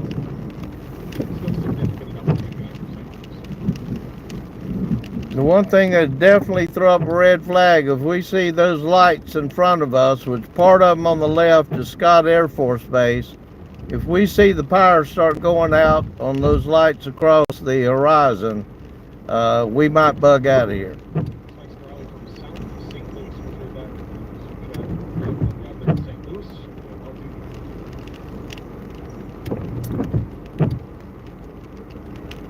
I just don't understand. They have not turned the tornado sirens on in O'Fallon. We've heard the ones at Scott Air Force Base go off.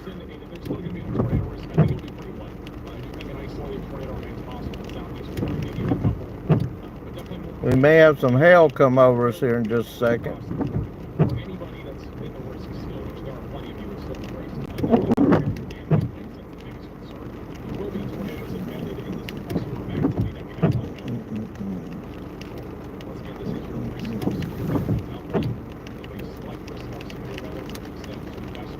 So we're just northeast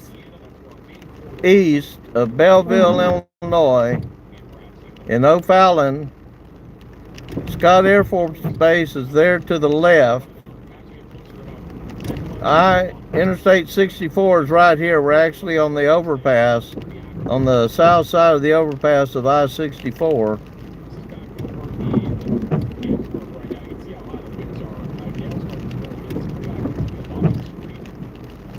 We just don't see any rotation on the radar.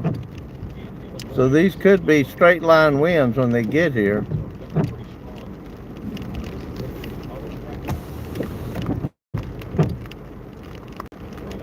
Last time we were sitting here, the tornado went just to our left. We could see all the power flashes at Scott Air Force Base. And then stupid me took a right instead of a left on the interstate and drove right into it. Luckily, it was just an EF0. That was a blue flash. That ain't good. Blue flashes are not good.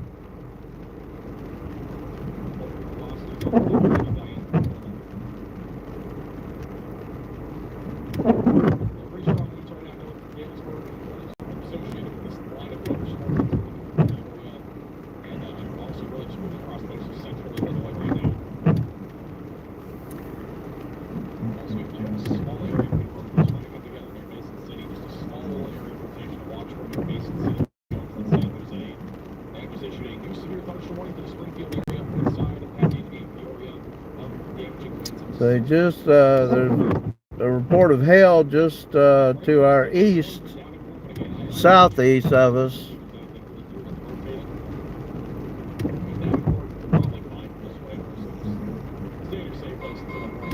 This is an urgent alert. A tornado is on the ground. Seek shelter immediately.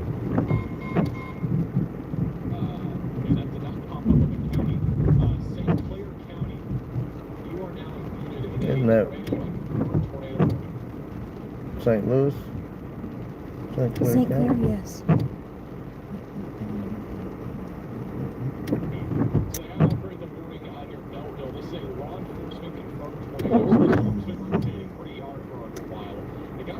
All right, they're saying that law enforcement in Belleville, which is the lights down to our right, has confirmed a tornado on the ground. That might have been where we saw that blue flash just a minute ago.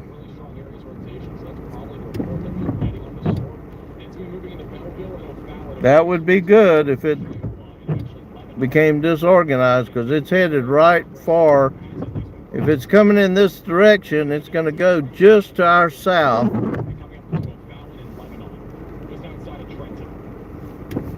Okay, I'm sitting right there, but we're in O'Fallon. Lebanon is about 4.5 miles behind us and off to the east.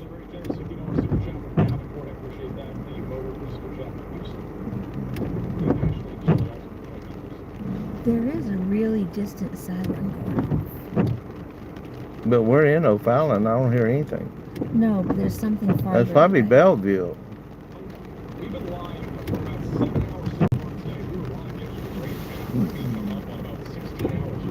We got to keep vigilant here. I am. At this point, when you're out storm chasing, the radars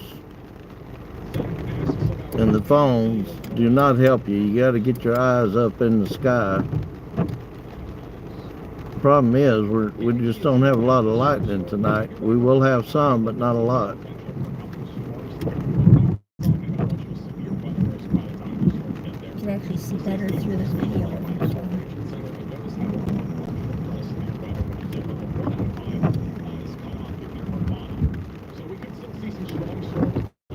Is the rotation south of us?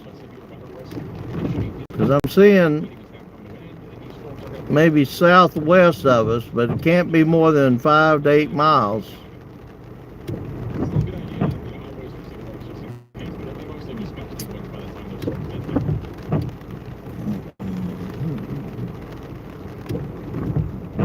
We're right here at Reeder Road and Interstate 64.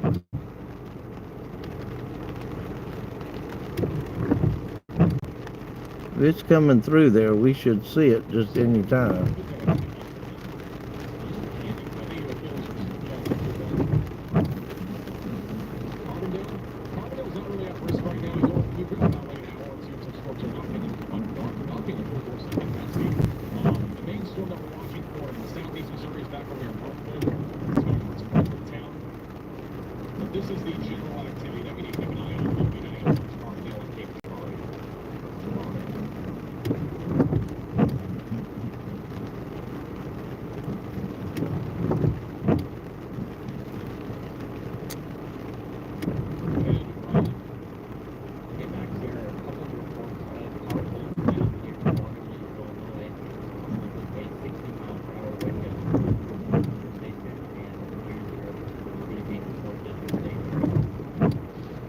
I wish there was more lightning to be able to see the outline of this storm.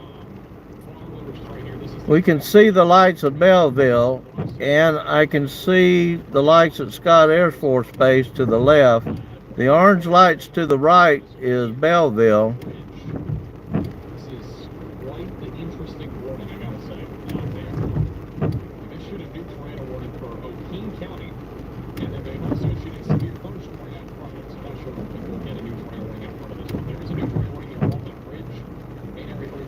I think the one that's coming through is actually going closer to Sparta.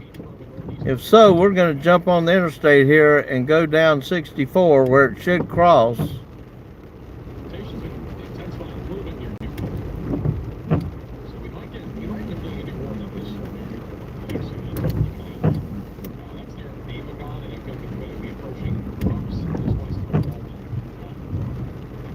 Why is my radar not updated?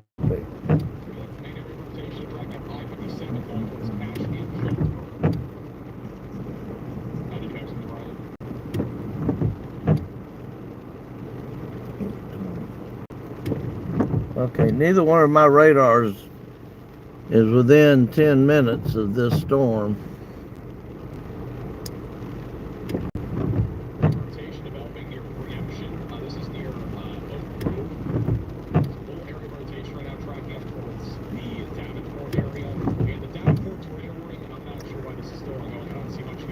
Dominic, we're as careful as we can, but if you can't see it, and my radar is 10 minutes old, and I try to tell everybody that when you see radar on TV, that radar is almost 10 minutes old already.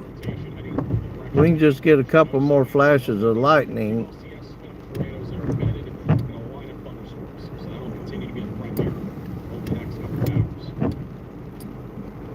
It's awful quiet here right now.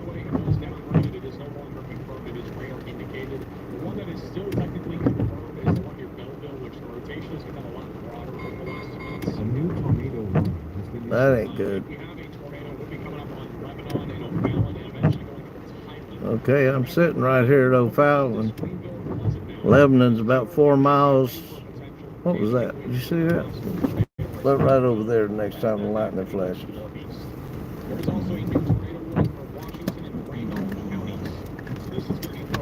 Alright, we're gonna turn a little bit. We thought we saw something out in this direction here. Right? Oh. That's a power flash.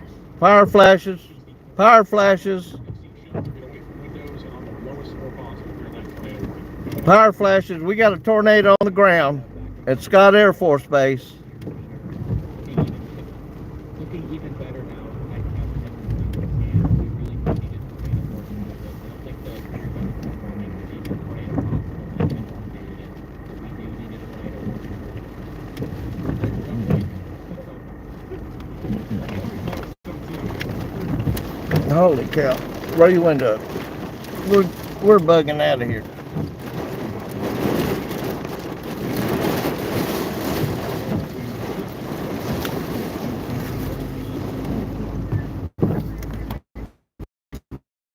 Okay, I'm a train spotter. I'm at Reed Road and I-64. We've got power flashes and a tornado on the ground moving to the northeast towards Lebanon. Again, we've got power flashes on the ground. We barely saw it, but it's going to cross 64 in about a minute and a half, headed toward Lebanon.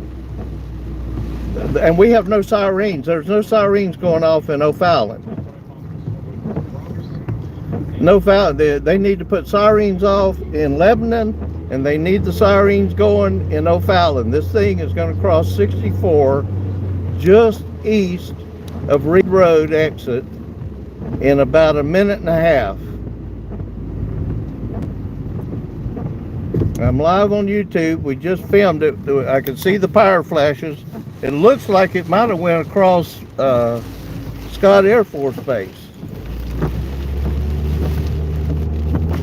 Right around where the tower is where it looks like it went.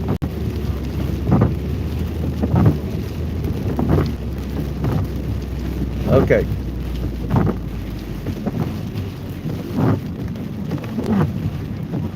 All right, we got a tornado on the ground. It's going to cross right up here.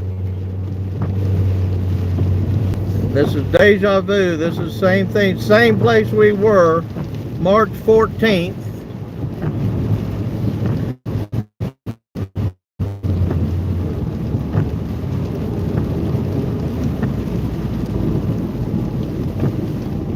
You hear anything? We're going to take it easy. We're not going through here until I know this thing's crossed the interstate.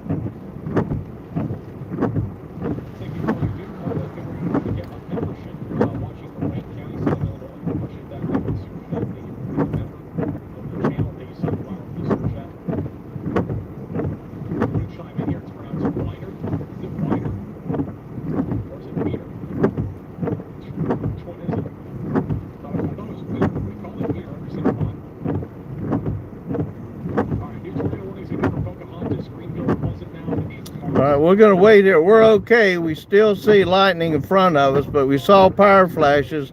It looked like they were coming from Scott Air Force Base, on the edge of Scott Air Force Base. We did see a funnel briefly inside those power flashes, ground flashes. It's headed towards Lebanon, Illinois, and it should have already crossed I-64 by now. Big shout out to Jamie and Carla with the Venmo donations. Carla Venmoed and said, "I sent you those straws." That's actually so funny.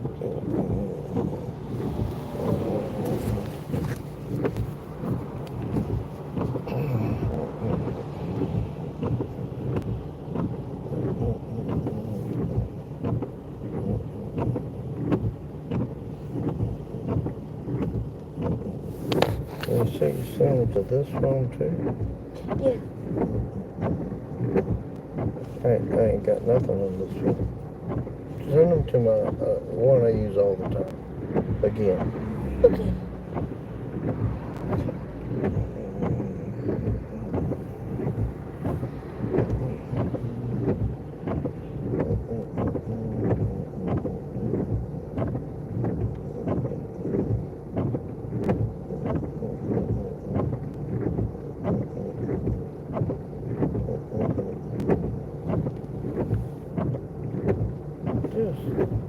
Go up there and hit search on the right. I'll put my name in up there. There. Really? Yep, that's the one. Next. So hit it. If that's not it, that's it.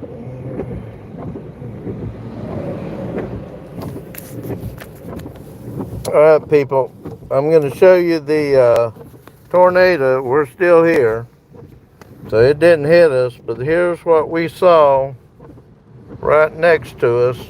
Power flashes. You can see the tornado. It's not quite inside Scott Air Force Base, but that's ground power flashes with the tornado being lit up as it came past us just to the left, front left of our vehicle.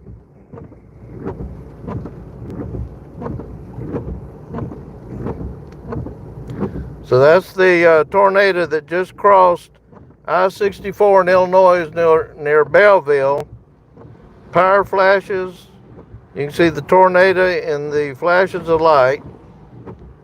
It probably was 400 or 500 yards off to our southeast of our vehicle. It just goes to show you we didn't hear it or see it until the power flashes lit it up.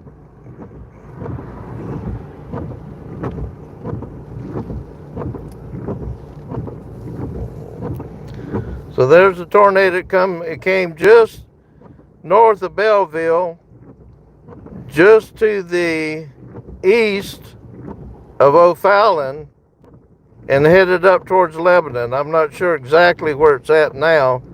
It probably wasn't a strong one, probably EF0, EF1, but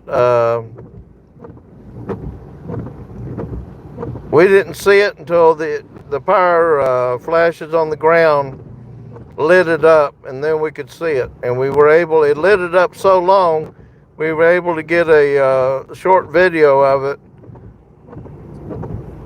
before it went dark.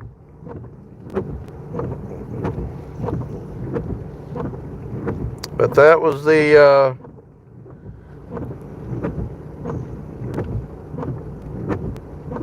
am I buffering? No, you're playing. So that just came through about 15-20 minutes ago and crossed I-64. Scott Air Force Base is on the other side of it.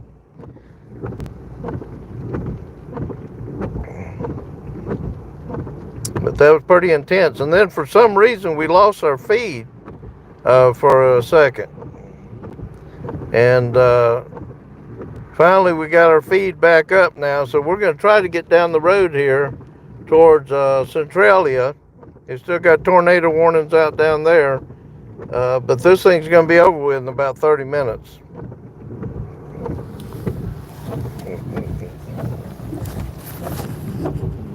For something like that, just stay off the road. High winds and potential tornadoes here are possible. Your main tornado would be right near that. It's probably a time of year we're trying to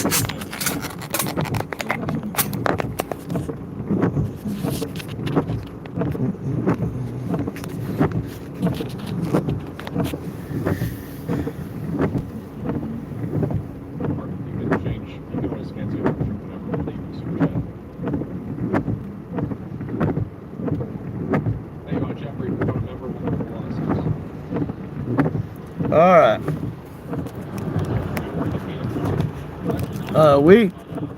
They're past us, but we got the picture of that one. I also posted it on my Instagram page. We wouldn't have seen it if it hadn't hit those power lines and lit it up. Once it hit the power lines and the transformers blew, they stayed lit so long that it was able to light up the tornado, and we were able to get a short video of it.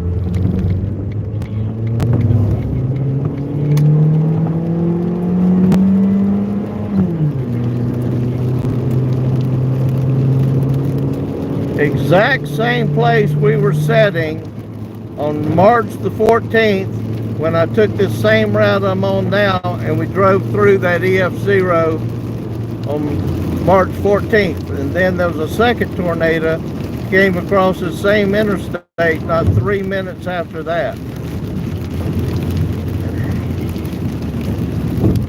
But we were sitting in the exact same location we got hit with that hailstorm on March 14th of this year, and had 2 tornadoes come through.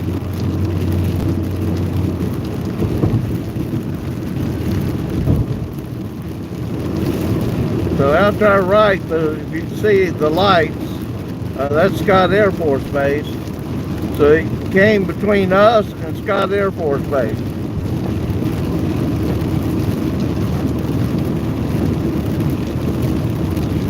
I don't remember that being lit up the last time we were here. Am I going the wrong way? Yeah, last time you took a right, this time you took a left. Ah, crap. I was about to say. Which direction am I going? Southeast? Yeah, Well, this is right, ain't it? we're going back towards left. Okay, that's all. We're going the right direction. Well, I still don't remember that Air Force Base being lit up like that.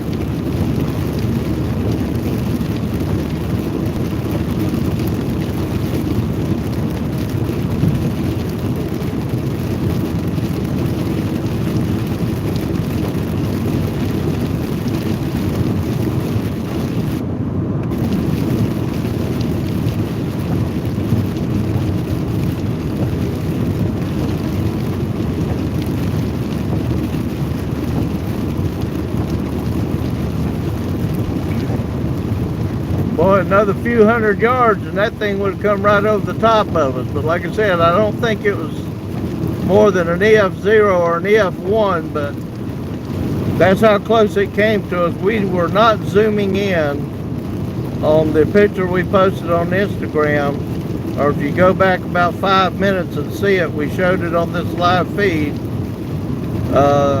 That's literally how close it was to us when it come through. We're in Illinois. This tornado just come through O'Fallon, headed up towards Lebanon, Illinois. We're headed towards Mount Vernon to the east right now. We've still got some tornado warnings out up here, but I think this is going to be over with in probably 45 minutes to an hour. It looks like they're turning into just a big rain event.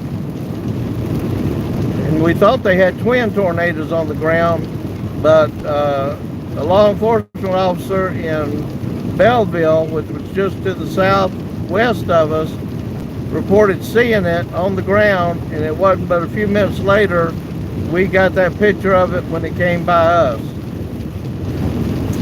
So if you haven't seen it, either go to my Instagram, I posted it there, or go to 5 minutes back in this live feed, and you'll see that tornado when it hit some power lines and lit it up. Tornado warning here until 9:30. Or what? No warning until 9:30, right here. What time is it? 9:14. 15 more minutes. Yeah. It's over with, dropped. Okay.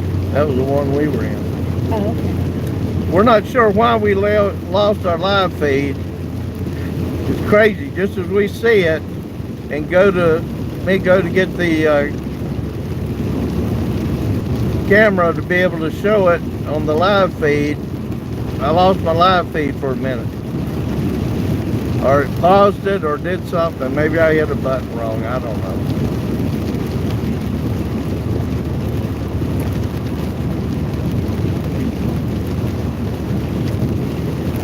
So waiting all day and going through all that storms and driving all those miles, being able to get a picture like that and verify that it's on the ground. We called 911, nobody ever turned the sirens on. Scott Air Force Base turned theirs on when it was reported at Belleville. But O'Fallon, we never heard tornado sirens come on there. Crazy. You'd be surprised how many times storm chasers are videotaping the storm, looking at the tornado, and nobody has put out a warning. In this case, we did have a warning, but nobody turns the sirens on.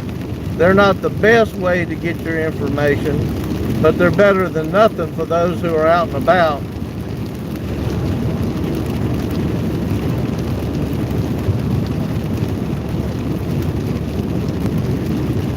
We had our helmets on, isn't that going to save us?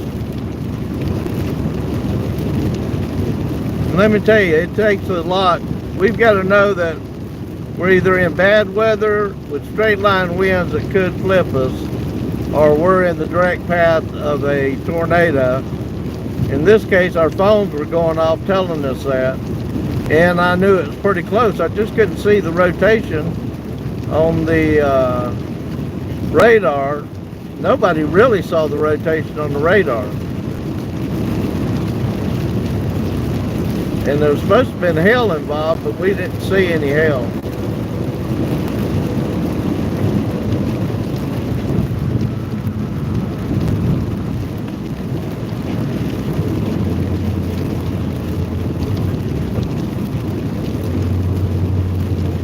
So, again, I'm not a meteorologist, but based on our experience of traveling for years and years and being based out of Nashville, we end up in this part of Illinois an awful lot chasing tornadoes.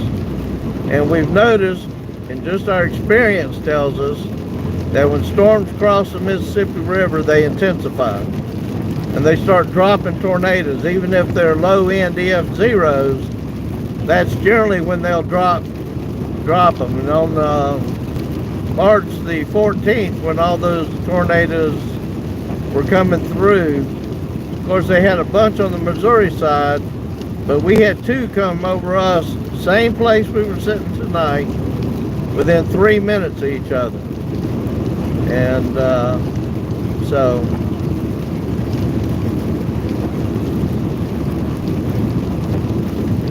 a lot of people probably didn't know how close they came tonight to have a tornado. If that had been a big tornado, then it would have been a major issue. For it just happens it came through fairly east of O'Fallon and most of the malls and store areas. It's pretty rural once you get to Reeder Road, and that's where we were sitting, at Reeder Road.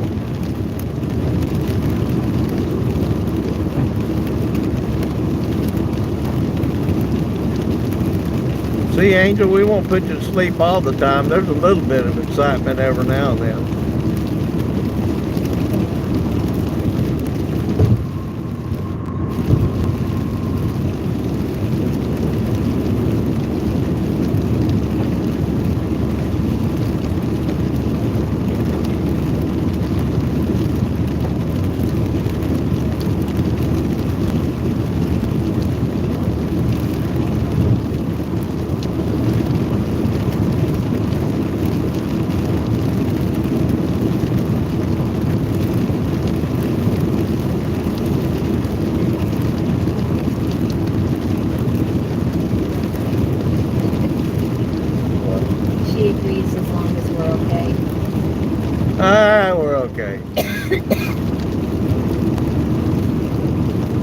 Even when we spun out on the interstate a couple of years ago, that video's posted. We were okay. We only spun 4.5 times, but we came right back out of the ditch. Just goes to show you that, and in that case it wasn't hydroplaning. The wind literally picked the car up off the asphalt while we were chasing a tornado in Tennessee. And we went a good 200 feet, and I told everybody to hold on before we started spinning out. So if we'd hydroplaned, we'd probably started spinning immediately, but I could feel the car get lifted up off the ground, and I had no traction at all. She's been in bed most of the day, so she's not feeling good today. That's bad. I hope you get better.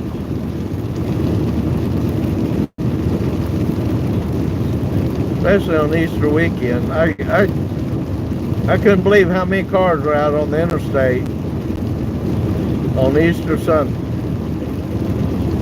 We've been fighting traffic all day since we left Oklahoma, and now we're into Illinois.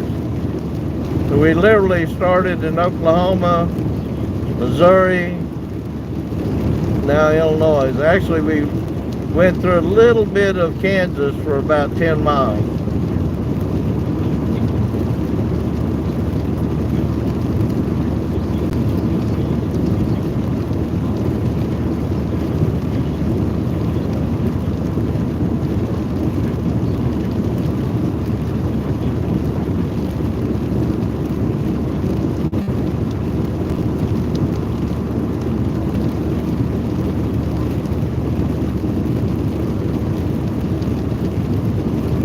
Well, I hate to even admit this, but we've been on the road since 4 o'clock Friday morning, and about 4 hours sleep each day in Love's truck stop parking lot. So yes, tonight we're going to sleep good. So we haven't seen a regular bed since about 4 o'clock Friday morning.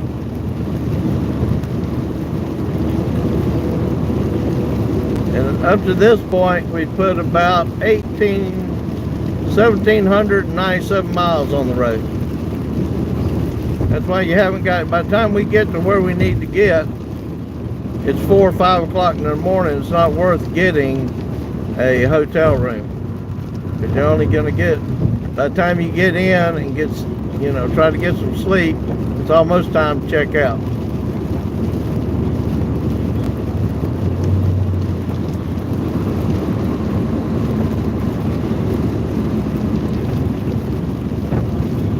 I don't know about heroes. I do think it's important that people out in the Midwest take storm chasers. They appreciate us more than other areas of the country. And the reason is we're out in areas where there's no cell phone coverage or limited cell phone coverage. We've all got extenders, boosters, or Starlink in our cars so we can have better coverage. And they don't know there's a tornado coming. Nobody reports that a tornado's coming. Most of the country does not have NOAA weather radio for warnings. And while generally you should get, if you've got your emergency on your phone where you can accept emergencies like, Amber Alerts, you'll get a tornado warning. But if you turn that off because you didn't want to get Amber Alerts, you've also turned off your tornado warning. And anything you see on TV, we tell everybody that when you see the radar on a TV station, that what you're looking at is already 10 minutes old. Tonight we had 2 radar programs going, and neither one of them were more than 11 minutes current. So we had 11 minutes of no radar, and that's when you got to just get your eyes to the sky and look between the lightning flashes.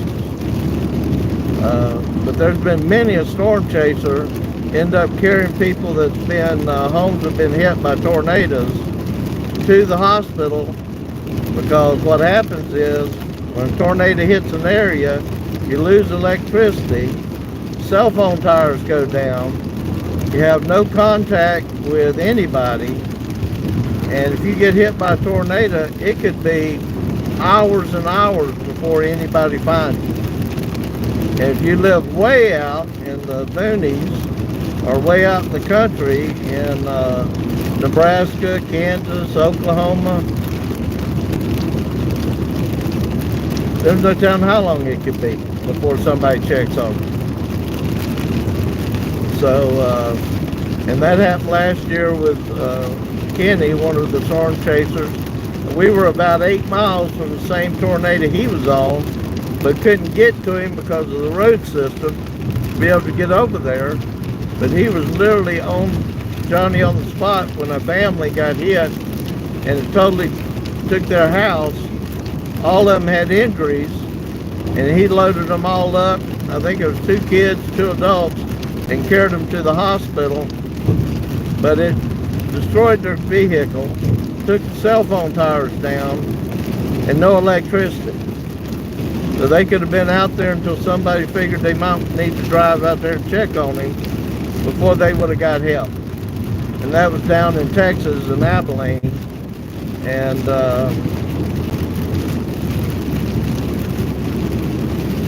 so, you know, if we can help, it's a good thing. If, like tonight, we actually got a picture of the tornado.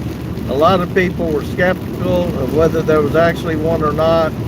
The deputy or police officer in Belleville who reported it on the ground in Belleville, you know, one person, oh, did you really see it or not? But we also saw it and took a picture of it.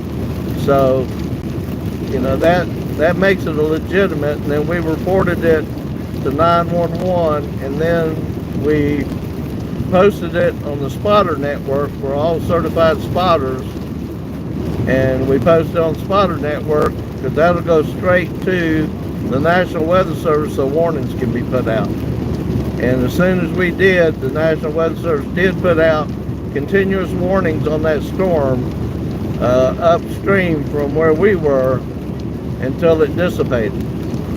So that kind of stuff we feel good about. And I don't blame NOAA or the weather stations at all, because all they can do is see what they see on radar. They tell us a lot of times when we talk to them, and I asked them, do you want the video of what you were seeing on radar? They said that'd be great for us to be able to analyze, because they don't know whether something's there or not. And if it's buried in straight line winds and storms, because all tornadoes don't show rotation, particularly if the storm is far away from the radar will not hit at ground level and show them that there was, you know, a small spin up on the ground, you know, below 5,000 feet.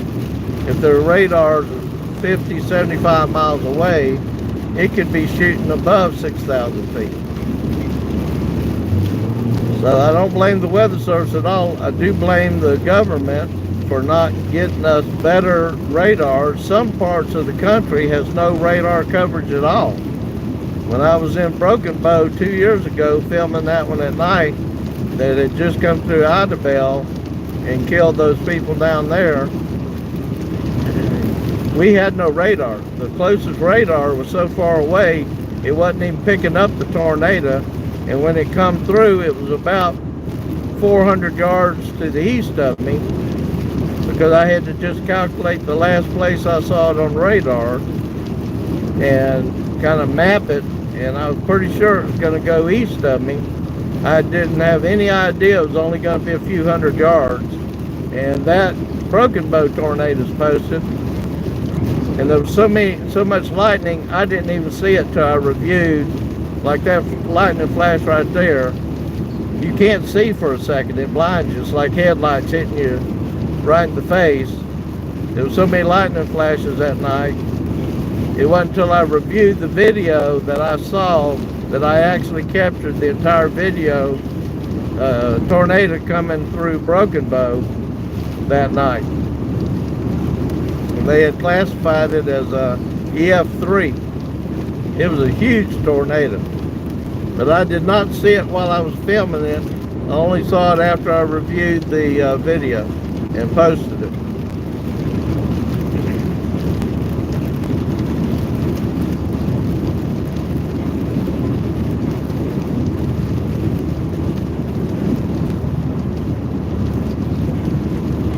And I don't storm chase for the thrill. The actual beauty of some of these storms, when they come across the plains, or if it's a tornado and it's not hitting anything, you know, it's the most magnificent thing you've ever seen, particularly these big supercells. They come through and they look just, you know, it's like looking at the Grand Canyon. And when you look at it, you can't believe you're actually looking at it. It looks like a picture, but you are actually standing at the rim of this big hole in the ground. Same thing with supercells and tornadoes. They're just so amazing to look at, particularly when they're not hurting anybody or going into any populated areas. And that's why we do it, is to be able to film that and share that with everybody else. The other part of what we do is, like tonight, we're able to videotape it and actually let the authorities know there's indeed a tornado on the ground. It probably did not hit anything. It probably was not on the ground very long. But the fact is, they need to know that storm is producing tornadoes that could be touching the ground and they can't see them on radar. Better to be safe than sorry. Go ahead and put out the tornado warnings and make sure everybody sees it ahead of time. The problem is when they occur after midnight, like the one we filmed in Tennessee on the morning of the 3rd, about 4 a.m.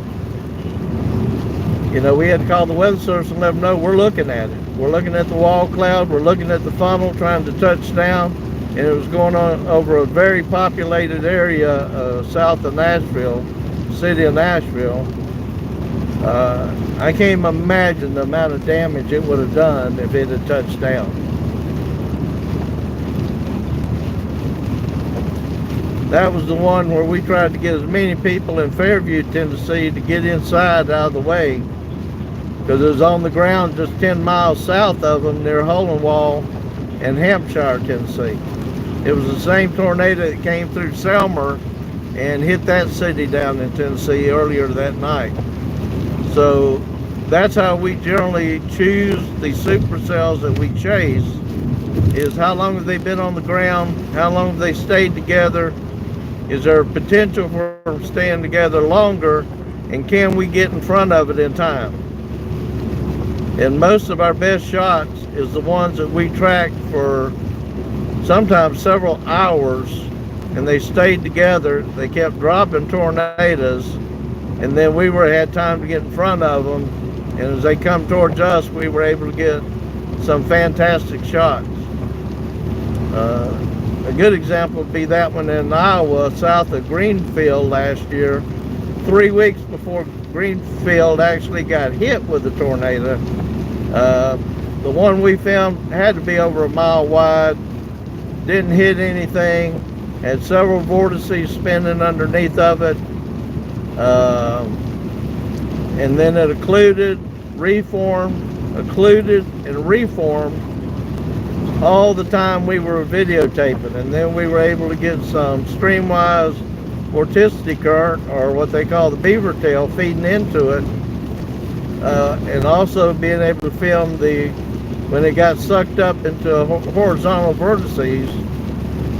That's a lot of technical lingo, but it took place over 6 miles. Where we were filming it, we had to film it wide, with a wide angle lens to be able to capture it all. because that whole thing was occurring over probably at least 6 miles.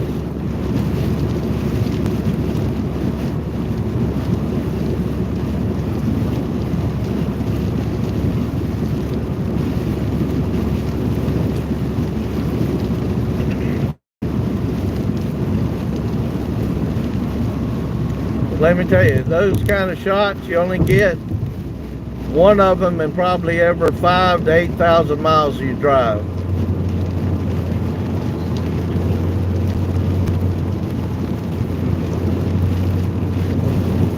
We've yet to get a good shot of low participation, low precipitation tornado to where it wasn't rain wrapped. We've got several we took at night. And personally, I'm tired of chasing tornadoes at night where you can't see them unless there's lightning. But we did film the Plantersville, Alabama tornado back on the 15th of March. And we got one in Belleville, Illinois a couple of years ago that came through. And there was one in Mississippi, I can't remember. We were down in Mississippi for the Rolling Fork tornado, and got 2 nighttime shots of nighttime tornadoes. But to be honest with you, I'm tired of chasing tornadoes at night. The only good thing about that is the lightning at night. We have some fantastic lightning videos. We've got to put them together as a reel and post it of just lightning.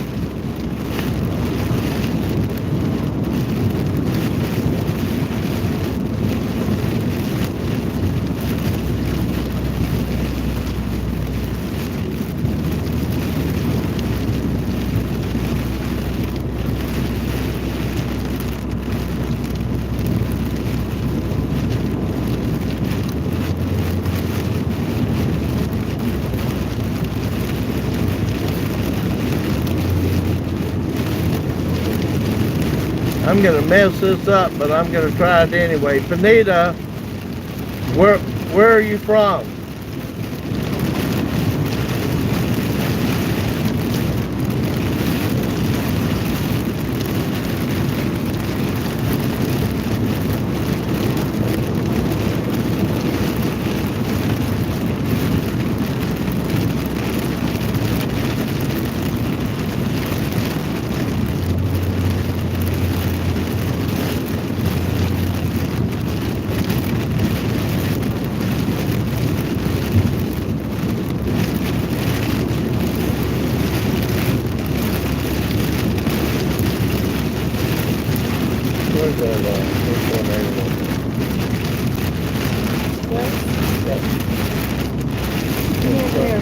Can you slide the post? Oh, they're going to fall right in front of us. So I need to get up here and go south on 55? Is that 55 or 57? 57. Well, that's just up here. How far before I get to Mount Vernon? Mount Vernon. So we got 2 more tornado warnings up here. We might be able to get in front of these. But I'm not going to drive too fast in this rain. 9 miles to Mount Vernon. Yeah, that's a lot farther than I thought it was. I still think we got time. But that's to merge onto I-57, right? Yeah. If you're just joining, I posted a video of the tornado we filmed back in Belleville, just north of Belleville, Illinois on I-64. I actually posted the picture on my Instagram, same name as this feed, and the picture of, we could only see it once it hit power lines, and we had ground flashes lightening it up, and we just happened to have a camera we could download the picture real quick on, and was able to get a picture of it.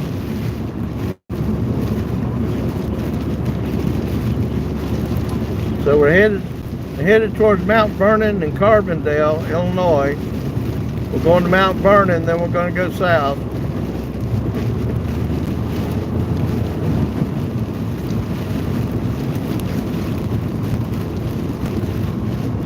I don't know what's up with this. Every time we go storm chasing, it's raining. You ever went on vacation? Every time you go on vacation, it rains. Well, that's how we feel storm chasing. It's always raining.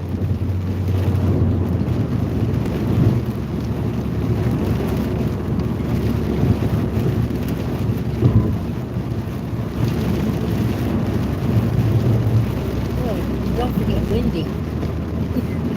Yeah.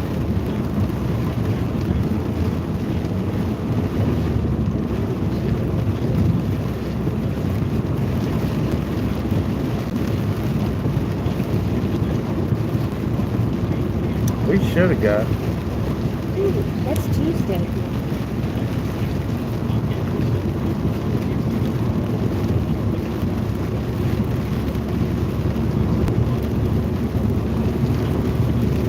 This is the last tornado warning. Yes. Well, so there's thunderstorms coming out of Cape Girardeau. So how far are we from Marion? Put one of those in as Marion.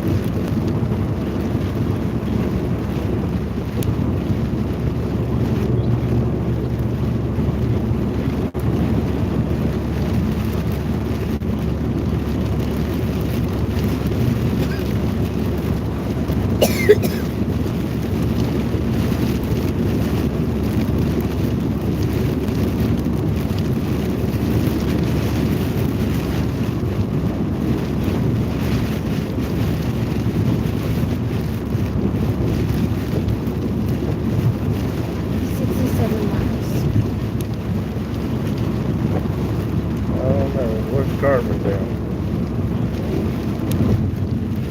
Carbondale is north of Marion. So I don't want Carbondale itself. We got to go. Carbondale's not on 57. Oh, it is. It's equal to Marion. Okay.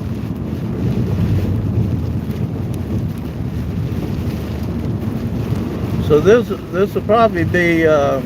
Once we get to Carbondale, they've got 2 tornado warnings out down there, or an extension of one, so it's basically one with an extension, and a couple of severe thunderstorms. I think what we're going to do is probably when we get through that, the rest of this is going to be a rain event tonight for Illinois out to the east. And since we're so close to Nashville, we're actually out on the road for 6 weeks. But we're so close, we're only 3 hours from Nashville when we get down here. And there's nothing going on tomorrow, Tuesday. But Wednesday, we're going to be out active again.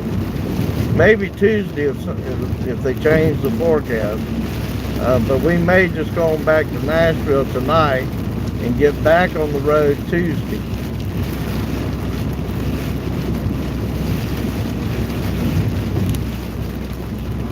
However, when we go out like this storm chasing, we could easily have been in Lincoln, Nebraska tonight, or Dodge City, Kansas, 1,400 miles away from Nashville. We don't look at it as mileage, we look at it as how long does it take us to get to the next location.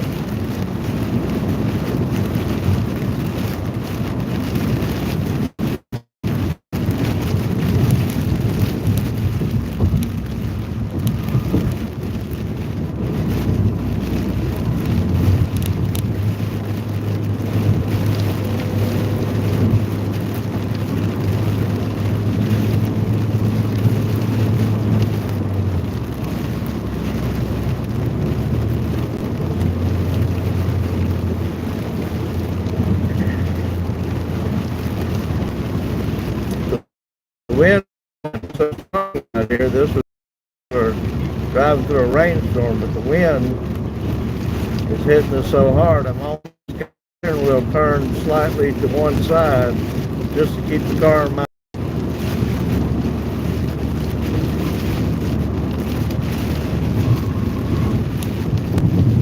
If we do go back to Nashville tonight, that'll give me tomorrow a chance to check the car over. We've driven through so much water 3 to 4 inches deep this last 3 or 4 days. I probably need to check the bearings, make sure all the tires are spinning good. Just so you know, I carry an extra starter, an extra rear wheel bearing unit, and an extra front wheel bearing unit, because if you break down out in the middle of nowhere, you may not have a parts place to get parts from, or you're so far out the parts store that is there doesn't have what you need. Because this car we drive is a 2007, and while it was a very popular car, and still is, because apparently they steal them and pimp them out, part them out, they may not have the part we need. So it's better to carry it with you, because last year when we had a rear bearing go out, it took us a couple hours to find a new one to put on. And we had at least one front bearing go out while we were out. And they were all brand new bearings. They didn't have 10,000 miles on the car. You should get at least 60 to 80 miles out of a set of wheel bearings. We're averaging about 15 to 20, because we changed them twice last year.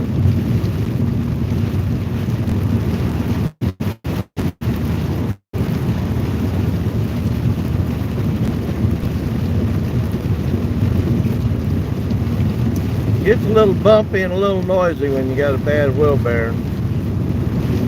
You don't want your tire just falling off the axle.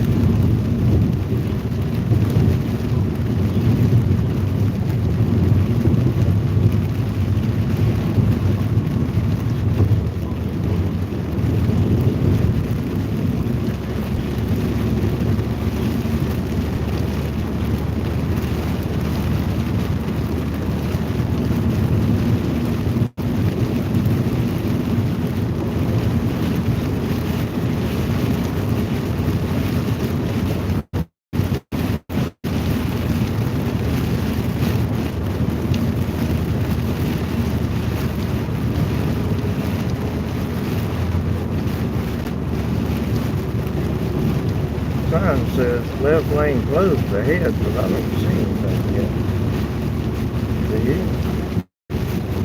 I don't care. I hope maybe they moved all that Easter weekend. Be sure, I'm gonna get out of this lane.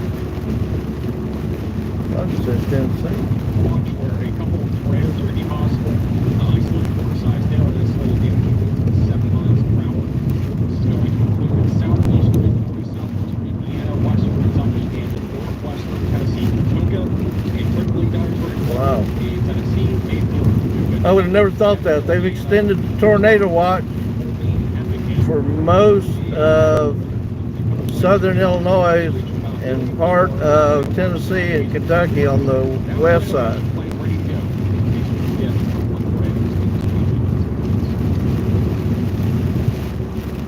Oh yeah, I see where they're closing the left lane now. Yeah, big arrow says merge.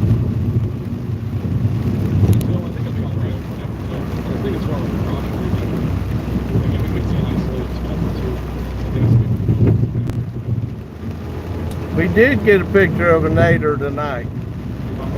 We posted I showed it on the video earlier, about 20 minutes ago, but I also posted on my Instagram. If you go to my Instagram, you'll see a picture of the tornado that came just northeast of Belleville, Illinois, near Scott Air Force Base tonight. It hit some power lines or a transformer, and that lit them up. And when it lit it up, I mean, I can't believe how long it stayed lit. We were able to get a quick shot of it. So that's posted on my Instagram. And if you go back about 20-25 minutes on this live feed, you should be able to see it back there. Wasn't a big one, but it was there.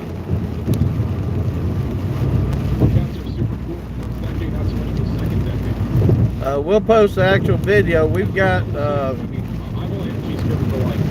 3 GoPros and 3 4K cameras videotaping about 270 degrees around the car. So we've got the video of it. I'll try to post that tomorrow. Just a short 5-minute clip of it.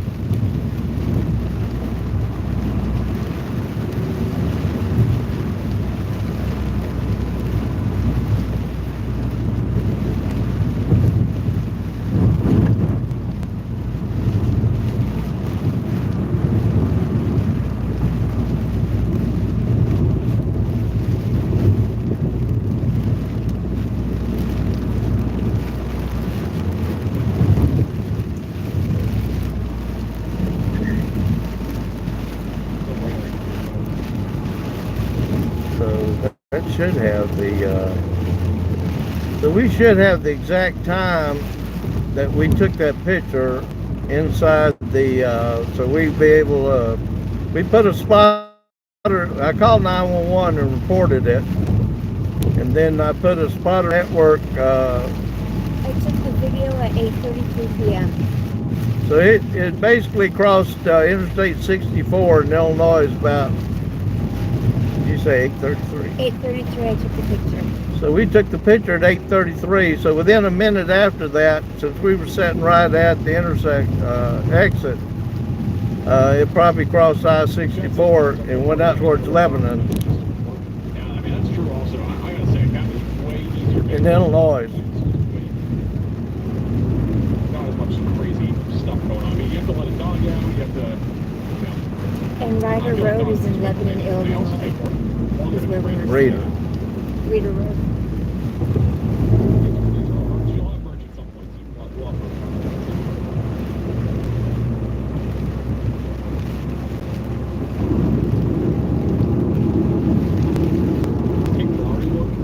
We are starting to see a little bit more rotation developing, just west of town. Going to be coming up on I-55. Generally speaking, we're still a little bit more trailerist here. Definitely the lower side of things. We're going to go for the Jones Road a little more. Stay weather aware. And we love trailers. Someone wants to know if you've heard of Bait City or Oak Grove. He was born in Missouri. I've heard of Bait City. I think they were talking about Oak Grove earlier tonight about possible tornado up that way. But I've definitely heard of Bait City. Something kind of a small piece of my background that a lot of people don't know about. My dad, who grew up on a farm before he joined the Navy, felt that I needed to learn a little bit about farming. So every summer while I was a teenager, up to about 15 or 16, I had to go up to Illinois during the summer, live with my uncle and cousins, and learned how to farm, or a little bit about the farming. I forget how many acres they farm, but all I remember is I baled hay, and getting up at 4:35 in the morning, having breakfast, which was a great breakfast before sun up, and then going out the first day that I did the hay, I was so glad that we had got it back to the barn. And I said, I was getting ready to go inside. They said, where are you going? We got to put it up in the top of the barn before we go eat. Next morning, I couldn't raise my arm. I told them I couldn't go out and bale any more hay because I couldn't feel my right arm because you have to grab it with them hay hooks. And they said, oh, I'll give it about 30 minutes. It'll loosen once we get back out there. Let me tell you, that's some of the hardest work I've ever done in my entire life. It's like working on cars. I told my dad, one of his businesses was cars. He said if I wanted one as a teenager to go out there and put it together. I told myself if I ever become an adult, I'll never work on another car myself. And that's all I do now is work on my own cars. Probably because you can't afford $200 an hour that the mechanics at the dealerships charge. So Decatur, Illinois, to make a long story short, Decatur, Illinois, Taylorville, Springfield, out to Shelbyville, Effingham area. All my uncles and cousins lived up that way, and I spent time on all their farms learning how to do the work. However, even today, decades later, they won't let me drive a combine.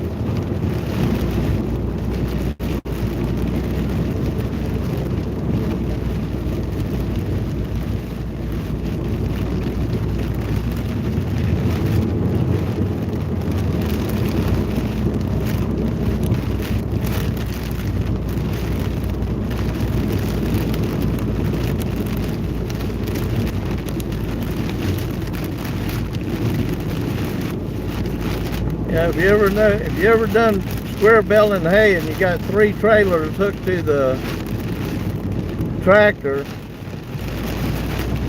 behind the hay baler, so as it bales the hay, it shoots the square bales out. You got to grab it with a hay hook and carry it all the way back to the last trailer. The last trailer gets filled up, then the second trailer gets filled up, then you fill the trailer closest to the hay baler up. So you got about 3 or 4 guys on, at least 1 or 2 on each trailer, stacking them hay as it comes out of the hay baler. Let me tell you. It's funny now, it wasn't funny back then. Especially when you can't feel your arm and can't raise it above your waist. It took me almost 2 weeks before I could actually raise my arm and work it like it was normal. But we ate good. If you work on a farm, you eat good. Breakfast, lunch, and dinner was, you had to eat it. You burnt so many calories, you had to eat big meals.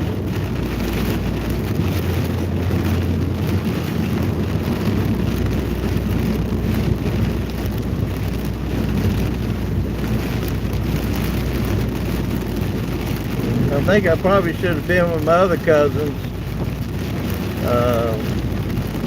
that's got John Deere dealerships. I think they got 38 John Deere dealerships now. I'd rather been in the business end of it because that's what I ended up doing. If you've ever seen a grain bin that says GSI on it, that's my cousins. They build them in Assumption, Illinois.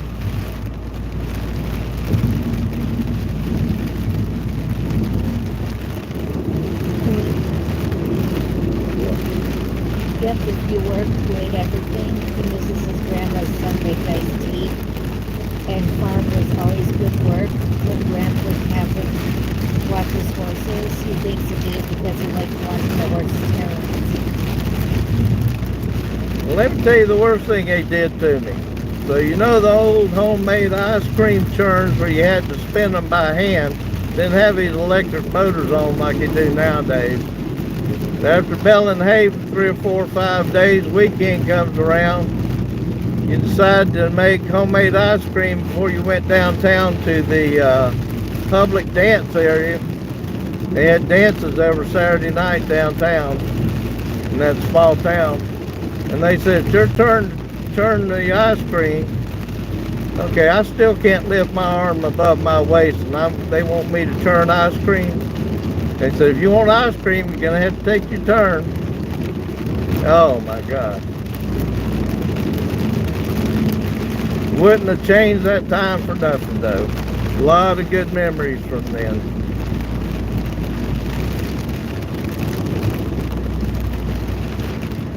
First tornado I was ever in was in Assumption, Illinois. I was about 5 years old. They grabbed me down to the basement. We went to the cellar and stayed down there for about an hour. It hit, went right over the house, took several trees out, ripped the doors, the outside doors off on the cellar. And I had no idea what was going on the whole time until the next day they said a tornado come through, and that's why they had woke me up. I was not a happy trooper, 4 or 5 years old, being woke up out of bed from a dead sleep, having to be carried down to the basement. But that was my first experience with a tornado.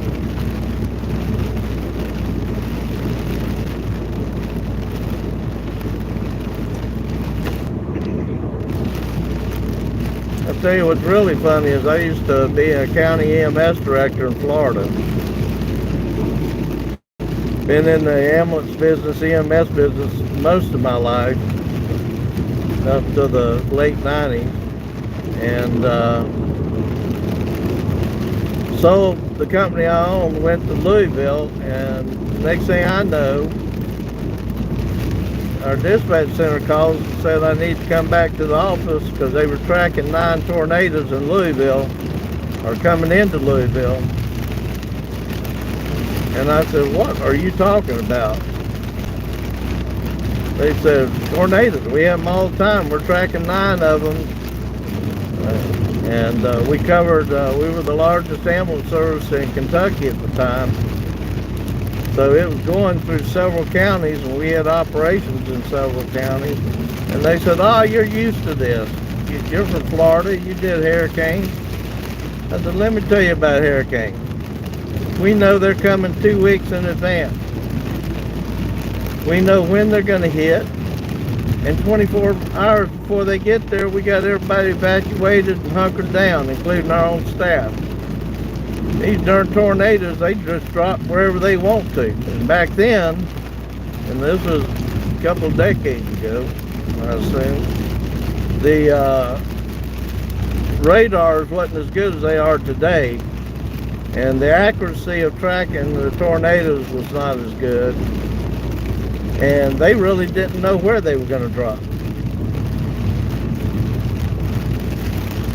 So no, hurricanes and tornadoes are not the same.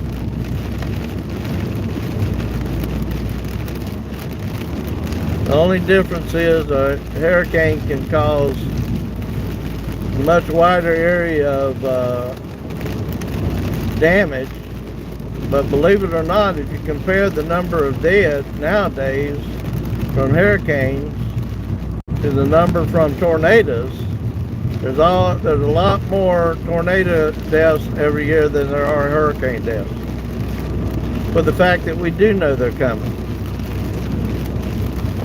And what's really sad is after 2011, the big outbreak of tornadoes that we had, Mississippi and Alabama and several other states put in community storm shelters. But Tennessee, where I live, I don't know where one storm shelter is except neighbors who have communicated to other neighbors that they had one if we needed to come use one.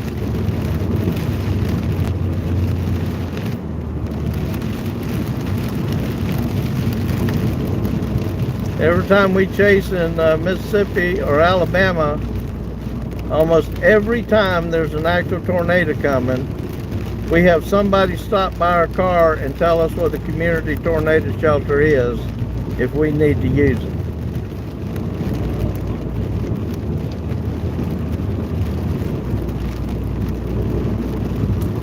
And I was in Fairview, Tennessee, the morning of the April 3rd, and that one was coming that came through Selmer, Tennessee, and we were trying to get all the people in town to get inside the buildings. A couple of ladies asked me, where do we go? And I couldn't even answer that question except to go back in the building, that I knew if the tornado was big enough, it wouldn't be there after it came through. Because Tennessee does not have community storm shelter. Even a small place in Alabama called Valley Head outside of Fort Payne has a 60 to 100 person community tornado shelter. Most people never even heard of it. But they got a big 60 to 100 person community storm shelter about 15 miles northeast of Fort Payne. And that's the same for the rest of that state. They dropped the tornado. Oh, 1.3 miles due north on the 57 south. Is the severe storm still there? Severe storm warning is still there in Carbondale, but they dropped this tornado warning. Should I have got it right there? No. In 1 mile, you march on 57. Ooh. What was that? I don't know. I didn't like that. Car, I thought the car was going to go sideways. Alright, so we're getting ready to turn off Interstate 64 on the I-57 south towards Carbondale. I think we're going to check this radar one more time and see what's going on. I don't see a lot.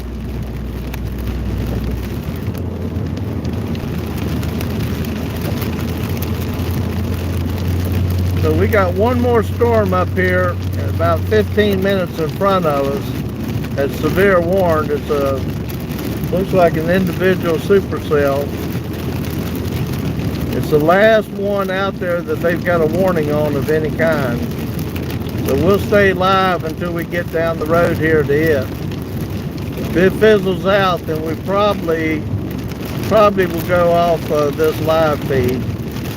But I absolutely will post the storm we drove through down in Bowie, Texas, and we lost our live feed, and we will post the video that we have on our 4K cameras of the tornado tonight, this week. So be sure you subscribe. Please like the video if you've enjoyed it. Hit the notification. We're spending the next 6 weeks on the road storm chasing.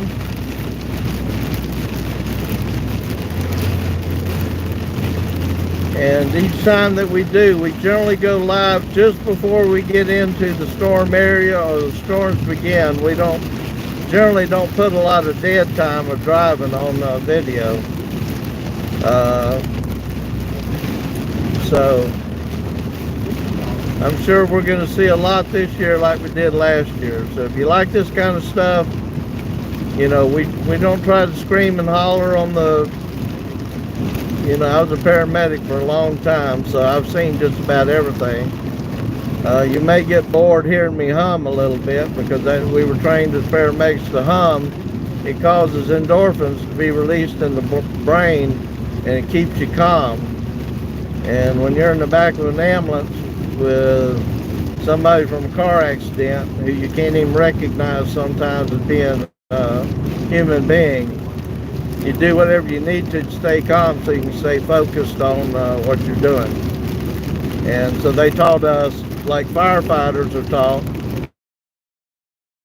if you're wearing a breathing apparatus, you hum because it keeps you from using too much air out of the tank, particularly if you're inside the house fighting fire. So it's just a habit I've always had. It keeps me calm, and I've tried to cut back on these videos, but one of the first ones, I think I hummed all the way through it, and everybody thought I was crazy. Probably am anyway, but anyway, we don't try to scream and holler, and we don't try to drive into the tornadoes. We can help it. It's not to say we haven't done that, but we try not to. And you know, we enjoy seeing Mother Nature. You can figure it at its best or at its worst, whichever way you look at it. But we enjoy seeing it and filming it, especially when it's not hitting any area. If it's going to hit an area, we do everything we can to notify the authorities, put the warnings out, and let them know which direction it's going in. And that's all we can do. And to help with search and rescue if we're in the area. And we've done that several times. I've got a full kit, first aid kit with me. You're going to have to bear right just down this road. And I've also got a portable defibrillator, an AED, automatic external defibrillator, which, believe it or not, I bought at an estate sale, and which works brand new still in the box. I'm certified to use it. So we got that with us just in case we run up on an emergency. Most of the time, though, we're stopping at car accidents. And, you know, I've posted that one where we almost got hit by a semi-tractor trailer while we were stopped over the Ohio River Bridge in Louisville, and a semi wasn't paying attention and liked to ran right into us. So that video is posted on my channel if you want to see just some of the stuff that we run into. We've come closer to be killed like that, either driving or by crazy drivers, or stopping to assist other people who've been in car accidents, than we've ever come close to being injured by a tornado or severe weather. So I think what I need to do one day is actually post a video of all the times we've had to stop at accidents that we captured on videos, because we've seen a lot more of them than we've seen of tornadoes.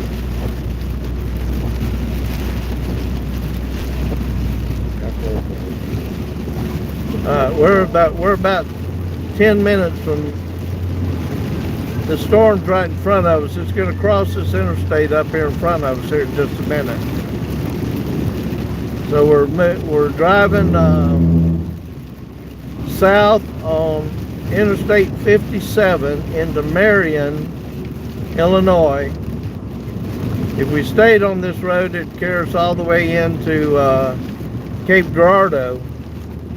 I assume this is one of the storms that crossed the river down out of Arkansas. We're gonna stay with it here for another 10 or 15 minutes because it's right in front of us.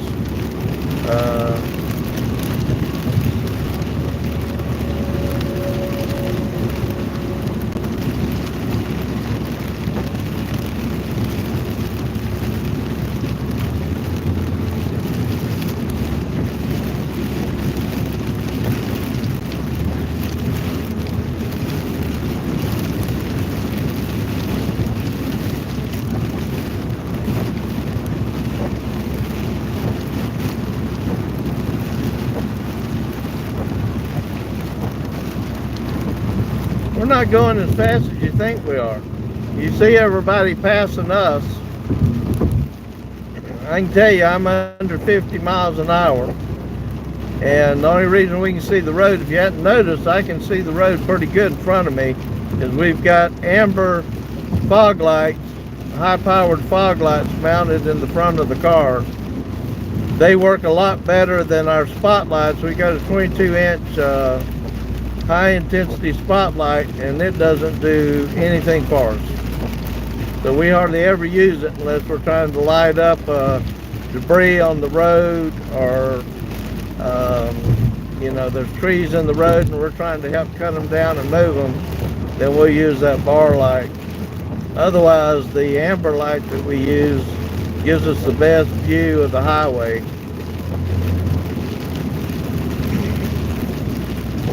but we're not going that fast at all. Actually, today in Springfield, it was so bad and the wind was blowing so bad, we were down to like 15 or 20. And somebody then even said, aren't you going a little too fast? So it's all relative to what you see on the live stream versus what we're actually doing. Because if you watch, we're getting past most of the time. I mean, outside of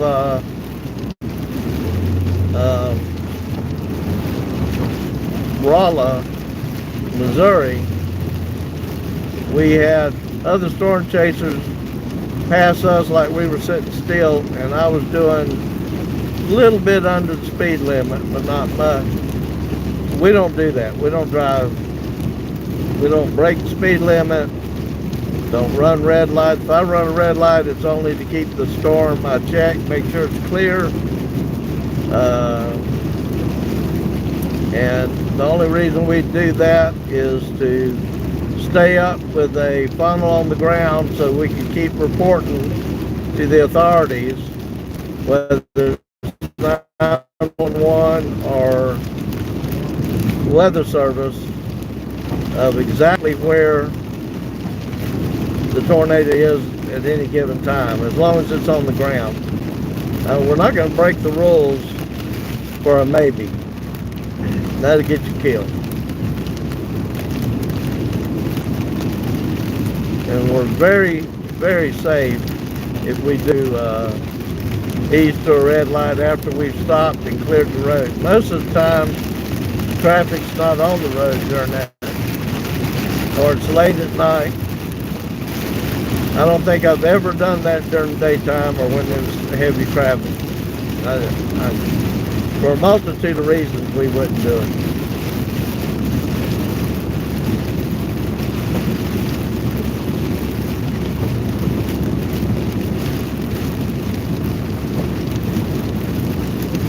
I'll tell you something better than Rain-X.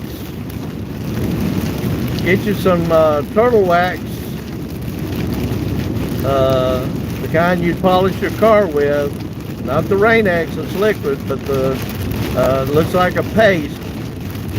Take turtle wax, put it on your windshield until it dries, which doesn't take long at all. Once it dries, take a clean, dry rag and wipe off. It'll look like a powder on your windshield, and that's what we do. And then wipe that powder off so there's none on your windshield. You never have to use your, if you didn't want to, and you wanted to test it, you don't have to turn your windshield wipers on. And when it'll be so slick, the water will come off of it so fast, it never blinds you. So we tried the Rain-X, but Rain-X wouldn't stay on the windshield. And when I went back to using turtle wax like we used on the ambulances, to make sure we had good vision on the ambulances, because I can't say, well, I'm not driving in the rain. You know, I don't care how many heart attacks are out there. That's why we used turtle wax. Try that. I think you'll find out that's a lot better. It takes a little bit more work to put it on and take it off, but it's not as much as you think.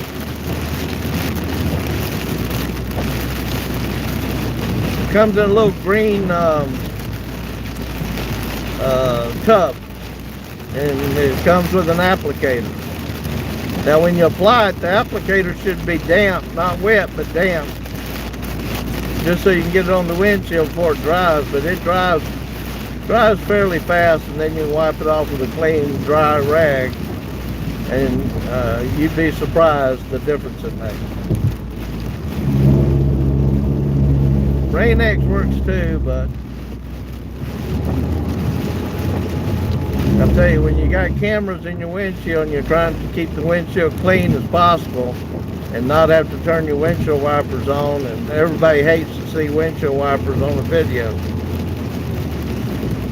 I tried to go that extra mile to keep the windshield clean without using the windshield wipers too much. Alright, we must be getting ready to drive into this last storm-warned Matter of fact, we may have to pull off up here. They just got all this construction stuff on the road where there's not a lot of places to pull off to.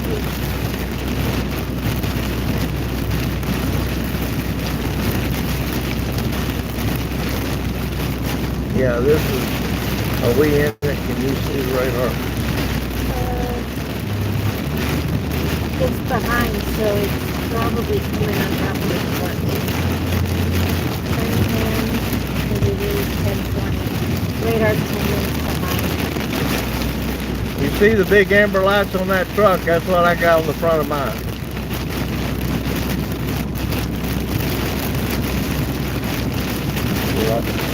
Radar's 10 minutes behind, so this is probably... Oh yeah.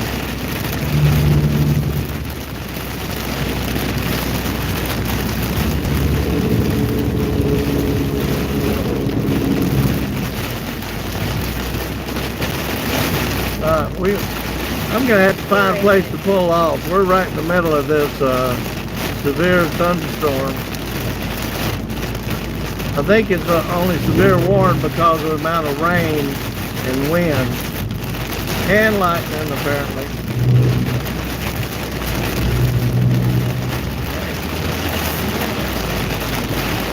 That ain't good. Alright, there's negative. Right.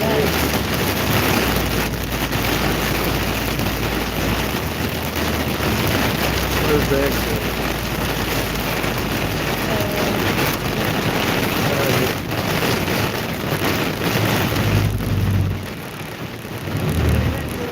Well, I'm gonna pull off anyway. I got a semi right on my butt. I'm gonna let these cars pass, and then I'm gonna get off. Okay. If I can't see the road, all these cars behind me can't see it either.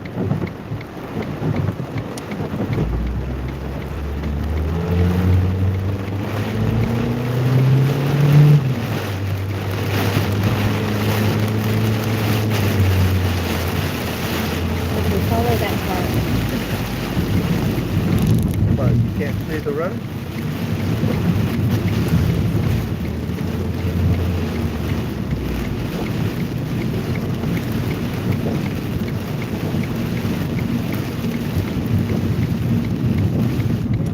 There's some storms further to the south, but we're not going down to Memphis. So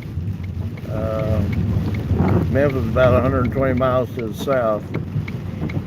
So until this storm passes, we're going to pull off here at Love's and stay out of the storm.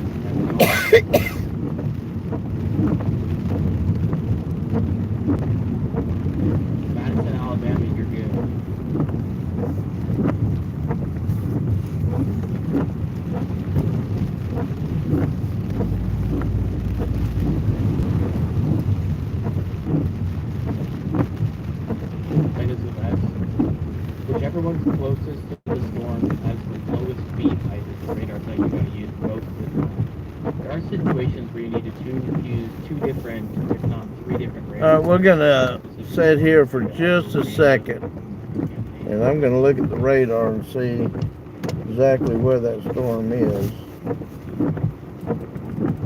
Okay, so what we were in was the storm. Again, our radars are still running 10 minutes behind, so when I look at when they end their cycle and what the current time is, they're 10 minutes or more behind. That happens a lot, and that's why you got to have your eyes to the sky when you know there's a storm getting close to you. So this one's, the radar's still showing it not getting here yet, but we know we just drove through it and it's actually past us.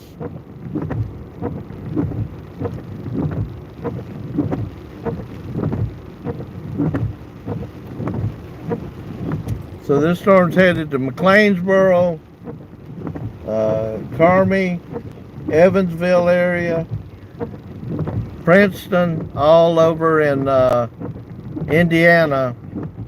It's moving across southern Illinois. It'll move into Evansville and that portion of Indiana down I-64 here, and then it'll probably fizzle out.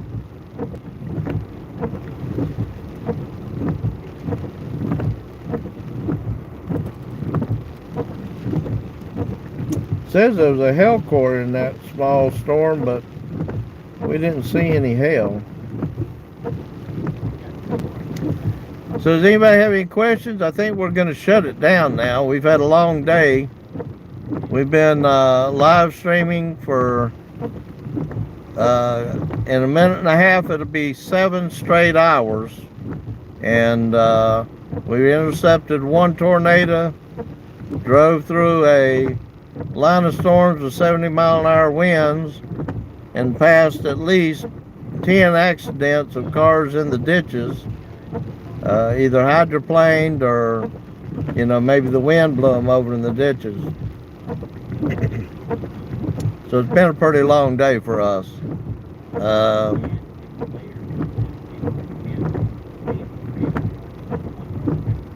And this is about right. They said these storms would wind down and just be rain events by 10 o'clock, and it's almost 10:30 Central Time. So in the United States, I think I saw somebody earlier that was from another country.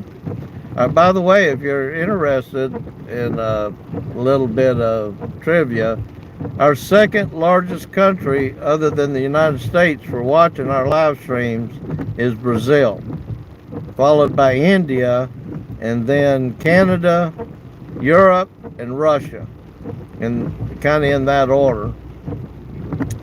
So we have a lot and we've had Fuji Islands on the live feeds with us. We've had New Zealand, I think yesterday or last week, was on with us. Africa, South Africa's been on our live streams. I'm just amazed by how many different countries and people around the world. The United States is the only country in the world that has this many tornadoes, and in the South we have 2 tornado seasons. The rest of the country only has 1 in the spring, but come November into the 1st of December, that's our second tornado season in Dixie Alley. And apparently America is the only place you see that. Most other countries hardly ever see a tornado. It's so rare, it's a major deal when they do have one anywhere in the country. And we average 1,400 to 1,500 a year that's documented, but we think there's probably another, you can double that number, because if a tornado doesn't hit anything and they can't confirm it on radar, even if we've got video of it, it doesn't get counted. It could be an EF5 tornado and they do confirm they had circulation, but if it doesn't hit anything, since the enhanced Fujita scale is based on damage, if it never hits anything, it will be rated an EF0, even if a Doppler radar was able to catch the winds over 300 miles an hour, which would easily make it an EF5. That tornado, since it never hit anything and couldn't be classified by damage, will get an EF0 rating if the Weather Service themselves can confirm with what the public is saying that there was a tornado. Craziest thing I've ever heard. I don't think this year's probably not going to be as busy as last year, so we'll get an average of 12 to 1,400 tornadoes. I think we had almost 1,800 documented tornadoes that could be rated last year, but I know we have filmed several tornadoes on the ground, short-lived, full tornadoes, but since they didn't hit anything, they never got rated, even though we had video of it. and they never got added to the total. Craziest thing I ever heard of. A lot of people wish they would reclassify the way that they, to give it a damage or, verified wind speeds.